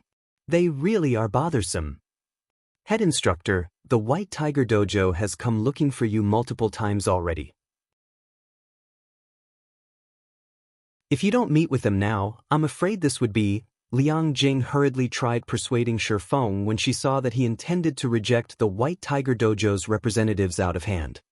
At this point, she was at a total loss as to Shi Feng's behavior. If it were Chairman Xiao, he would have already gone out to greet the White Tiger Dojo's representatives instead of letting the other party ask to meet him. In contrast, not only did Shi Feng show no interest whatsoever in meeting with the representatives, but he was even planning on shooing them away. The White Tiger Dojo was one of the top dojos in the country. It simply wasn't an existence the Big Dipper Dojo could compare to.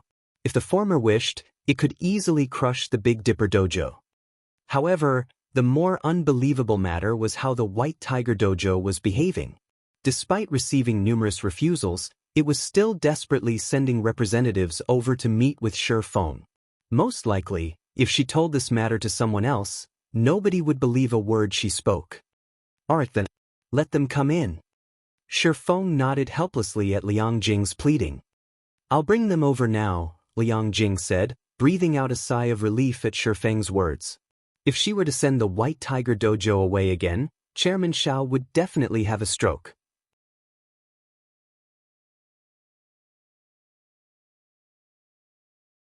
Chapter 1541, Mysterious Zero Wing. Chapter 1541, Mysterious Zero Wing. Uncle Yuan, what happened? Is it so urgent that there isn't any time for me to have a spar? Purple Jade asked as she looked at Yuan Tiexin curiously. They had agreed that she would have a few sparring matches with Zero Wing's experts. Yet, now, after speaking a few words with Shi Feng, they were already taking their leave. This situation truly confused her. She knew full well that the capture of an orc city was not under Yuan Tiexin's management. He had simply said those words to Shi Feng as an excuse to leave. The guild leader has just messaged me that I need to return to handle something. As for sparring with Zero Wing's experts, you can do that inside the simulation training system. Moreover, Zero Wing has just obtained another 10 black cards. With this, Zero Wing's main members will definitely log into the training system more frequently. You can spar with them at any time, Yuan Tiexin replied, smiling. A direct order from the guild leader? What happened? Purple Jade was slightly surprised upon hearing this. The guild leader of the secret pavilion rarely ever commanded a specific person directly. Generally, he would leave the selection of personnel to the vice guild leaders to deal with. Only for extremely important matters would he personally assign someone to handle them. Our men have discovered a treasure land. This location is much more precious than a single orc city. The guild leader wants us to claim it as quickly as possible to avoid losing it to other guilds. Moreover, I'm not the only one the guild leader has given this command. Several other elders of the guild are being mobilized as well. As a precaution, we should start making preparations early. As soon as God's domain system update completes, we'll immediately lead our forces over to that place, Yuan Tiexin said, a hint of excitement in his voice. Even the guild's elders need to go? Purple Jade was even more surprised to hear this. Since the secret pavilion had entered God's domain, this was the first time an operation had warranted the mobilization of multiple elders and a large portion of the upper echelon. Meanwhile, inside the lobby, when Fang Tianji saw Yuan Tiexin's group leaving, he could not help but sigh ruefully. Although the White Tiger Dojo was famous, the partners it was able to find were only first-rate guilds. Super first-rate guilds and super guilds paid no attention whatsoever to the White Tiger Dojo's request for partnership. Yet now, the secret pavilion, a transcendental existence that the White Tiger Dojo currently could not even hope to have dealings with, had actually sent one of its elders to visit Zero Wing. At the same time, Fang Tianji also felt that this was a good opportunity. Previously, Zero Wing was already the #1 guild of Star Moon Kingdom. Now, he had even discovered that Zero Wing possessed a close relationship with a transcendental existence like the Secret Pavilion. If he could rope Zero Wing to their ship, he would definitely elevate his and Jiang Tianyuan's positions in the White Tiger Dojo.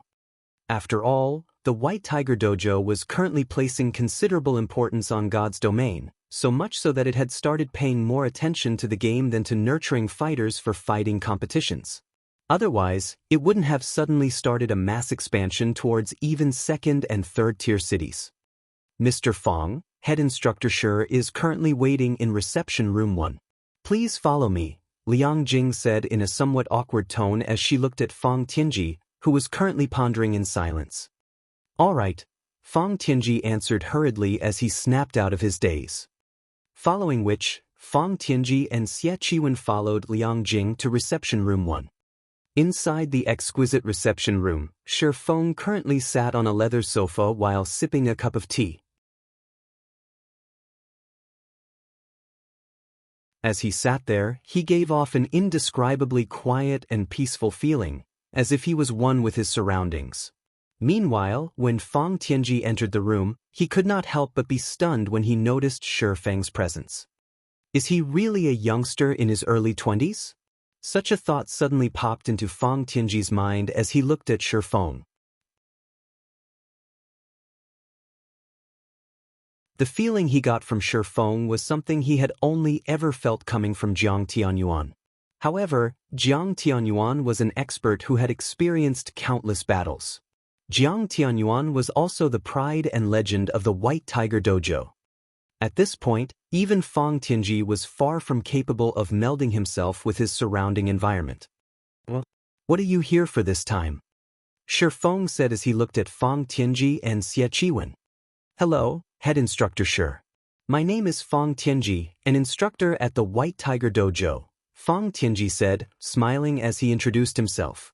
As for the purpose of our visit this time, it is to discuss matters of cooperation. Cooperation? What kind of cooperation? If it's still the same as last time, I believe I've already stated my conditions to you very clearly. At this moment, Shi Feng was no longer that interested in the deal Jiang Tianyuan had offered him. Nurturing 500 sixth-floor experts in 1 month was a considerably difficult task. Right now, he did not have that much time to spare. You. Xie Qiwen's complexion darkened immediately when he heard Shi Feng's words. On the other hand, Liang Jing turned pale at this sight. She felt that Shi Feng was going too far with his actions. After all, the other party represented the White Tiger Dojo. Not even Chairman Xiao dared to blatantly reject a request from the White Tiger Dojo. If they provoked the White Tiger Dojo, the consequences would simply be unimaginable. However, before Xie Qiwen could get anything else out of his mouth, Fang Tianji immediately stopped him. Previously, our people failed to state things clearly to you, so the fault is on our side, Fang Tianji said, still smiling. However, this time, we have come with sincerity. As long as you can help us nurture 500 sixth-floor trial tower experts, you are free to state your price. Fang Tianji's words dumbfounded Liang Jing and Xie Qiwen.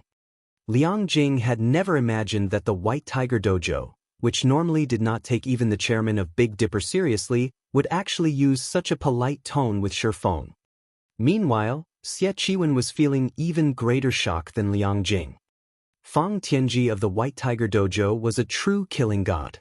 Aside from those holding the position of branch hall master and above, nobody in the White Tiger Dojo dared to go against Fang Tianji's words. You're letting me set the price? Shi Feng was a little surprised. He had never thought that the White Tiger Dojo would change attitudes so quickly. Of course, as long as it is a price the White Tiger Dojo can afford. Fang Tianji nodded. All right, I don't want much, just 100 bottles of S-rank nutrient fluids, Shi Feng stated. This, Fang Tianji found himself in an awkward position. Although he had said that Shi Feng could set the price, he had never expected the latter to be so brazen as to ask for such a high price. Big bro Tianji, he is clearly toying with us. Xie Qiwen could not help but explode in anger when he heard Shi Feng's words. Did Shi Feng think S-rank nutrient fluid was tap water? Even a branch dojo would not receive 100 bottles of S-rank nutrient fluids in an entire year. Only the main branch could take out so many bottles at once. However, these S-rank nutrient fluids were normally prepared for international competitions. It was simply impossible for them to spend so many just for a game. Is 100 bottles too much for you? Shi Feng could not help but ask when he saw the troubled look on Fang Tianji's face. It really is beyond of our capabilities, Fang Tianji said, cold sweat dotting his furrowed brows. Although Jiang Tianyuan's position in the White Tiger Dojo was very high, the man could draw only 30 bottles of S-rank nutrient fluids at a time. Even if he bankrupted himself, he wouldn't be able to gather 100 bottles. Alright then, 60 bottles and not a bottle lower, Shi Feng said, sighing. Otherwise, you will have to find someone better for the job. What do you think of? Before Xie Qiwen could even finish his sentence, Fang Tianji had already placed a hand on his shoulder. His body suddenly felt heavy, and his mouth couldn't utter any more words. Head instructor Shi, it is also going to be very difficult for us to get you 60 bottles. How about this? We are willing to pay you 50 bottles of S-rank nutrient fluids in addition to 20 million credits. This is already the limit of what we can offer. You should also know that S-rank nutrient fluids are not sold anywhere on the market and can be obtained only through internal channels. Even the White Tiger Dojo can get only a small amount each year, Fang Tianji said seriously after taking a deep breath. Upon hearing Fang Tianji's words, Xie Qiwen felt as if the man sitting beside him right now was definitely an actor. There was simply no way the person beside him was the real Fang Tianji. Those were 50 bottles of S-rank nutrient fluids they were talking about. 50? Shi Feng fell into deep thought. After some time, he said, all right, I can agree to your proposal. However, I will not accept payment in installments. Zero Wing was currently in urgent need of S-rank nutrient fluids. If he could get those 50 bottles now, they would undoubtedly help Fire Dance and the others improve much more quickly. He could also help them develop their potential early on. Fang Tianji could not help but fall speechless at Shi Feng's words. At the same time, however, he also inwardly breathed out a sigh of relief. Following which, Fang Tianji signed a contract with Shi Feng, agreeing to deliver 50 bottles of S-rank nutrient fluids and 20 million credits within 5 days. As for the 500 White Tiger Dojo apprentices to be nurtured by Zero Wing, he would send Shi Feng a list of names after he logged back into God's domain. With the negotiations completed, Fang Tianji left together with Xie Qiwen to report back to Jiang Tianyuan. As for Shi Feng, after taking a look at the time, he noticed that God's domain's system update was already completed. He immediately returned to his room and logged back into the game.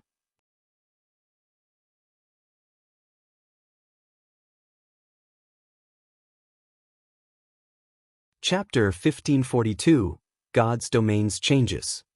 Chapter 1542, God's Domains Changes. What's going on? As soon as Shi Feng logged back into the game, he was shocked by the scene that greeted him. He had been standing in the middle of a dense forest when he logged out of the game. Now, however, endless plains surrounded him. Moreover, large craters pitted the plains. Not only was the air filled with dust and yellow sand, but even the ambient mana had become extremely thin. He even felt his reactions becoming a little sluggish due to this low mana environment.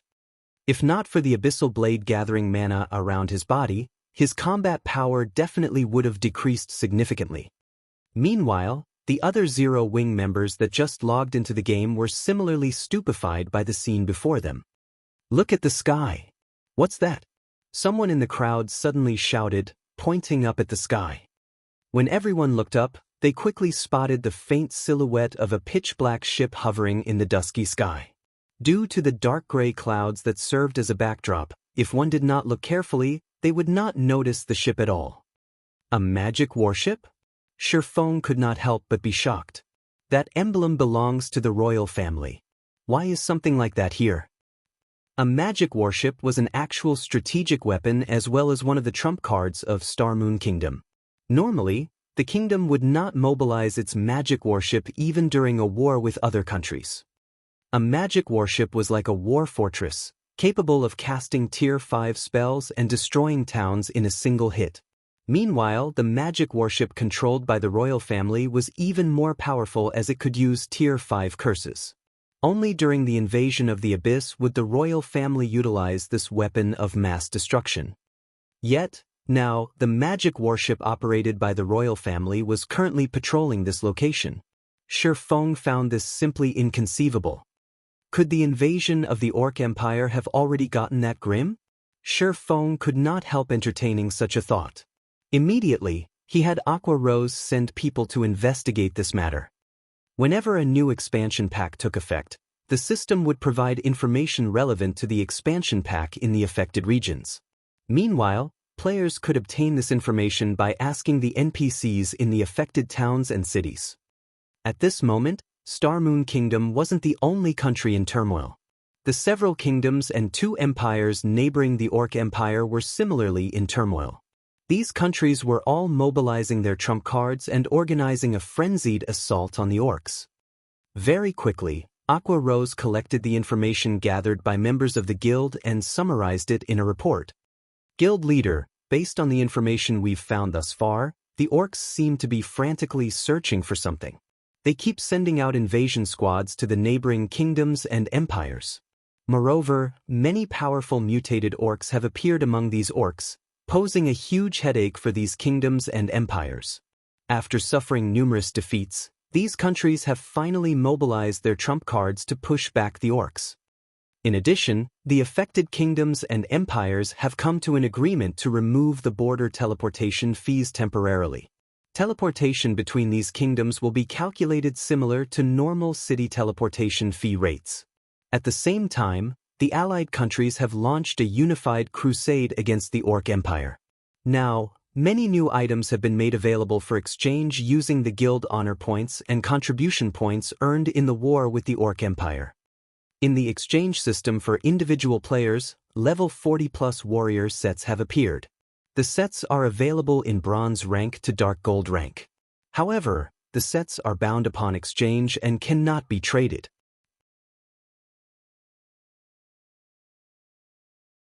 Meanwhile, in the exchange system for guilds, the guild magic car lease has appeared.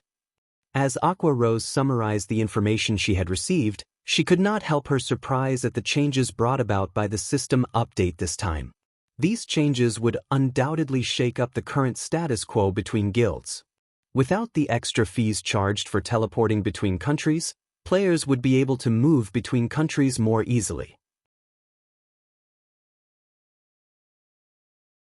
The removal of this hurdle would also increase the intensity of competition between the guilds of the various affected countries. Guild magic car lease? Shifeng's eyes glowed when he heard Aqua Rose mention this term. The guild magic car lease was a great convenience for guilds. Meanwhile, the lease dropped only in specific super large-scale team dungeons in each country. One could also say that it served as proof of a guild's strength. After a guild acquired the guild magic car lease, its members would be able to rent guild magic cars at the guild's residences. The magic car was a very useful tool for teams. Unlike advanced carriages, which could travel only on the official roads built between towns and cities, the magic car could go to any location. It also doubled as a tent and allowed players to recover their concentration and stamina inside it. Overall, the magic car was like a mobile camp and was particularly useful to teams that preferred exploring distant and high-level locations. Guild leader, is there a problem? Aqua Rose asked curiously when she saw the astonished expression on Shifeng's face. How many JHPs does that guild magic car lease require? Shifeng asked immediately. If Zero Wing could obtain the guild magic car lease now, it would definitely help in traveling to the neutral map Boneless Land. Erecting advanced constructions like the advanced restaurant or the magic workshop required mana oregon. Yet, mana ore was not easy to obtain. It was a byproduct that would appear at a very low chance when mining rare ores. Although mana ore still turned up on the market quite frequently, the various large guilds and players were all trying to obtain mana ore to create the mana charm, due to the Orc Empire's appearance. As a result, the mana ore put up for sale had been wiped clean off the shelves. In fact, even the mana ore of other kingdoms and empires around God's domain had been bought out by the various large guilds. Right now, it was practically impossible to obtain mana ore in large quantities. However, Shifeng still knew of a way to obtain a large amount of mana ore through the distant neutral map Boneless Land. There were quite a few rare ore veins in the Boneless Land. In the past, the neutral map was famous as a producer of mana oregon. Only, the Boneless Land was not a place current players could travel to. Even if players went there via the safest route, they would have to traverse over a dozen high-level maps ranging between level 100 to level 130. Moreover, as the Boneless Land was a neutral map, there were no nearby towns or cities for players to recuperate in. Normally, the various large guilds would construct a town or city in a neutral map before starting their development there, which was clearly an impossible task right now. However, it was a different story if players had the guild magic car. Resting inside a magic car was equivalent to resting inside a hotel. Although a magic car had a maximum capacity of 20 players, its effects were the same as a hotel's. It could provide players with the best recovery effects for their concentration and stamina. Meanwhile, the Boneless Land itself was not particularly high-leveled, merely a level 60 to level 80 neutral map. Using the spatial gate, he could transport a large number of players there. After including a temporary resting place like the guild magic car, it would be relatively simple for them to mine for mana oregon. The only expenses would be the high rental fees and magic crystals to operate the magic cars. Overall, however, it would still be much cheaper and simpler than directly purchasing mana ore from the market. The guild magic car lease requires 200,000 JHPs and 1 3-star achievement in exchange, Aqua Rose replied. Sure enough, the system won't let players obtain it easily. Shifeng could not help but smile bitterly upon hearing the cost. Even super guilds would need a very long time to accumulate 200,000 GHPs. As for the 3-star achievement, that was even harder to obtain. A 3-star achievement was like a kingdom quest. A kingdom would only award a guild such an achievement when said guild had achieved significant victories in wars against other countries. Meanwhile, not only was this achievement a symbol of honor, but it was also proof of the influence a guild had in a kingdom. Despite a 3-star achievement being the lowest ranking achievement available, obtaining one was significantly more difficult than even an epic main storyline quest. One could say that the difficulty of obtaining a 3-star achievement was no less than that of raiding a super large-scale team dungeon. Hence, by introducing the guild magic car lease now, the system was merely allowing the various large guilds to come into contact with guild magic cars a little earlier. Whether the various large guilds were actually able to take advantage of this opportunity was not a certainty. Forget it. For now, I should find Ciliora first and deal with the disintegration armor.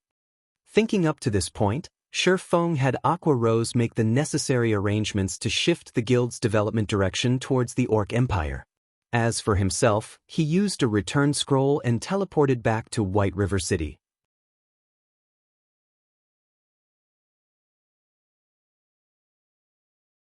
Chapter 1543, Upgrading White River City. Chapter 1543, Upgrading White River City. Star Moon Kingdom, White River City. As soon as Shifeng exited the teleportation hall, he noticed that the street outside the building teemed with merchant players originating from other kingdoms, selling and purchasing items. Due to the system update this time, players from the neighboring kingdoms and empires would no longer have to transit through Star Moon City and could teleport directly to White River City. As a result, business in White River City was flourishing like never before. Moreover, aside from merchant players, There were also plenty of foreign guilds and adventurer teams that had come to White River City. Evidently, the reduction in teleportation fees convinced the guilds and adventurer teams that were previously hesitating to visit White River City to make the trip.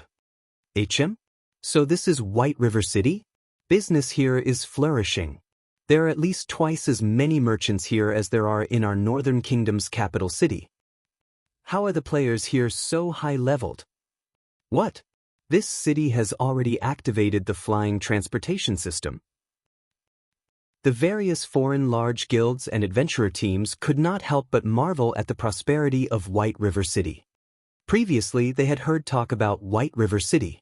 Although rumor had it that players were labeling White River City as Star Moon Kingdom's #1 NPC city, they had merely treated it as a joke before.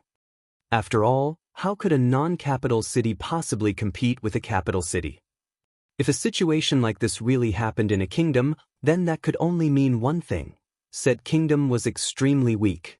Moreover, the fact that Star Moon Kingdom's #1 guild was actually a guild recently established in God's domain only served as further proof that Star Moon Kingdom was a weak kingdom. If not for the fact that the teleportation fees were much reduced and the fact that White River City possessed a teleportation house that led directly to the heart of the Twin Towers Kingdom, they would not have bothered paying a visit to White River City at all. However, now that they got to see White River City in person, the city was worlds apart from what they had imagined it to be. Every one of the merchant players hawking their wares on the streets sold exquisite items. There were even some that sold level 40 fine gold weapons and level 45 fine gold equipment. Normally, such items could only occasionally be found in the auction houses of capital cities. Yet now, players were selling them on the street. Moreover, the temporary team's recruiting members for dungeon raids were even more amazing. There were actually players recruiting for level 40, 100-man hard mode team dungeons raids. Although many players in God's domain had already reached level 40, when raiding level 40, 100-man team dungeons, level 40 was merely the baseline limit. Moreover, that was only in the case of normal mode. For hard mode, a team would require at least 10 expert players belonging to large guilds to spearhead the raid. Either that or a well-established adventurer team. Temporary teams should already be thanking their lucky stars if they could clear the normal mode of a 100-man team dungeon. Trying to raid a 100-man hard mode team dungeon was simply a dream. However, before the foreign guild players could speak any contemptuous words about the various temporary teams, they were immediately silenced when their sights fell on the level and equipment of the recruiting teams. The members of the recruiting teams were all level 41 and above. Meanwhile, even the most inferior piece of equipment they wore was level 35 secret silver rank, while some even wore level 40 secret silver equipment. As for the players serving as the leaders of these teams, they were mostly geared in level 40 fine gold equipment and level 35 dark gold equipment. Even the elite teams of large guilds would be slightly inferior when compared to these teams. Another batch of dumbfounded newcomers has arrived. They sure have guts to think of White River City as an ordinary NPC city.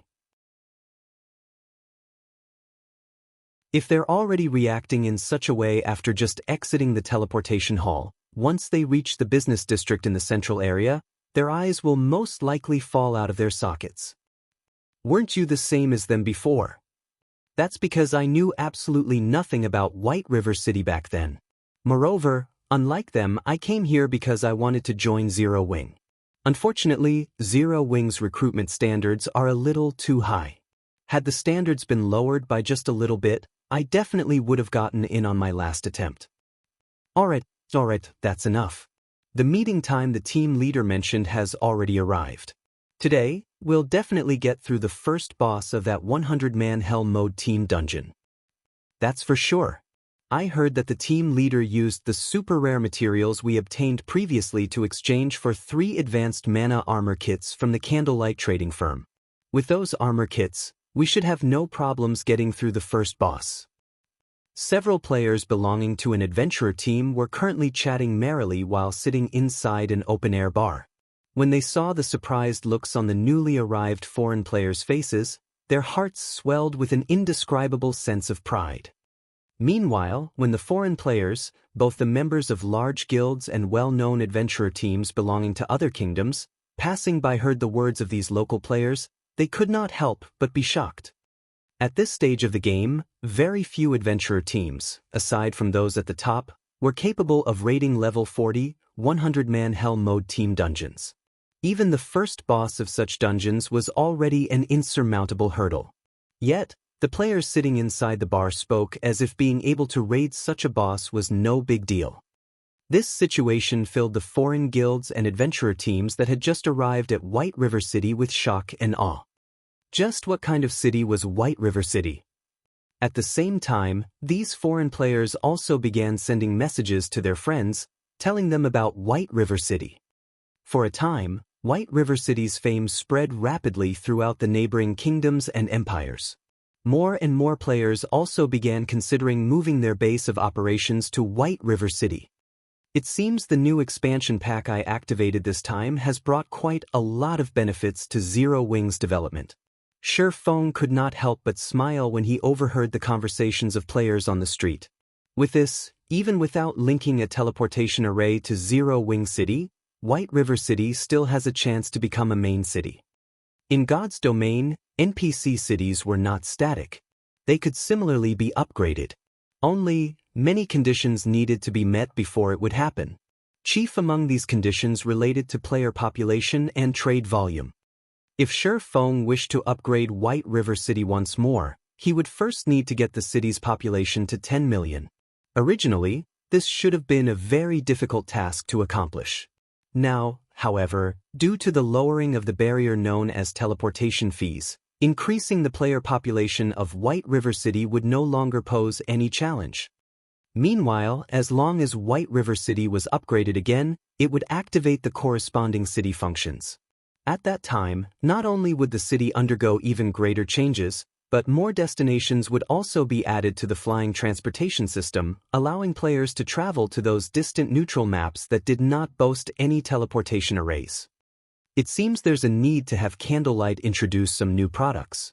At this time, Shi Feng suddenly recalled the mana-enhancing potion recipe he obtained recently. Berserk-type potions like the mana-enhancing potion were amazingly effective in dungeon raids. It was a potion that the various adventurer teams and small guilds urgently required at the moment. If he sold this potion in White River City, it would definitely cause a huge commotion and attract even more players to the city. Following which, Shi Feng contacted Melancholic Smile and had her select the advanced alchemist with the highest success rate in the Candlelight trading firm to produce the mana-enhancing potion. An advanced alchemy recipe? Melancholic Smile's eyes glowed upon hearing this. I'll get it done right away. Shortly after Shi Feng contacted Melancholic Smile, the advanced carriage he was riding arrived before Ciliora's smithy. Unlike other Grandmaster Forgers, Ciliora had not moved to a better city.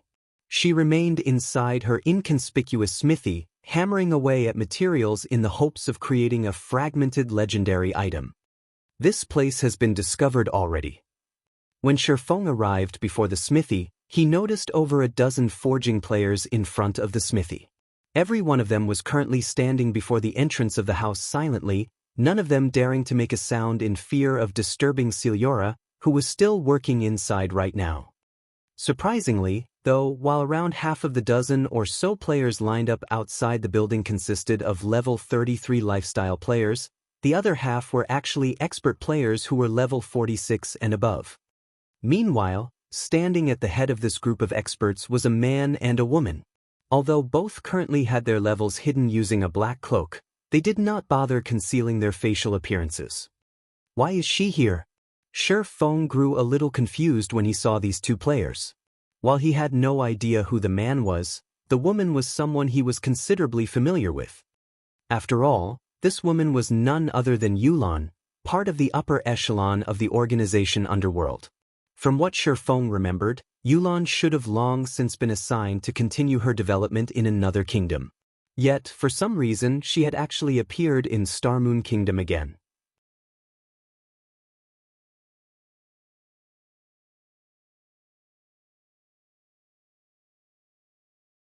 Chapter 1544, First Ghost. Chapter 1544, First Ghost.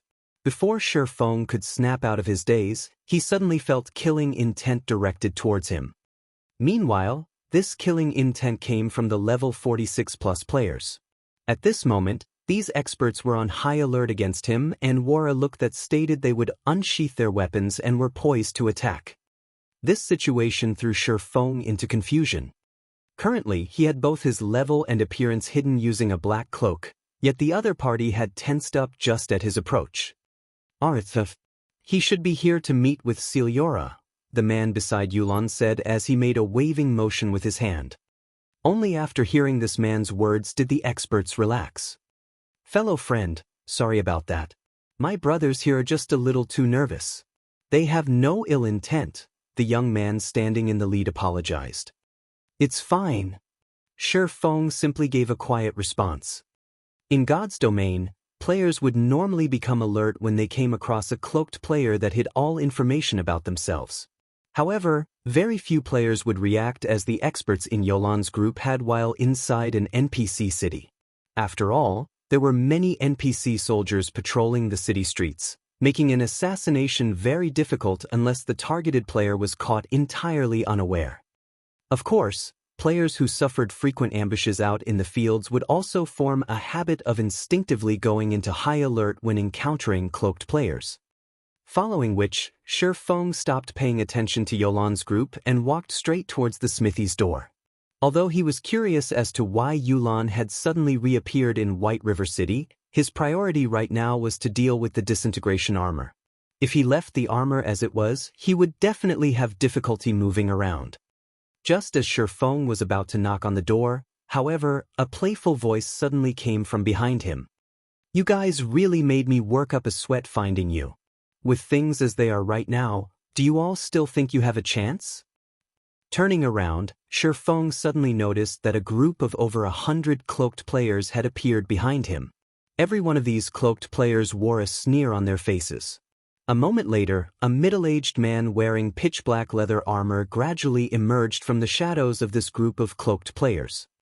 The instant this middle-aged man appeared, a gray fog started permeating the air around him. He gave off an indescribably chilling and creepy feeling. First Ghost? They actually sent an expert like you after us as well? The youth standing beside Yulan revealed a bitter smile when he saw the middle-aged man.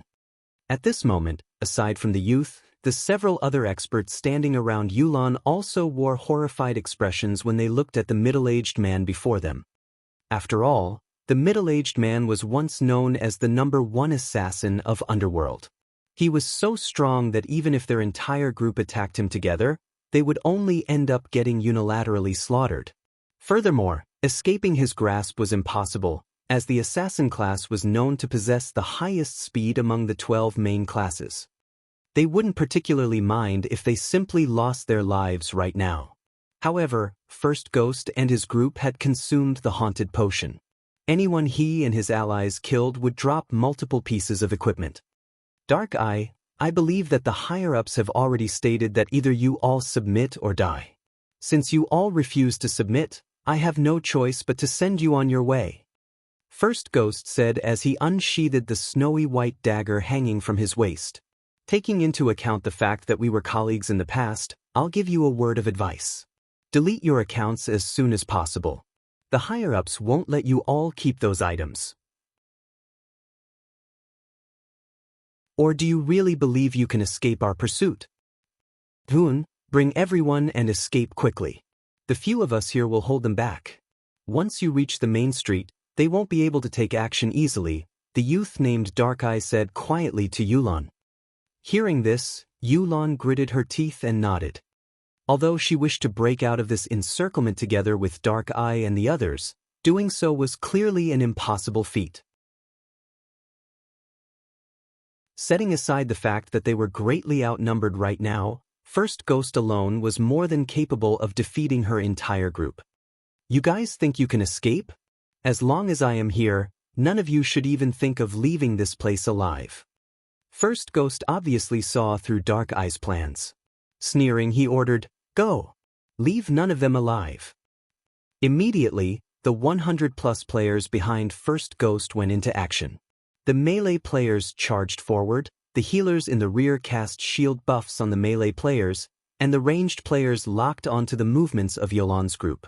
There were also over a dozen stealthed assassins stationed at the sidelines on the off chance that someone from Yolan's group actually managed to get through the encirclement.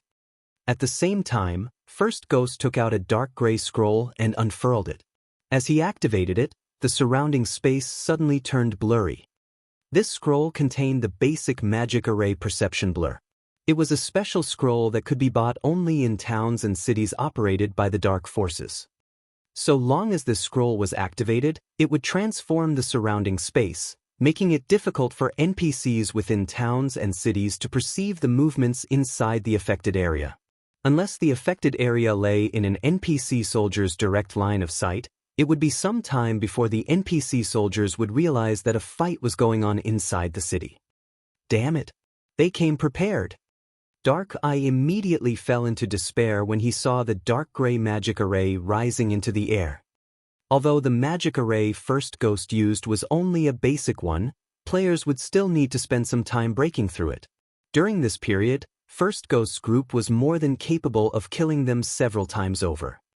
"I've already said that none of you should think of leaving this place alive," First Ghost said as he strolled up to Dark Eye and Yulan. He showed nary a hint of nervousness even though he was assaulting another player inside an NPC city. In fact, he did not even bother using the assassin class's stealth skill and was boldly waltzing towards his opponents. This approach was one of the reasons why the members of Underworld deeply feared the man known as First Ghost. He could not only overwhelm his opponents through martial might but also constant grind away at his opponent's mental state. Unable to cope with the mental pressure, a level 46 berserker abruptly used charge at the confident assassin. Upon arriving before First Ghost, he immediately brandished his greatsword with all his might. Cross slash. The berserker smoothly entered the stance to execute cross slash and swung his greatsword down on First Ghost. Dang! Following which, the clash of metal rang out. Surprisingly, First Ghost's flimsy dagger actually stopped the berserker's greatsword. Immediately after, the dagger had even proceeded to push aside the greatsword. First Ghost had repelled the attack so easily that he looked as if he was just swatting away a small pebble. How is this possible? The berserker's face was filled with astonishment when he saw his greatsword getting shoved aside so readily. He simply could not understand how an assassin could possess such immense strength.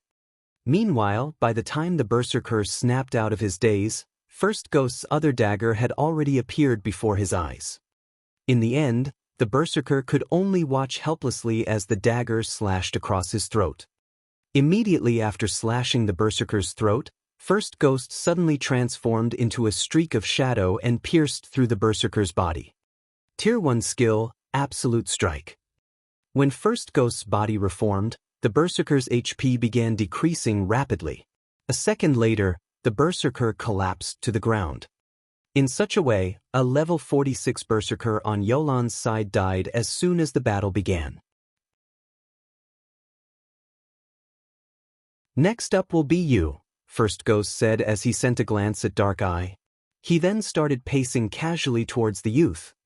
After seeing the brief battle, Dark Eye and the several experts around him could not help but shudder as if they were looking at a literal ghost right now. Come, I want to see just what Underworld's #1 assassin is capable of. Dark Eye knew that there was no way he was leaving this place alive. The only thing he could do now was fight to the death. He dashed at First Ghost, then activated the Berserker class's Tier 1 taboo skill, Wind Slash. Countless wind blades flew towards First Ghost simultaneously. Meanwhile, Dark Eye was in control of the movements of every one of these wind blades, which completely sealed First Ghost's movements. As for Dark Eye himself, after activating Wind Slash, he promptly sent a downward slash at First Ghost's defensive blind spot. In the next moment, Dark Eye's greatsword could be seen passing through First Ghost's body. However, just as Dark Eye's companions were about to cheer in joy, Dark Eye's expression turned inexplicably grim, because his attack had not struck First Ghost at all. All he had done was slash at the assassin's afterimage. Instinctively, he swung his sword horizontally. Whirlwind slash. Dang! Sparks flew and scattered into the surroundings. In the next moment, Dark Eye's silvery gray greatsword could be seen stopped roughly 4 inches away from First Ghost's body. Despite Dark Eye putting all his strength into his arms, the pitch-black dagger blocking his greatsword refused to budge by even a centimeter farther. Meanwhile, the silver dagger in First Ghost's other hand smoothly stabbed towards Dark Eye's side abdomen. Is it over? Dark Eye could not help but shut his eyes at this scene. The difference in strength between him and First Ghost was simply too massive. Not only was he inferior to the assassin in terms of technical standards, but even his basic attributes were greatly inferior to the assassin's. Die! First Ghost promptly added even more power to his attack. Just as the silver dagger was about to stab into Dark Eye's abdomen, however, a red flash suddenly entered First Ghost's sight. Shocked, First Ghost hurriedly activated wind steps to block the attack. He then beat an abrupt retreat and turned to look towards the source of the red flash. Who interrupted me? I did. At this time, Shifeng stepped out of the group of players standing before Siliora's smithy.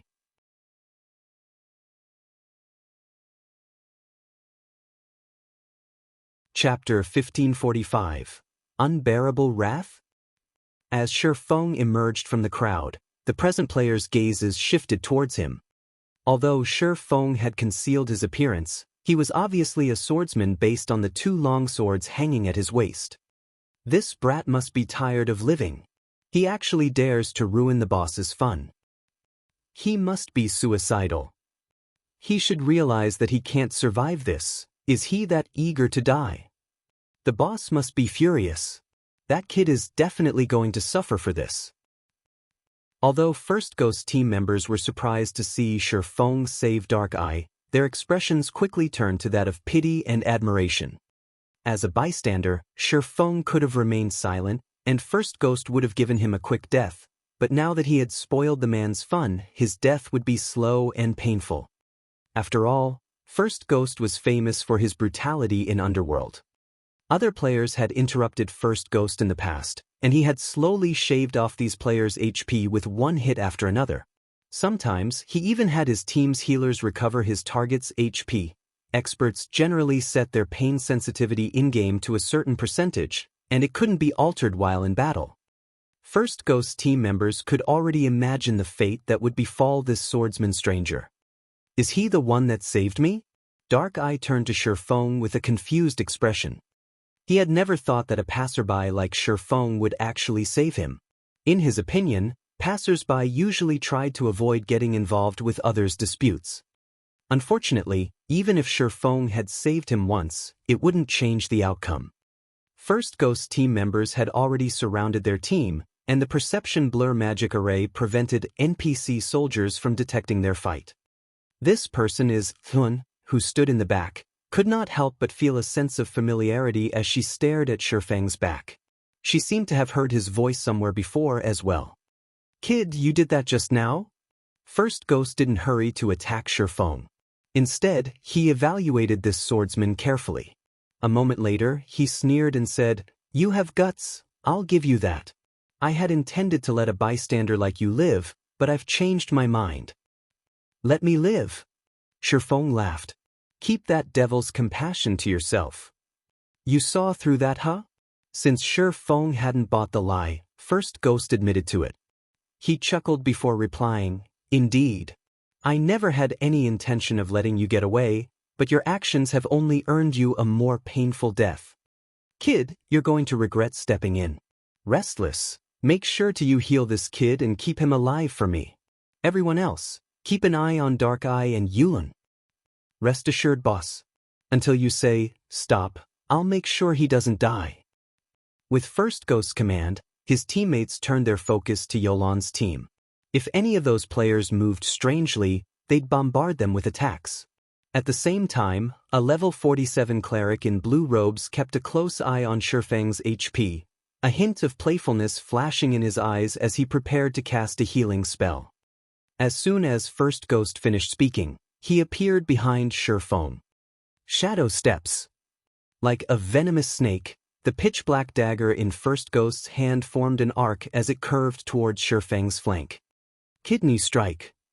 As the dagger aimed for Shifeng's blind spot, First Ghost curved his other dagger towards the swordsman's head, ensuring that the silver dagger was barely visible in the corner of his target's eye. That's First Ghost's double snake bite. Dark Eye's expression darkened as he watched the two daggers flash towards Shifeng from different angles. When a player noticed an incoming attack, they instinctively tried to block the attack while ignoring those they couldn't see. First Ghost's technique took advantage of this reaction to break past his opponent's defense. Although this technique looked simple, finding an opponent's blind spots in an instant and launching an attack without unnecessary movement was extremely difficult.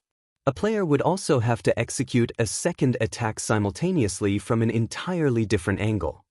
Moreover, due to the attack's lightning speed and precise timing, the technique was nearly impossible for an ordinary expert to counter. First Ghost had killed many powerful experts with this technique. Just before the two daggers bit into Shifeng, everyone saw a blue flash. Ping! Following which, the sound of metal on metal echoed throughout the street. Suddenly, First Ghost stumbled back 2 steps, his HP falling by over 200. On the other hand, Shifeng remained steadily in his original position. His HP was also intact. How is this possible? First Ghost's companions were dumbfounded after watching Shifeng repel the double snake bite. Impossible! Even Dark Eye stared at Shifeng in disbelief. Shifeng had actually repulsed Underworld's #1 assassin with 1 hit. Moreover, judging by Shifeng's expression, it was clear that the swordsman wasn't satisfied with his counterattack.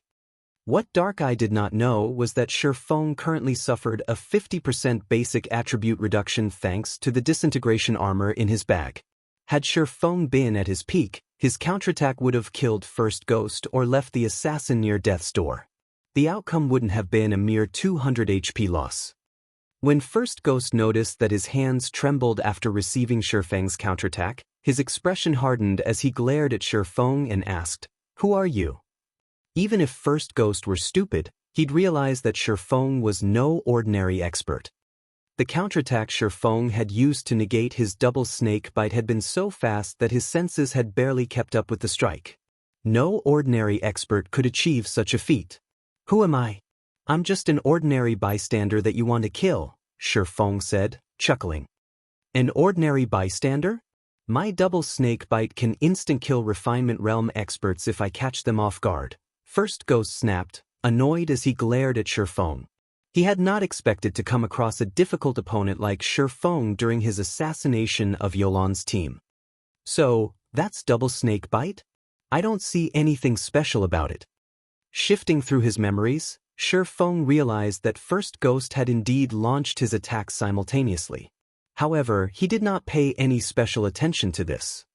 After reaching the Void Realm, he had a clear grasp of any movement in his surroundings. He lacked the visual blind spots ordinary players suffered. Hence, to him, it merely looked as if First Ghost had simply thrust both of his daggers at once and nothing more. What bold words! "Boss, let us take him on. I want to see just what kind of ability this kid has." Shifeng's statement enraged the assassin's team members. As long as First Ghost gave the command, they'd send Shifeng to meet his maker. However, rather than reacting rashly, First Ghost calmly and coldly declared, "Although I don't know who you are, Underworld wants the people behind you dead. Underworld's wrath isn't something you can endure." "Boss, why bother wasting words on him? Let's just get rid of this brat. We'll teach him the consequences of his arrogance." All of First Ghost's team members stared at Shifeng as if he were already a dead man walking. "Can't endure Underworld's wrath?" Shifeng chuckled. He then removed his black cloak and exposed his adjusted appearance. "I'm very curious to learn what Underworld can do to me."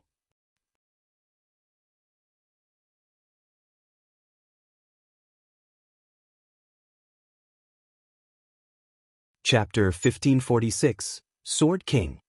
Chapter 1546, Sword King. Black Flame.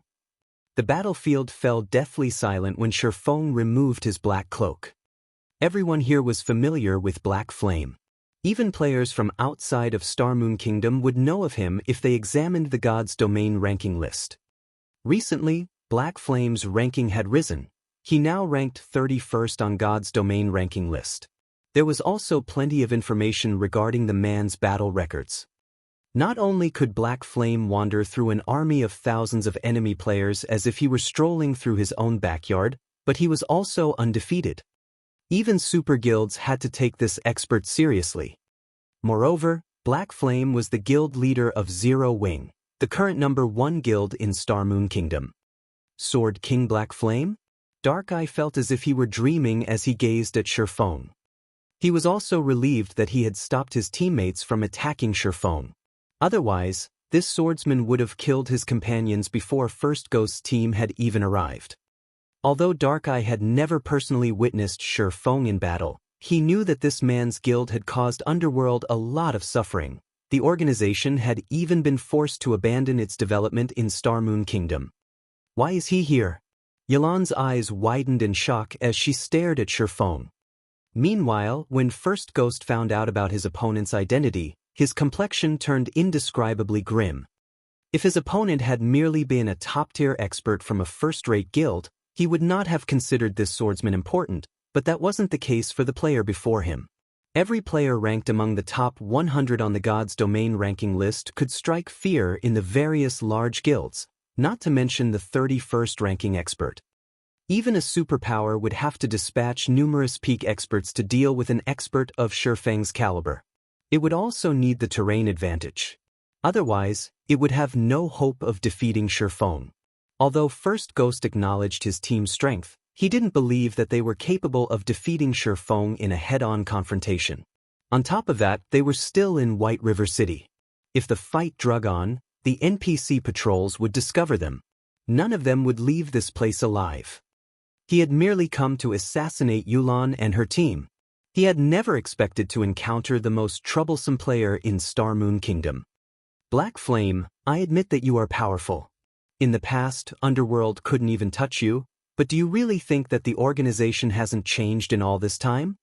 First Ghost no longer showed any intention of attacking. Instead, he sneered and said, "The Blackwater Corporation has already annexed Underworld. Not even God's domain's various superpowers would dare to provoke Underworld now. The higher-ups have declared that Yilan's team must be killed to level 0. If you shelter them, you will endanger the guild you've gone to great lengths to develop. As long as you keep your nose out of this, you will continue to reign as Star Moon Kingdom's overlord. However, if you anger the people in charge, Zero Wing won't get away unscathed. Is it worth getting in the middle of this?" When they heard First Ghost's warning, Dark Eye, Yilan, and their companions paled. As First Ghost had said, the Blackwater Corporation had taken control of Underworld. Even super guilds avoided confrontations with the corporation if they could. It simply wasn't an existence Zero Wing could contend with. There was no reason for Shifeng to start a war with the Blackwater Corporation over their fate. Meanwhile, when First Ghost's team members heard their leader's words, they regained their confidence and sneered at Shifeng. When First Ghost finished speaking, Shifeng glanced at the assassin and asked, "Are you done?" First Ghost was stunned.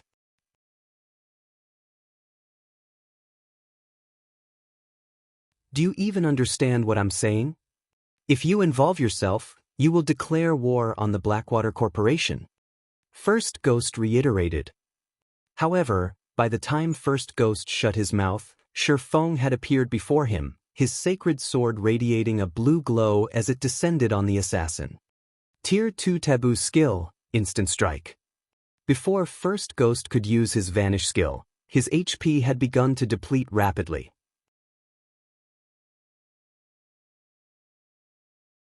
In the blink of an eye, his HP fell to 0, and his vision darkened. His body then collapsed, a piece of equipment dropping beside his corpse. "Boss. The boss is dead. This person is insane. Didn't he understand the boss's warning?" First Ghost's team members gaped, horror filling their eyes as they stared at Shifeng, who wore a casual expression. When you return, tell your higher-ups that we will not allow other powers to cause trouble in White River City as they like. Shifeng coldly declared as he glanced at the players around him. If they dare, this will be their outcome. White River City was Zero Wing's main headquarters. If Zero Wing could not maintain the city's safety, allowing other players to waltz in and kill whom they liked, who would possibly develop in White River City? Furthermore, First Ghost had tried to kill other players right before his very eyes. So strong. He's even stronger than the rumors say. Dark Eye was indescribably shocked as he looked at First Ghost's corpse. Underworld's top assassin had died without the chance to fight back. The entire process had happened so fast that he wasn't even sure about what had happened. He had only seen Shifeng appear before First Ghost, suddenly before a blue flash had struck the assassin. In the next moment, First Ghost's HP had fallen to 0, and he died. Although Dark Eye had heard about Shifeng's strength while he had still been a member of Underworld, he had never realized that the man was this strong. The difference between his power and Shifeng's was overwhelming. He's insane. When First Ghost team members heard Shifeng's declaration, they felt the air around them grow heavy. They also felt a chill assault their minds. They could clearly sense the killing intent and determination Shifeng radiated. Shifeng was too scary. They were all very familiar with First Ghost's power. Even if all 100+ team members rushed at him as one, they would not kill the assassin. First Ghost would whittle them down and annihilate them eventually, yet such a powerful assassin hadn't even lasted one move against the swordsman. Moreover, they realized that should they make any sudden movements, they'd share their leader's fate. Team leader Restless, what do we do now? Several team members asked as they turned towards the cleric named Restless Death. Among these, Restless Death was only second to First Ghost in terms of strength. Normally, the cleric took command of the team when First Ghost was absent. We retreat, Restless Death said, clenching his jaw as he glared at Shifeng. With Shifeng here, he was not confident that they could kill Yulan and her teammates. First Ghost's death was the proof of this.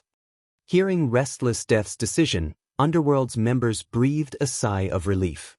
If they continued this fight, not only would the swordsman before them annihilate every team member, but White River City's NPCs would also capture and jail them all.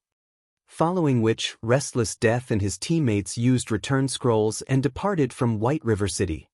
You're tuning in to the Wang Lin's Journey YouTube channel. Don't forget to subscribe and join us on this journey to catch the most captivating stories.